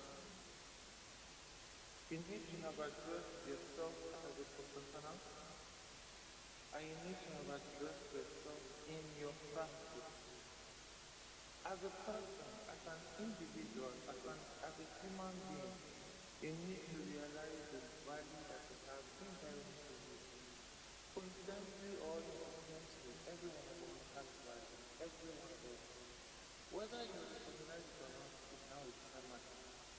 But when we were being packaged together and sent by the speech to earth, value was dropped in each one of us, and we're meant to discover that value along the right moment. From discovery and research to manufacturing, to the distribution, to the end states of counseling and guiding patients, to treatment outcomes and monitoring and so many other things.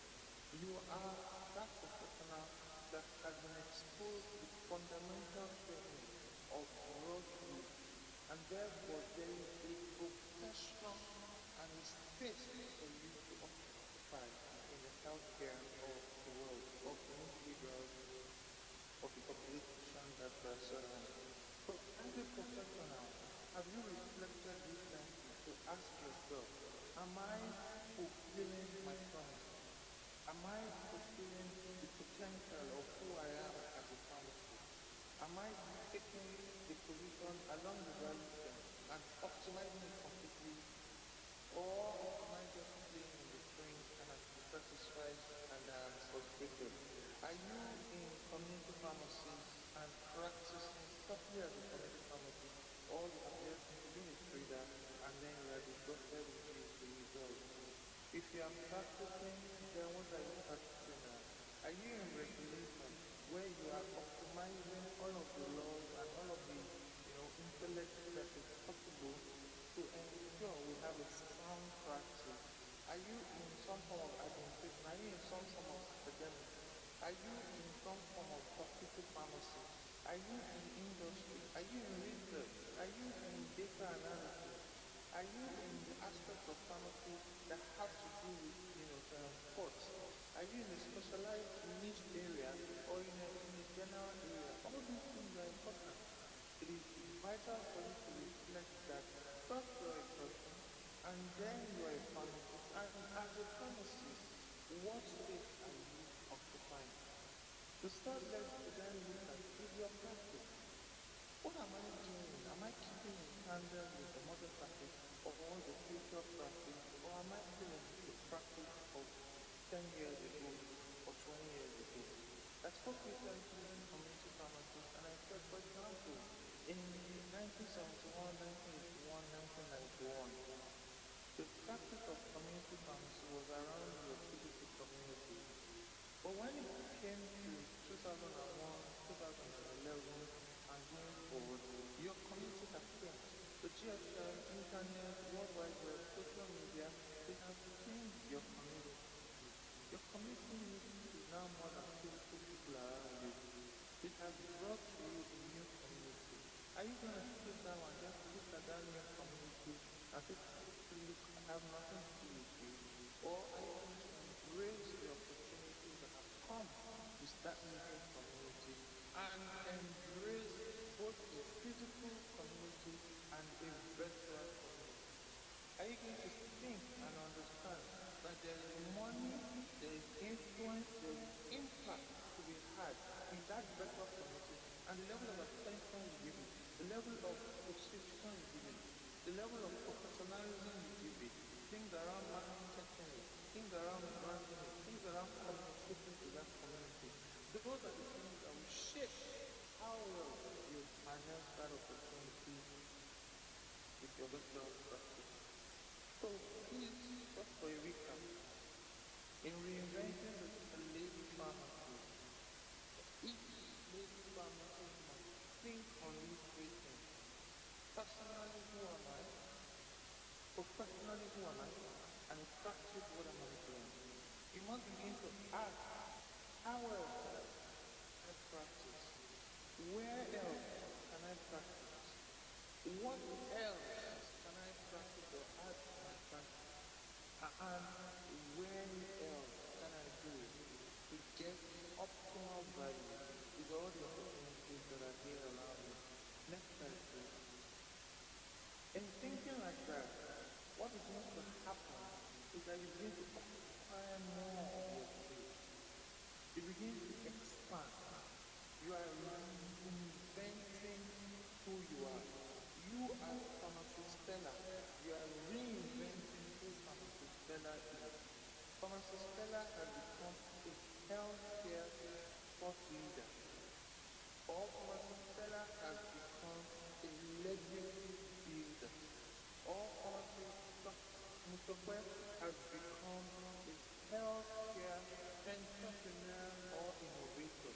Or Pharmacist Stella has become an impact pharmacist. You can choose where you are. You can choose who you are. And nothing can stop you except you. I know that I'm speaking with enlightened people, but it amazes me sometimes when many people give their power over to external forces, forgetting that you are sitting on the biggest power, which is your mind. And the first place where you reinvent yourself is from your mind. You must adopt an image of yourself that is elevating, that is optimistic, that is bigger than where you are currently in order for you to get there. Otherwise, if adopting a small image, you will contract and contract and contract to create that small space. Next slide. The lady pharmacist must understand that thought leadership is possible for me, or in entrepreneurship and innovation is possible for me, or building a legacy is possible for me. You must reinvent your practice. You must ask yourself this question that are essential for someone who is reinventing. Questions around, oh, you know what have I been doing for years? And how can I do it better? Am I impacting all the people I need to impact in the manner that I should? Is there something I should reflect on over the next 5 years that I can start to do now? What would I look like in 5 years? Some of you are going to look at cosmetics and say, I'm going to be the expert pharmacist who is also knowledgeable about cosmetics and dermatology.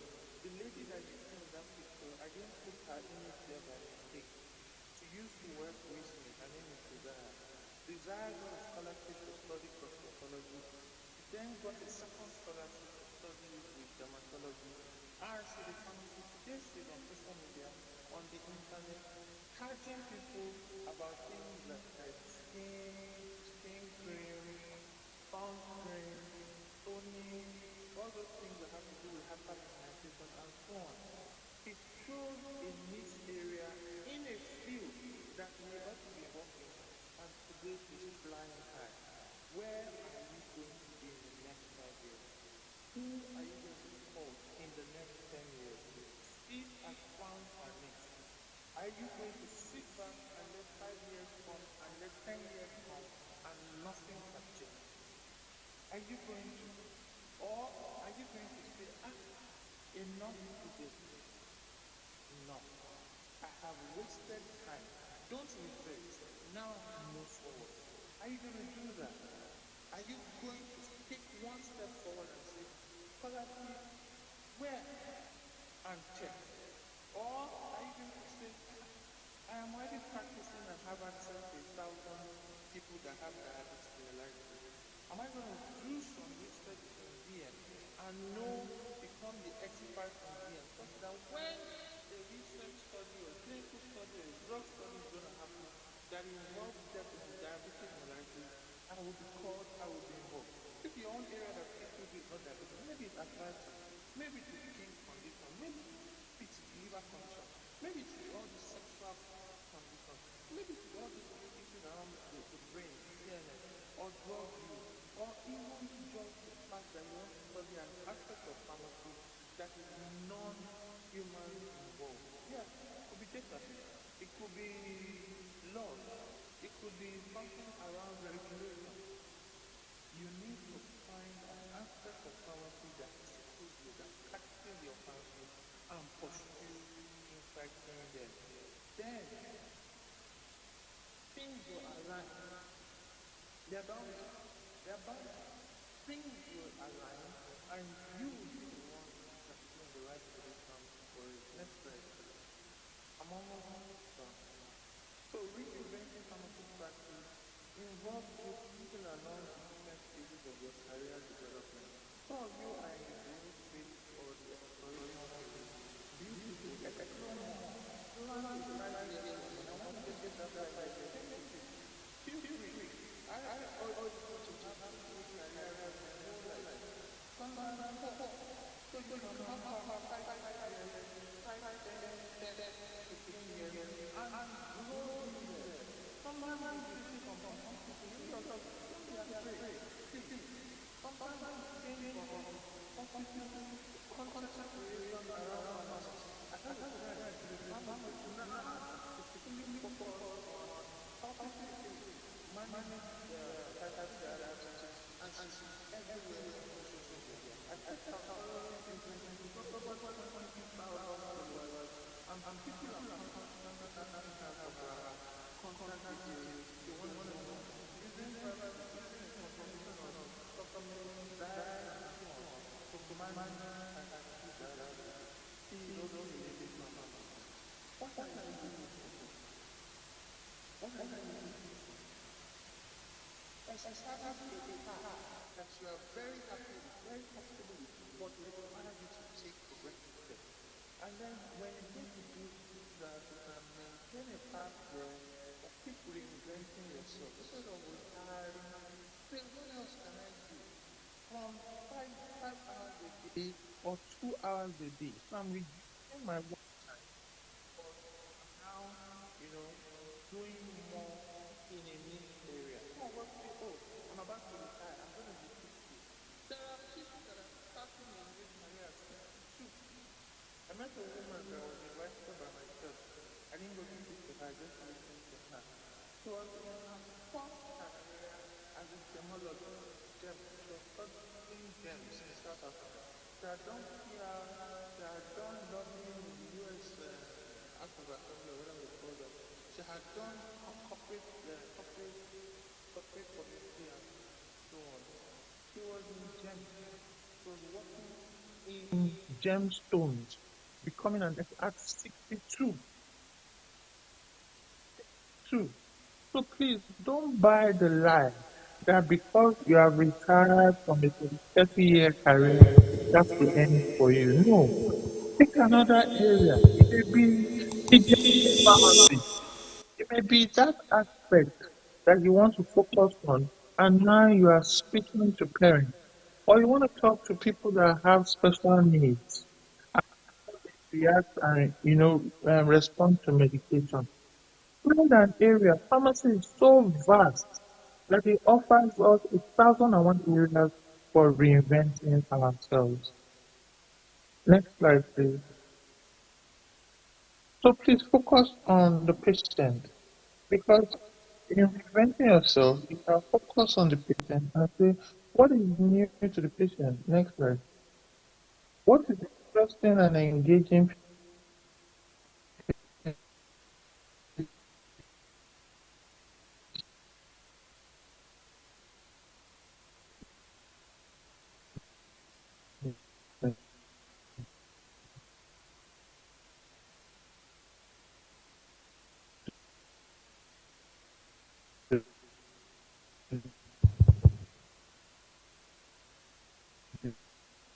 Have we lost?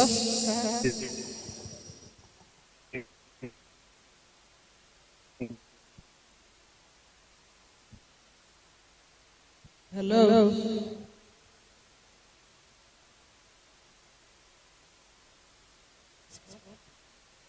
Have we lost Pharmacist Adebaki?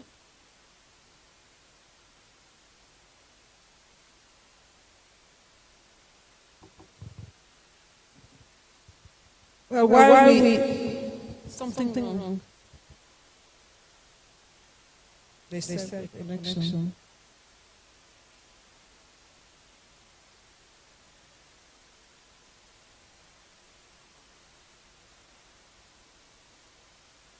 Hello. Okay. Let me just come in there. I think we have some IT glitches, but I think we got the gist of what Pharmacist Adebaki was trying to communicate to us, talking about reinventing ourselves, and reinforcing the fact that it's never too late. I put some notes down. How, where, what, and when, and also how the reinventing begins in our minds. So what do we want to do? As we have new horizons, like she said, Christians set a very good foundation. We're moving into the digital age. And we should all begin to look and see what we can do within this space to position ourselves, whether we look at ourselves as a person, as a professional, and within the practice, looking at what is coming to pharmacy and what is already here, the digital space where we need to be able to practice and move forward in the future. I'm going to throw it open. I'm sorry, I don't know if she's there, but I'm going to throw it open for questions. We want this to be a bit interactive. I know time is against us. So if there's anybody that has a question that they would like to ask very quickly, if you would just show by raising your hand, I'll have a mic sent out to you. Do we have any questions, please?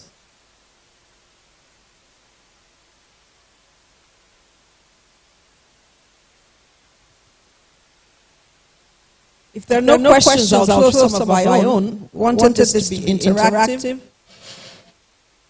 Are we not too comfortable with thinking about the future and what it holds for us? Or are we still trying to come to terms with what is coming? Christian, maybe you could help us. We know that there is a little bit of a disconnect when it comes to what is going on and for pharmacy moving into this digital space. Pharmacist Adebakin, are you back? I'm sorry, we lost you briefly there.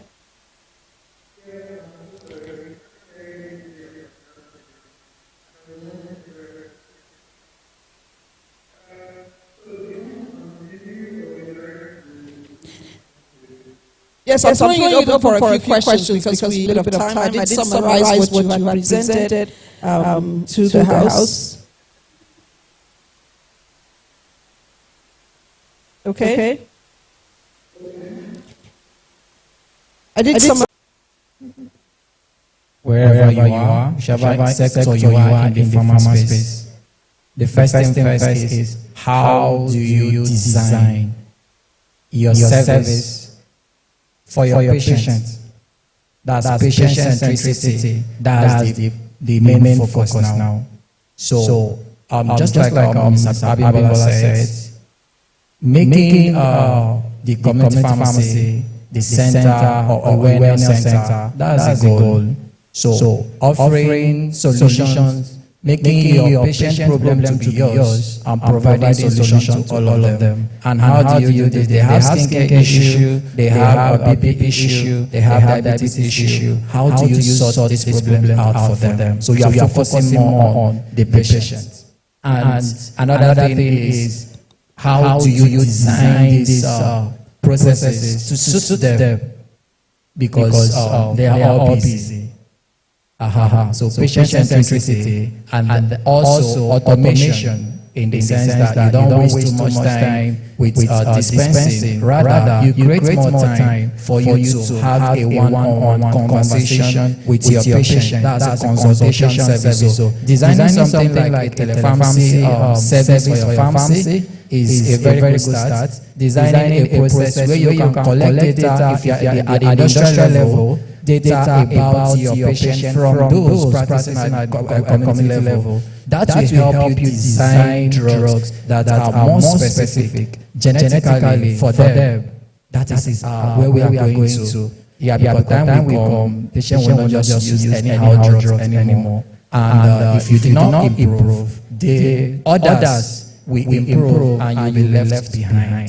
Okay. Thank you. In recent time, we've had quite a few conferences, even of the interest and technical groups that talk a lot about this digital space that is coming. Is anybody in the room actually doing something in this space that they would like to share? Anybody in the room doing anything in the digital space that they would like to share? Yes. Excellent. Please come forward. Can somebody help me? Please come forward. You're raising a care management tool, which we use Excel sheet. So in the Excel sheet, we document the patient's medication, the chronic care that is being managed for. Currently, it's asthma, sickle cell disease, hepatitis, and diabetes. Okay, so some people have comorbidities. So what it entails is having their contact details and at least once in a month and at most twice in a month you reach out to them to find out if they are taking their medications, if they have any side effects or any interactions, are they adhering to their diet plans and exercise plans, and how the pharmacy team can come in to help them, manage their health conditions better. And they have access to the sheet, because it's actually a Google sheet, not just the Excel sheet. So the patient has access to the sheet, and the pharmacist has access to the sheet. So if there is any problem, the patient documents it on the sheet, and there is ease of follow-up. Because of the fact that you can see it real time when there is an edit on the sheet and can intervene for the patient. So it doesn't have to be something big. It could just be a simple technology like Google has made it easy that you can have access to same sheet at the same time. So that is one thing that we do in my clinic. I work with HH Clinics, Abuja. So that's one of the Thank you very much. I appreciate it. Give him the mic. Please, let's share of DAPA, please. The mic to the National Chair. Thank you very much. So these things are real and they are happening. I'll come back to you. Thank you. I think I want to appreciate this opportunity to say one or two things. The presenters have done justice. I just want to inform us that all these things call for further education. And it is important that maybe apps can take it up. There are so many platforms online. That's the good things where this information can be gotten. And maybe our resource person can also give more information. Because if you say you need to learn about AI, machine learning, and the developing technologies, it is important that we get information on how we can get to this. Maybe the speaker can do that. Now, from the perspective of training in the universities, all of us here knows how bulky the pharmacy curriculum is.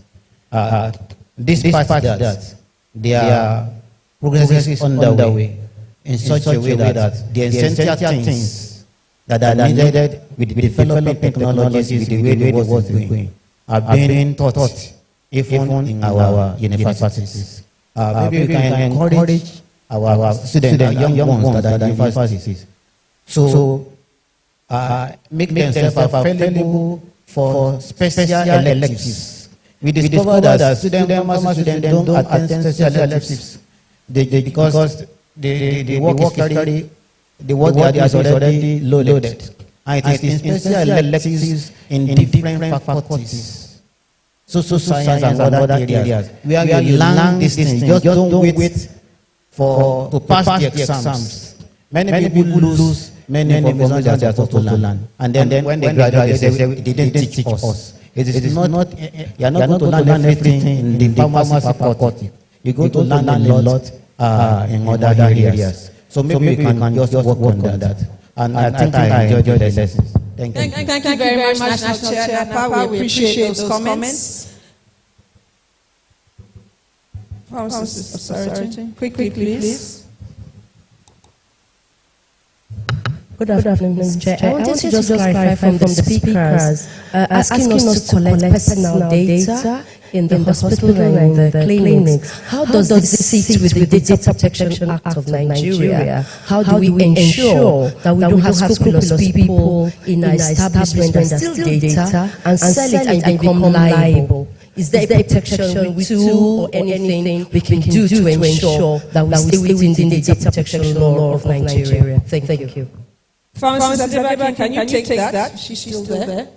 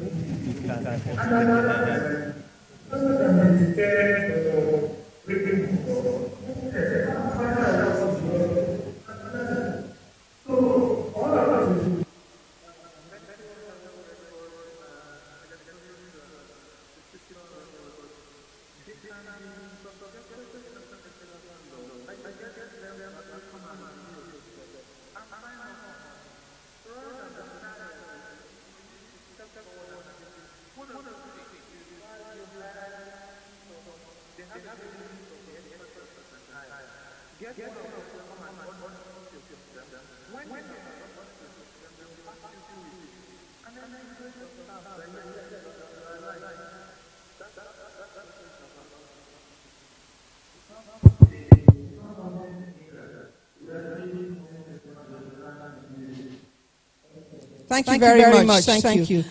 So I've been us to wrap up, but I'll ask Christian. So what would be your parting words? I'll come back to you, Pharmacist Adebaki. What would be your parting words for this eminent group of lady pharmacists that are in the room as we talk about new horizons in pharmacy? All right. I would like to encourage us all to prepare for the future. Like I said earlier, it's all about the patient. That is the heart of pharmacy practice. And for you to excel tomorrow, for your pharmacy to thrive tomorrow, you need to care more about your patient. So as you are going back after this program, start designing processes that will give the pharmacist in charge or yourself time to consult with your patient, collect as many data as you can. That is the core competence of your pharmaceutical practice. So that's just and then another thing is building communities. Building community for your patients. Yes, both locally and digitally. So I think with this, you will be 50-60% prepared for the future that we're looking at. It's all about the patient. Thank you. Thank you very much, Christian. Pharmacist Adebaki, some parting words.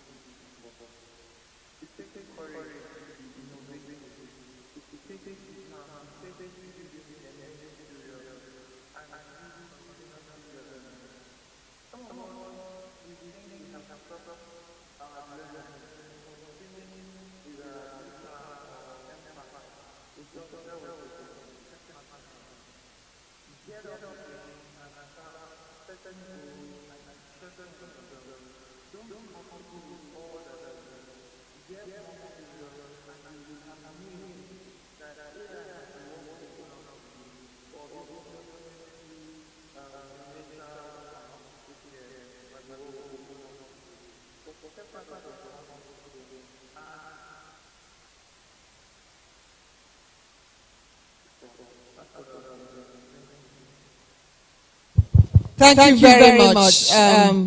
Before I wrap it up, with a show of hands, how many lady pharmacists here have a LinkedIn page? Raise your hand. How many? We can count. There are not that many. I have one courtesy of this young man. We can do better than that, right? Okay, so can you join me to really appreciate Pharmacist Adebaki and Christian? Thank you so much for taking our time to be here. Thank you, Pharmacist Adebaki. Sorry for holding you down. I know we kept you with our timing, but we really appreciate your time and your support of the 16th Biennial Conference. A round of applause for our two panelists. Thank you very much. Thank you. Let's take a picture. Can we have a picture? National Chair, Mr. President, CPC Chair, can we have a picture? Thank you.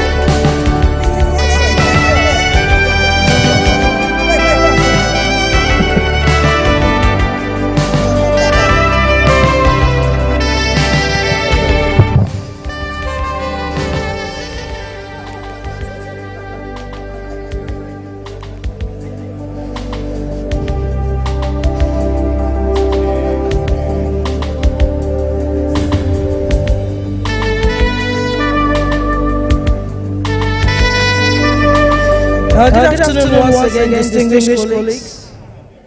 We'll quickly go over to the second plenary session. Mentorship, roadmap to quality and sustainable pharmacy practice.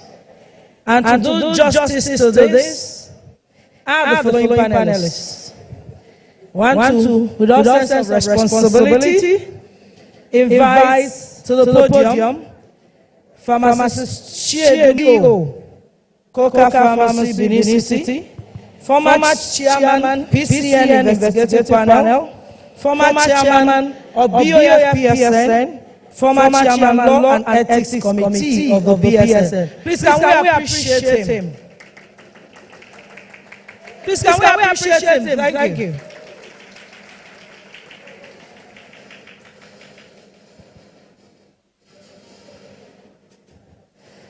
Thank you so very much. Also want to invite Professor Ray Ozolua, the Deputy Vice Chairman, University of Benin. It's a great pleasure to moderate this wonderful session because it is the building block of quality practice. Therefore, I am so elated that the organizers have thought it very wise to pull together very enabled people who will take a good look at this topic. When we talk about mentorship, most of the time, we think about the young. But I will tell you that if you stop learning,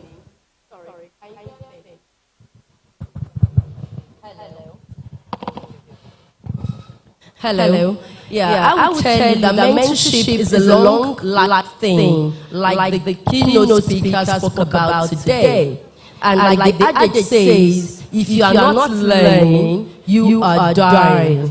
So I believe that everybody here wants to live long, and therefore, mentorship is critical to our success in life.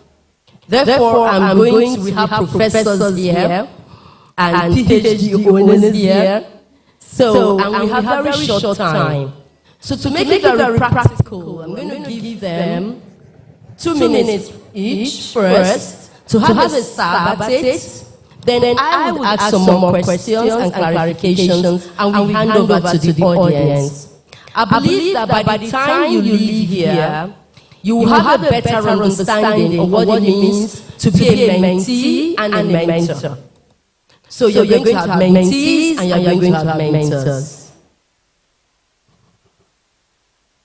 You can. Okay. So I'm going. Okay. One of us, a professor here, has a presentation. So I'm going to give her 5 minutes. The first lady of our profession to give us to lay the stage for the rest of us to have a conversation. Thank you. Professor Stella Usifo, over to you. Thank you very much.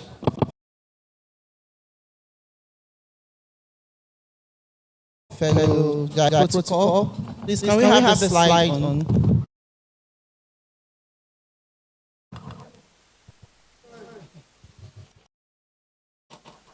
Sorry, just change the light source.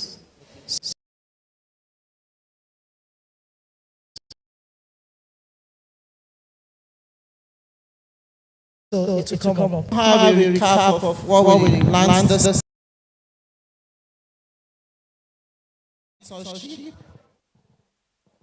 roadmap to quality and sustainable pharmacy practice. Mentoring is a learning relationship, generally focused on team building, career building, and it focuses on career development. The primary purpose of mentoring is personal growth, building skills, knowledge, and understanding. And a mentor has primarily 2 major functions: career-related functions, psychological support function, which is very important now, where we have a lot of people getting into depressive state.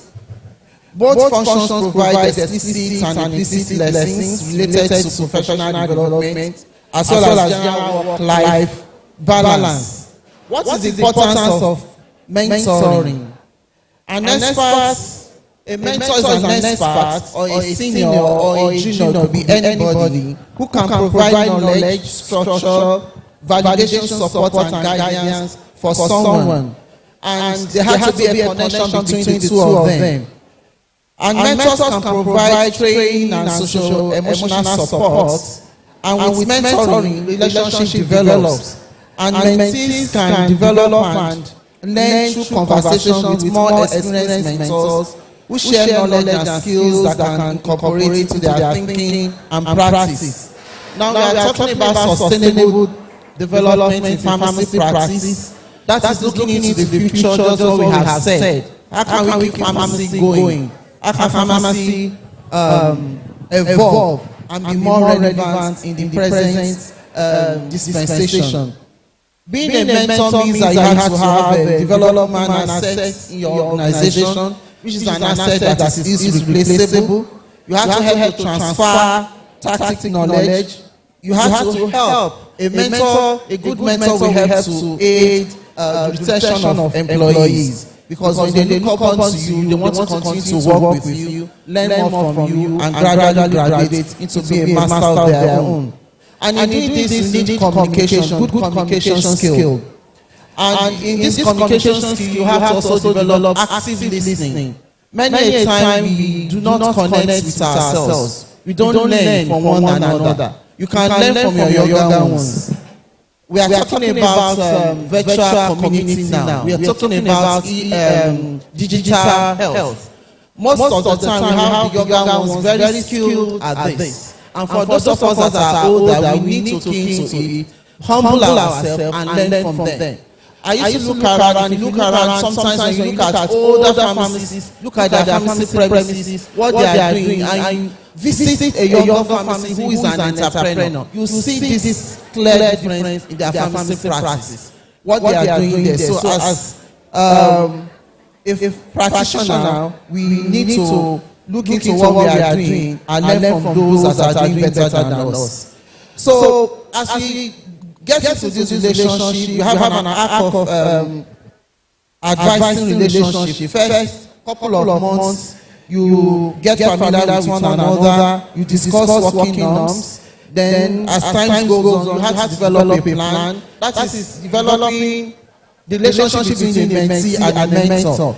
And towards the end, you have to wrap up things, reflect on what you have done with your mentee, celebrate the wins, look at whatever it is that you are having a slow progress on, appreciate the slow progression, check your plans again, set a goal, look at the goal, how do you achieve the goal, and then you are going on the path forward. This can go on for some months or for some years, depending on the aspect. And for sustainable pharmacy practice, we talked about the global goals and the 2020 agenda that we have about 17 goals. This morning we were told that goal 3 is more practicable for us as pharmacists. But I want to say from that Nigeria Millennium Development Goal, which is about 7 goals to eradicate extreme poverty and hunger, achieve universal primary education. But if you develop a good relationship with your mentee, definitely we make the person to be self-sustaining, and then they will leave the poverty level. Because when you have a good job and what you are doing, you'll be able to take care of the people around you. But for the sustainable development goals, that goal that we are talking about achieving gender equality, empowering all women. Thank God we are all apps. We did that yesterday, giving the girl child knowledge about drug abuse. Then ensuring lasting protection for planet and its natural resources. As pharmacists, at the very first point of care, at the primary care, we know that we need to do our practice in such a way that we also have to key into the environment. Look at what we are using as our packaging material. Look at how we are developing our companies. What are the environmental impacts that we are having in our companies? Are we improving our environment, or are we adding more issues to the environment? So opportunities for pharmacists to contribute to the population health. We are looking at primary care, chronic disease management, digital health, we just talked about it, so I won't elaborate on that. Then specialty care. We are talking about evolving ourselves. So as pharmacists, we may have to develop different areas in different specialty care so that they can know we as experts. We are also very good at that. The population analytics is also about e-health, where you have to get your data and be able to develop it such that it be useful and will give us information about the population where we are working in. Above all, as pharmacists, our knowledge has to be integrated and evolve these different levels of care, which is a patient-centered care. We are talking about the knowledge of drug therapy, knowledge of non-drug therapy, knowledge of diseases, patient monitoring skills, physical assessment skills, all these central of patient care. And it's when we really take care of our patient very well that we will have a good impact. But above all, in all these aspects of mentoring mentee, I want to practically say that if we cannot document what we are doing, if we don't document what we are doing, we will not be relevant in a sustainable practice. I visited UBTH just yesterday, took some students there, because at their compounding session, the policy control session, they are doing a lot, quite a lot, applying themselves to help the patient. And they are compounding isotonic solution and so many other creams that they are giving to their patients. And when I ask the pharmacist there, all these products that you are compounding in your center, do you document them? Is the management aware of it? You have drug bulletin in UBTH. Do you make other doctors, physicians to be aware of what you have? And because of that, we now have to form a collaboration between the Department of Clinical Pharmacy and the University Teaching Hospital, so that all data that they have, they will be able to aggregate them and publish what they are doing. Because if you don't tell people what you are doing, nobody knows what you are, knows about you. And so they realize that there are a lot of things that pharmacists are doing in their own little sphere of life, but you have to get your document them, publish them, and let people know what you are doing, and that way they will appreciate what you are doing. And so mentoring in a sustainable pharmacy practice means that we have to apply ourselves to the population, get to learn from people that know whether they are older or younger, in age or in practice, and then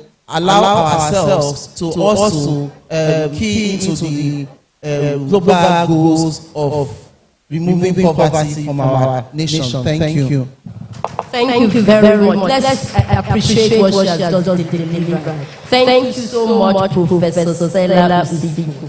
Now she has set the stage, and the rest of us will then answer some questions. I have a professor on my left, and I have some community pharmacists on my right. So I will listen to the presentation by Professor Stella Usiku and your views on, from an academic point of view, how can we encourage more people, more pharmacists, how can we mentor them to walk in the path of academia? Professor Henry Okere, please.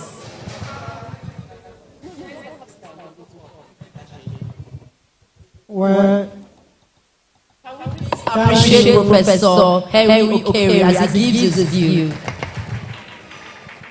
My high regards to my teacher, Professor Reyosoluwa, who asked me to represent him. I feel honored because when your teacher, who is now DVC Academics, has regards for you to represent him, I'm humbled by that consideration. Well, the first thing I will say is that mentorship is a relationship. It's a relationship between a mentor and a mentee. For there to be a mentor, there must be a mentee.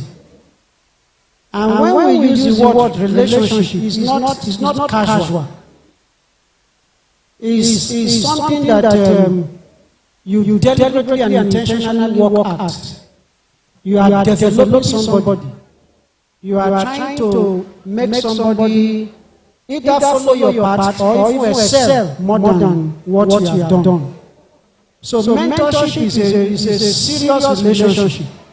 A relationship that seeks to improve another. Relationship that seeks to impart and encourage somebody on a particular line of action. Well, I would like to give an example by, practically, how did I come into academics?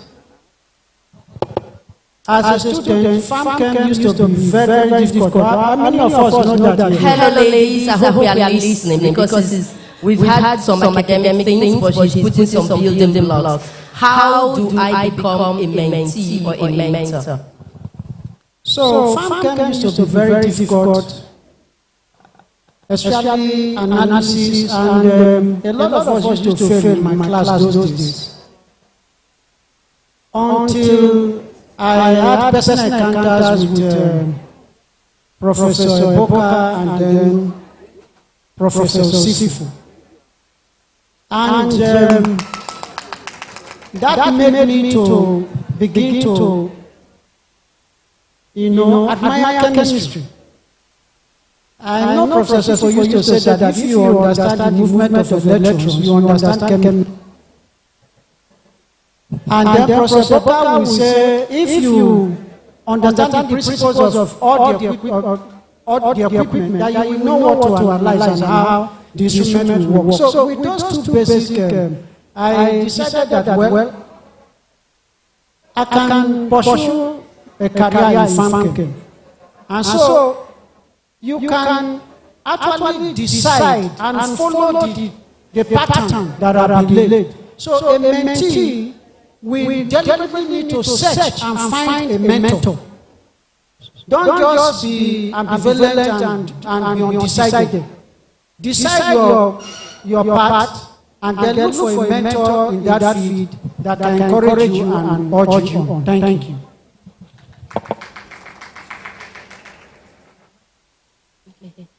Sorry to break such a wonderful conversation. There's an announcement. Toyota Corolla is a white one, AGL 610FV. Your attention is urgently required. Thank you. There were some sound bites from the previous panel, and you can see that the organizers have linked them together. Something I can hear from him is that there has to be a deliberate action. There has to be an intentional action to change the way you see things. There has to be, for you to be a good mentee, you have to take a decision. Hold your destiny in your own hands. And from the previous panel, we also had the same thing. I hope we are taking some things back. So I'll now hand over to the gentleman on my immediate right, Pharmacist CEO Modi Esquire. Please, could you give us your own perspective from a community pharmacy perspective, considering your gray hair? So let's put our hands together for him. That means he has a lot inside that he wants to give us, but just 1 minute, so we can give him. Well, thank you. The definitions of mentorship we've got don't appear to give the whole picture. I think that mentorship is a relationship.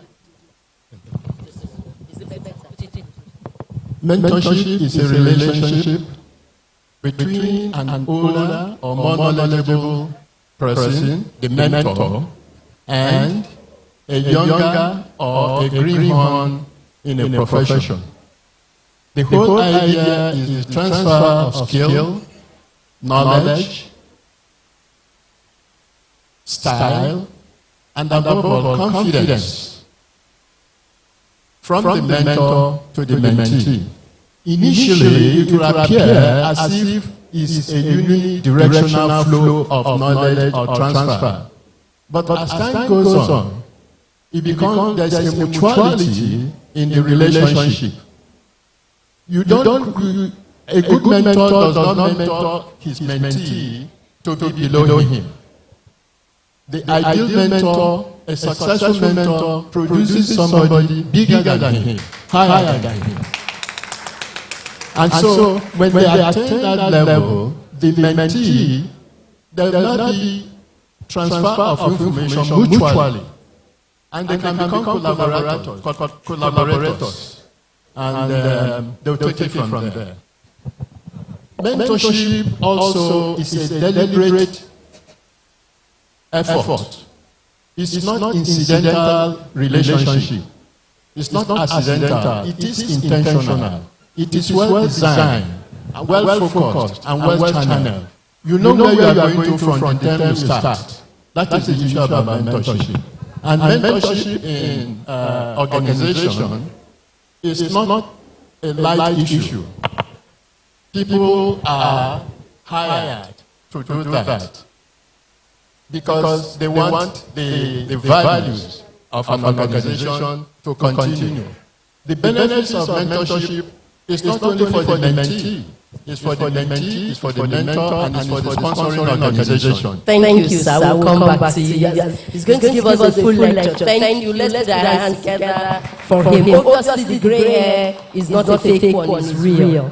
Some very key buzzwords I got there is that a mentor, a seasoned mentor, creates people that outlive them, supersede them, outgrow them. So as you are sitting here, begin to imagine you're going to create, if you are a CEO, you're going to create mentees who become super CEO. If you sit on a board and you can't pull another lady into another board, you have not done well. So I'm assuming that women who are sitting here today, we are going to break the ceiling glass and pull all of us together as we develop a strong and structured mentorship program in the apps. Thank you so much, sir. I'll now hand over to our two last speakers. I'll start from my very far left. Dr. Mrs. Linda Iboy. Did I call that right? Iboy, nice. She's going to tell us she's much younger than the last speaker. So I'm sure she's closer to a Gen Z.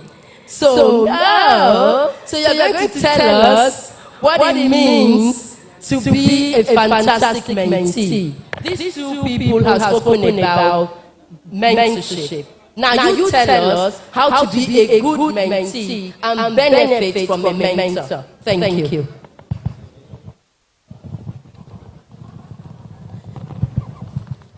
Good afternoon, everybody.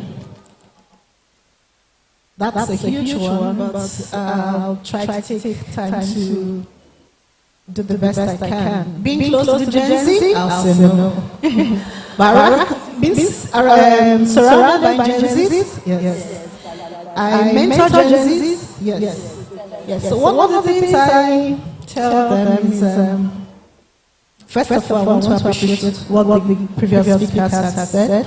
I would want to add more to that because it's already been defined. A mentorship has to be goal-oriented. Yes, it has to be defined. And then the process and strategy of achieving such goals should be outlined. And in all these, one of the main and major things you look out for, imbibe and hold on to is discipline.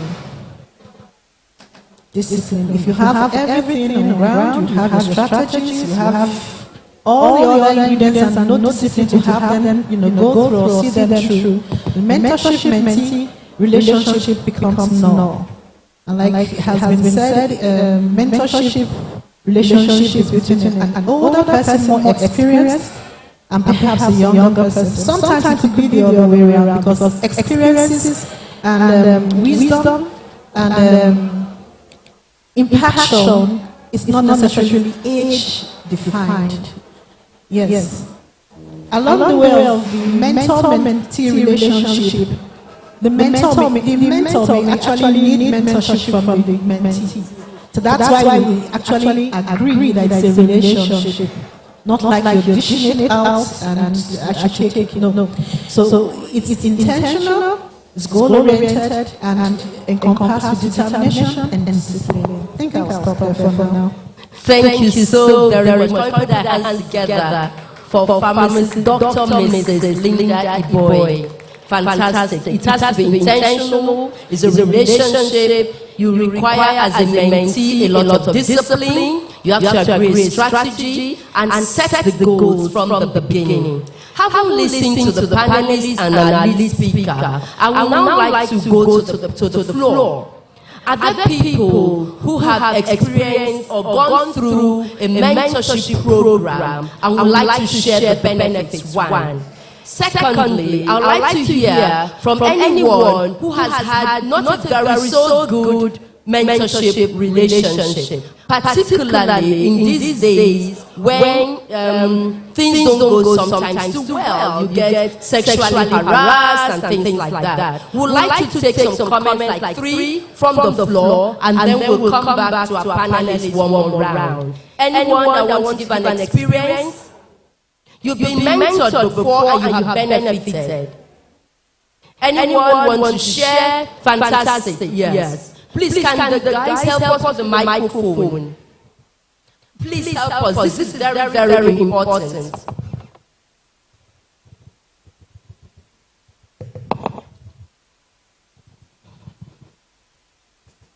Our CPC chair will be leading this, telling us about her mentorship experience. Please, let's listen. Let's put our hands together for her. Thank you very much for this opportunity. I want to say, so sometimes I may have missed some of the points because I was paying attention to other things. But mentorship again can also be from a distance. It can be from a distance. It can be from the books that you read. It can be from some of the people you interact with, and you do not necessarily need to tell them, mentor me or you're mentoring me. Okay, so in my experience, I have been mentored by somebody. Our relationship is not very close, but I mean, I listen to him. We talk, sometimes it's playful, sometimes it's serious. But what I have observed is he has, often he sees goals that I do not see. He sees qualities in me that I'm not even aware of. But because he stands in that role as a mentor, he says things like you can do it, or you can do it this way, and it's really enlightening and leads me, and I find that I'm able to meet those goals easily. This has been my experience, and I thought to share, but especially the point that you don't really have to be close to them or have a daily or even a schedule, but there are people that you interact with, and they play that role almost subliminally. Thank you. Thank you very much. I'll just call Pharmacists more to say some words on that. Arising from what the national chairman of APSA said, I want to recall what Michelangelo's sculptor said about a mentor. Michelangelo said that a mentor is a sculpture, and that he sees the sculpture in the marble, he only removes the debris to bring out the sculpture. And it aligns with what she has said. And that is why mentors have to seek out mentees and bring out that dream in them, so that they can, the entire world will benefit from them. Michelangelo said that a mentor is a sculptor who sees the figure in a block of marble. He only removes the unnecessary pieces of the marble to bring out the sculpture. And so her mentor saw that dream in her, saw that quality which she couldn't even decipher by herself. And through mentorship was able to bring it out. And that is what mentorship should be. Thank you so very much, sir. Thank you. Let's put our hands together for him. Any other person in the audience wants to share? Just we have two more opportunities before we come back to the panelists. One person there, one person there, two. Please, can you both of you just come forward and take it one after the other? Oh, we have, half first, and then you can use the mic, please. Half first, and then somebody else over there. Please come too. Yeah. Please give it to her quickly. Please say your name and possibly your state. Good afternoon, everybody. My name remains Oguchi Odudu. I want to share my own experience concerning this mentorship. I was just an introverted person before now. So right from school, I met a lot of lecturers that wanted me to grow. So as a student coming from my own background, I was always apprehensive of what next.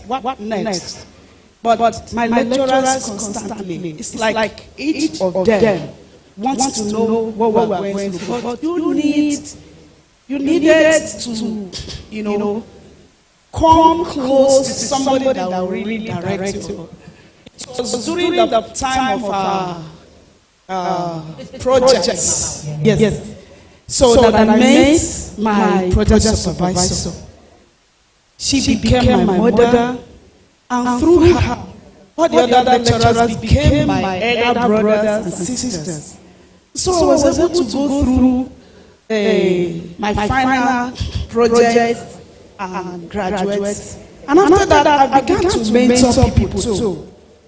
I also see potentials in people, and I'd like to help them. While I was sitting down here, there's a program that I planned with the young people on drug abuse, how the young people will reach out to others.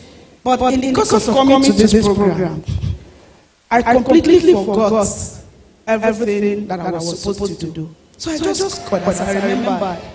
And I said, please do this, please do that. The response I got was, we already met and everything is in order. That means the same thing I got from my lecturers and my senior colleagues who cared to help me, I began to impart it onto them. That's why as soon as I said, can somebody share experience? I was like, wow. In fact, everything I wanted them to do, they said, from the first meeting we had, everything is in place, and I'm really so excited. Let's put our hands together for our sisters here. She has really shared an experience that mentorship creates wealth and benefits. You want to say something? Please come. Okay, over to you. Please, your name, your state. Good afternoon, everyone. My name is Irene. I'm from Bayelsa. And mine is not an experience, it's more like a question. I would like to have more insight. Okay. Speaking about mentor and mentee, I want to know what's the difference between mentor-mentee relationship and a boss and subordinate. Fantastic. Who would like to take? The panelists would like to take that.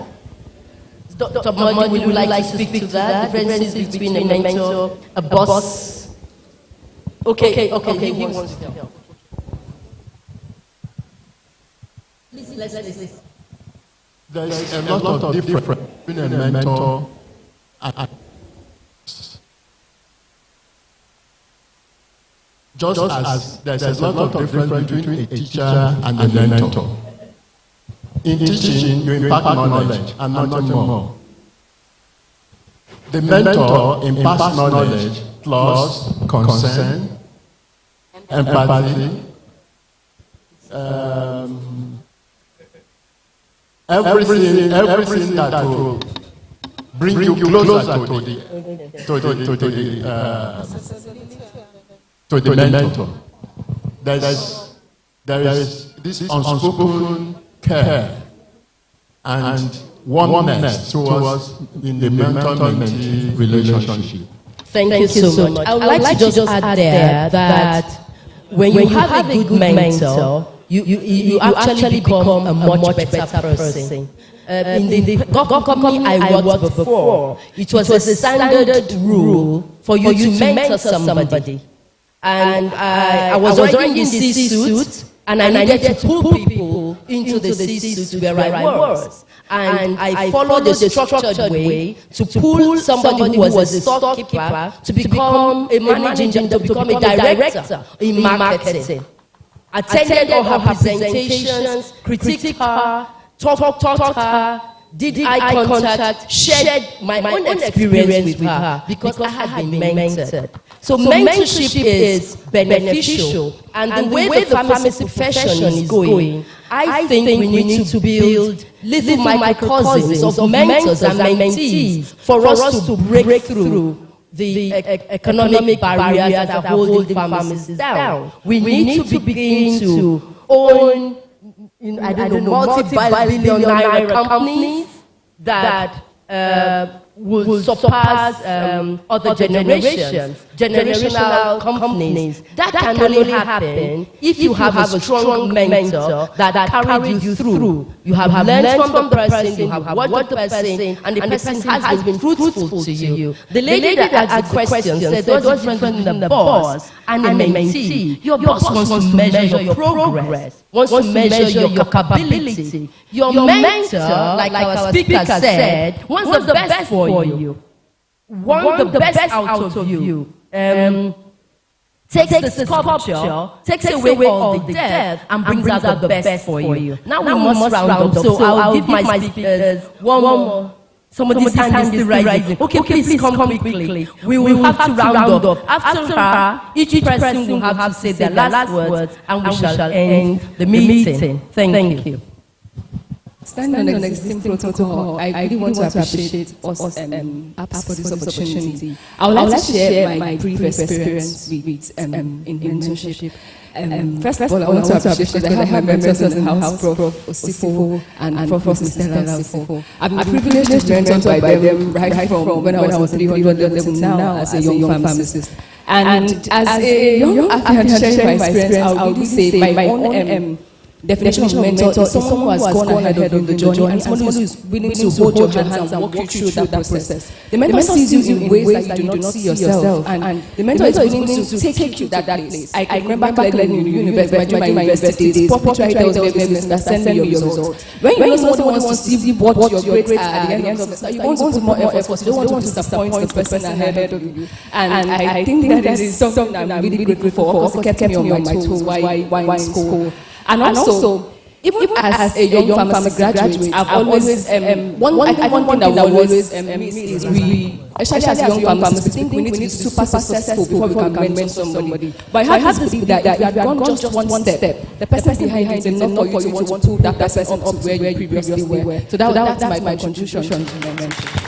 Great contribution. You don't need to wait to build houses before you pull the other person. If you cross the road, take the other person to cross the same road. And little by little, we shall form a strong army. Now for us to take the last words, I'll start from my immediate left. Please just your last words. Well, just comment first. When we say mentorship is relationship, it may lead to friendship or not. Like, and I agree with that a mentor must not be somebody that you are close to.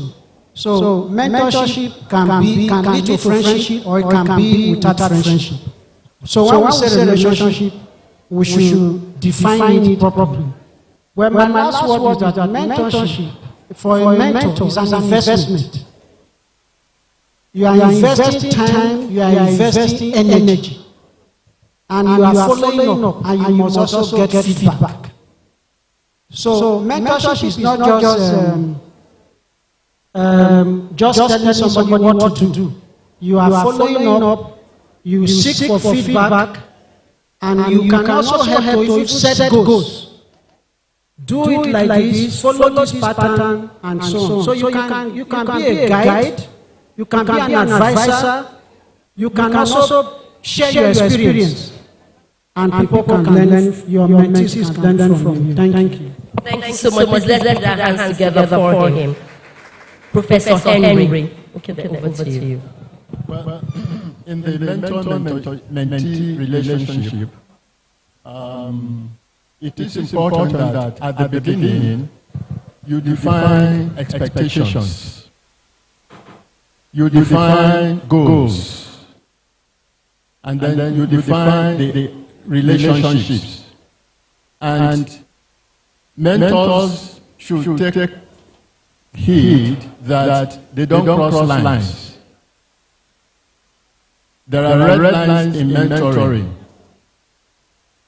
Red lines where, if for instance you are handling several aspects of somebody's life, you mentor his work progress, you mentor his social going, and then his moral development.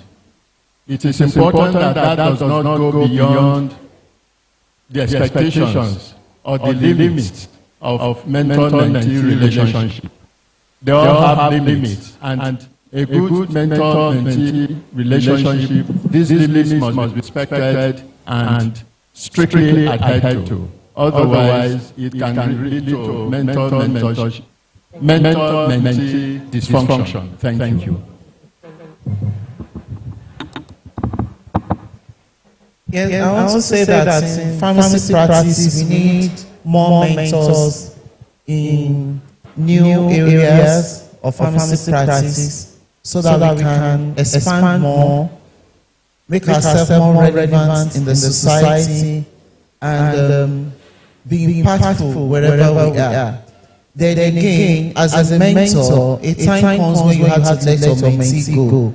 When you know that your mentee has grown enough and is doing well. And as a mentor, we should not have the attitude of pull him down syndrome. Sometimes invariably some mentors become jealous of their mentee, and it happens between the senior and junior colleague in the offices, in the hospital. Instead of encouraging them, celebrating their wins, they look for more opportunity to discourage them. So let us encourage the young ones wherever they are excelling. Give them the opportunity. We are talking about task shifting. You can remove some jobs from them and let them develop that area that is their passion, that will make pharmacy profession more relevant in the healthcare system. And I think we need more of that, particularly in the industry. Thank you. Thank you so much. Let's have our last. I would like to say this.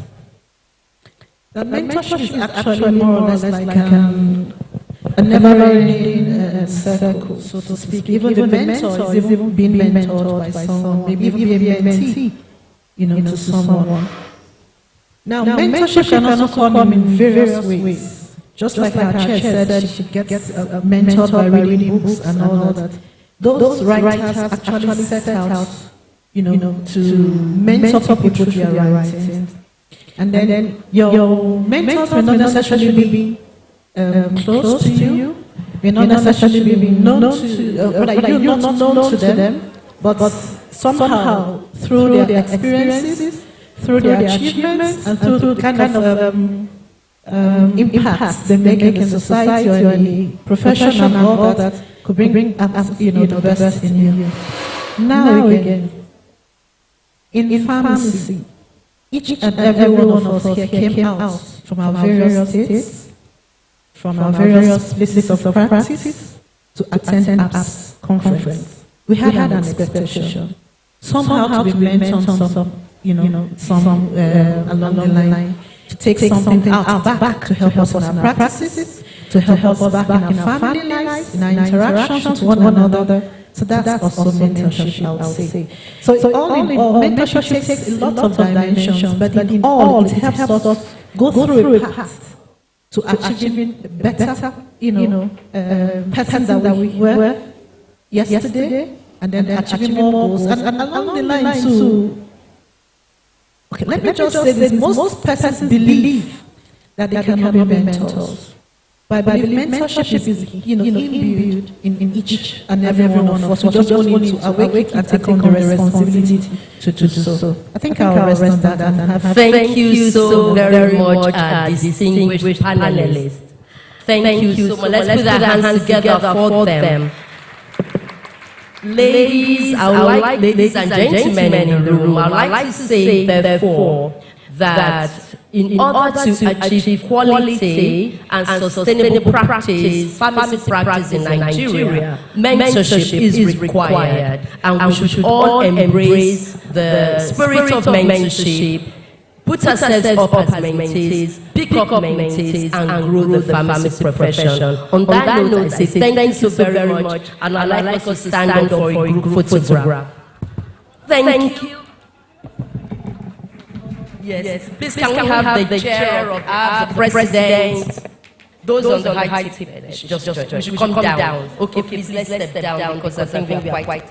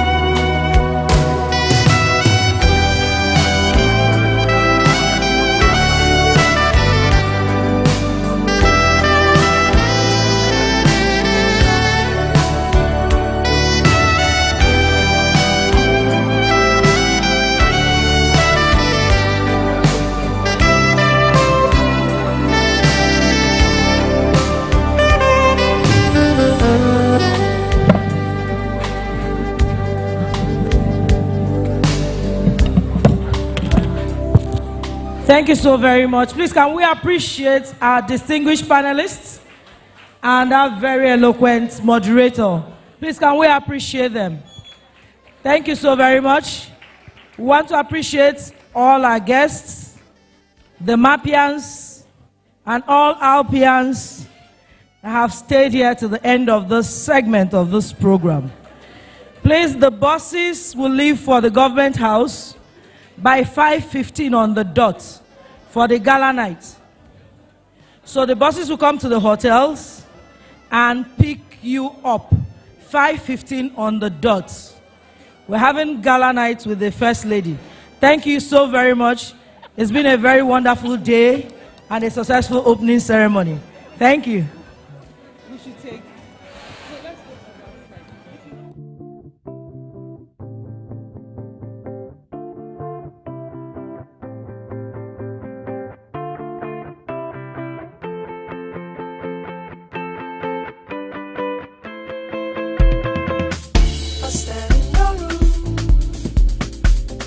I don't know what to do. A distance